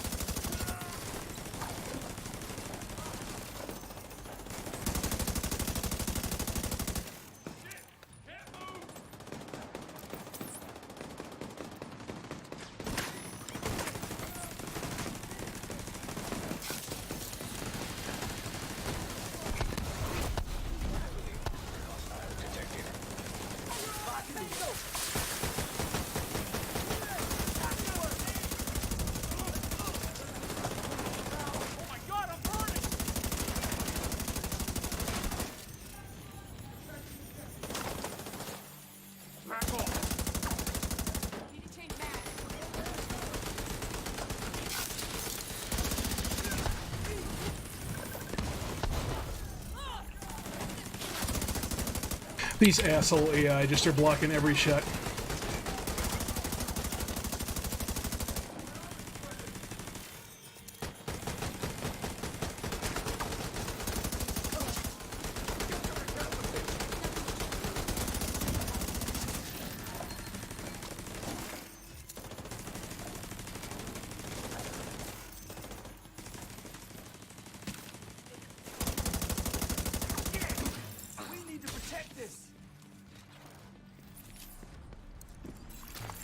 Detecting additional hostile contacts. What the hell is that?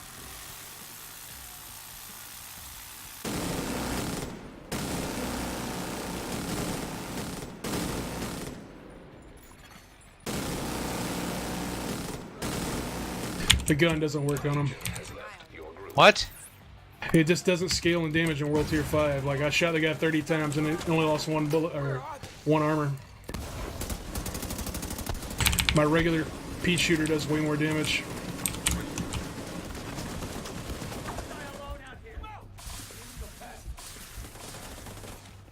Oh, they tripled up. We got a 3rd boy. Yeah, they all have double life now. That's it.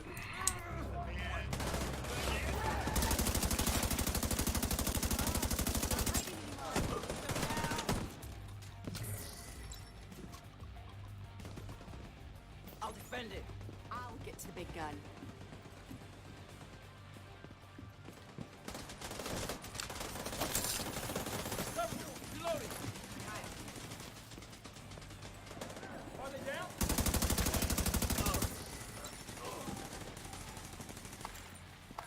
Hello, Twitch chat.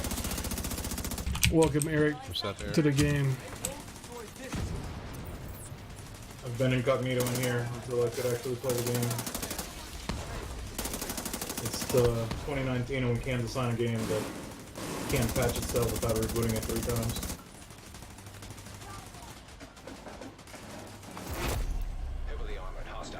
Wait, that wasn't the counter attack? Oh my god. Well, that was phase 1 of the counterattack.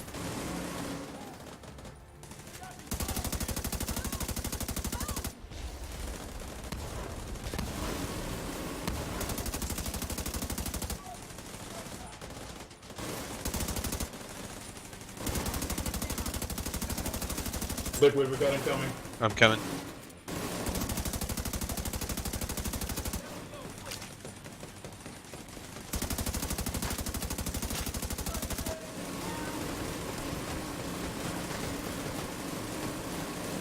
Enemy leader down, but we still got the others.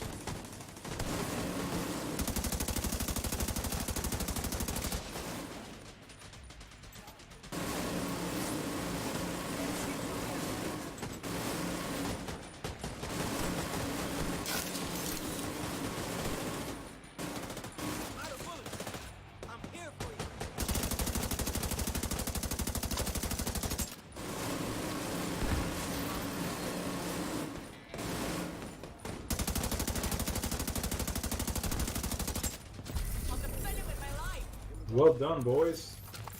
Who lead? I just earned a blueprint that it didn't give me. Heyo. Yep, same here. Supply room access unlocked. Like it even matters, I wouldn't be able to make a build if my life depended on it. I predict that it's going to take a year for this game to be finished. So, Liquid, you remember when I was bitching at that one skill for not activating the right skill when I pressed the button? Yep. It is happening to me now that I have the turret enabled as well. So I think it's either a bug from the patch or I'm super unlucky every time that I think I'm pressing the Q button, but I'm actually not. Hey, for loops. Yeah, that was a tier 3, so we should have gotten a lot of loot. Yep, just make sure you come in here and open your yellow box.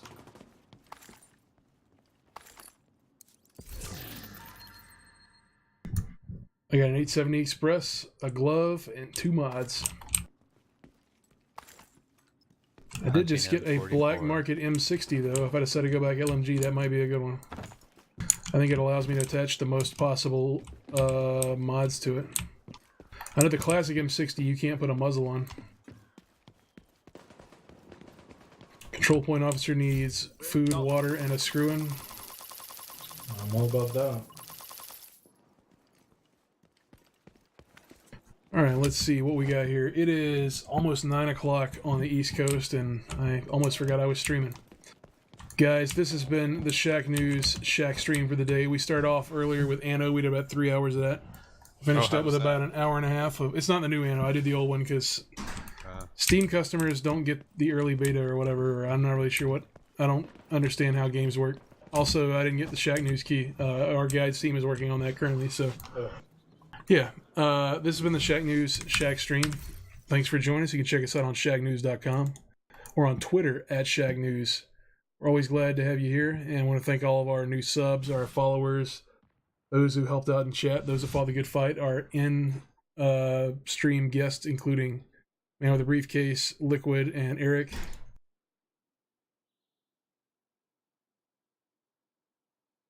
America! Walker told me I had AIDS. Catch you again on the Shacknews ShackStream. Y'all have a good one.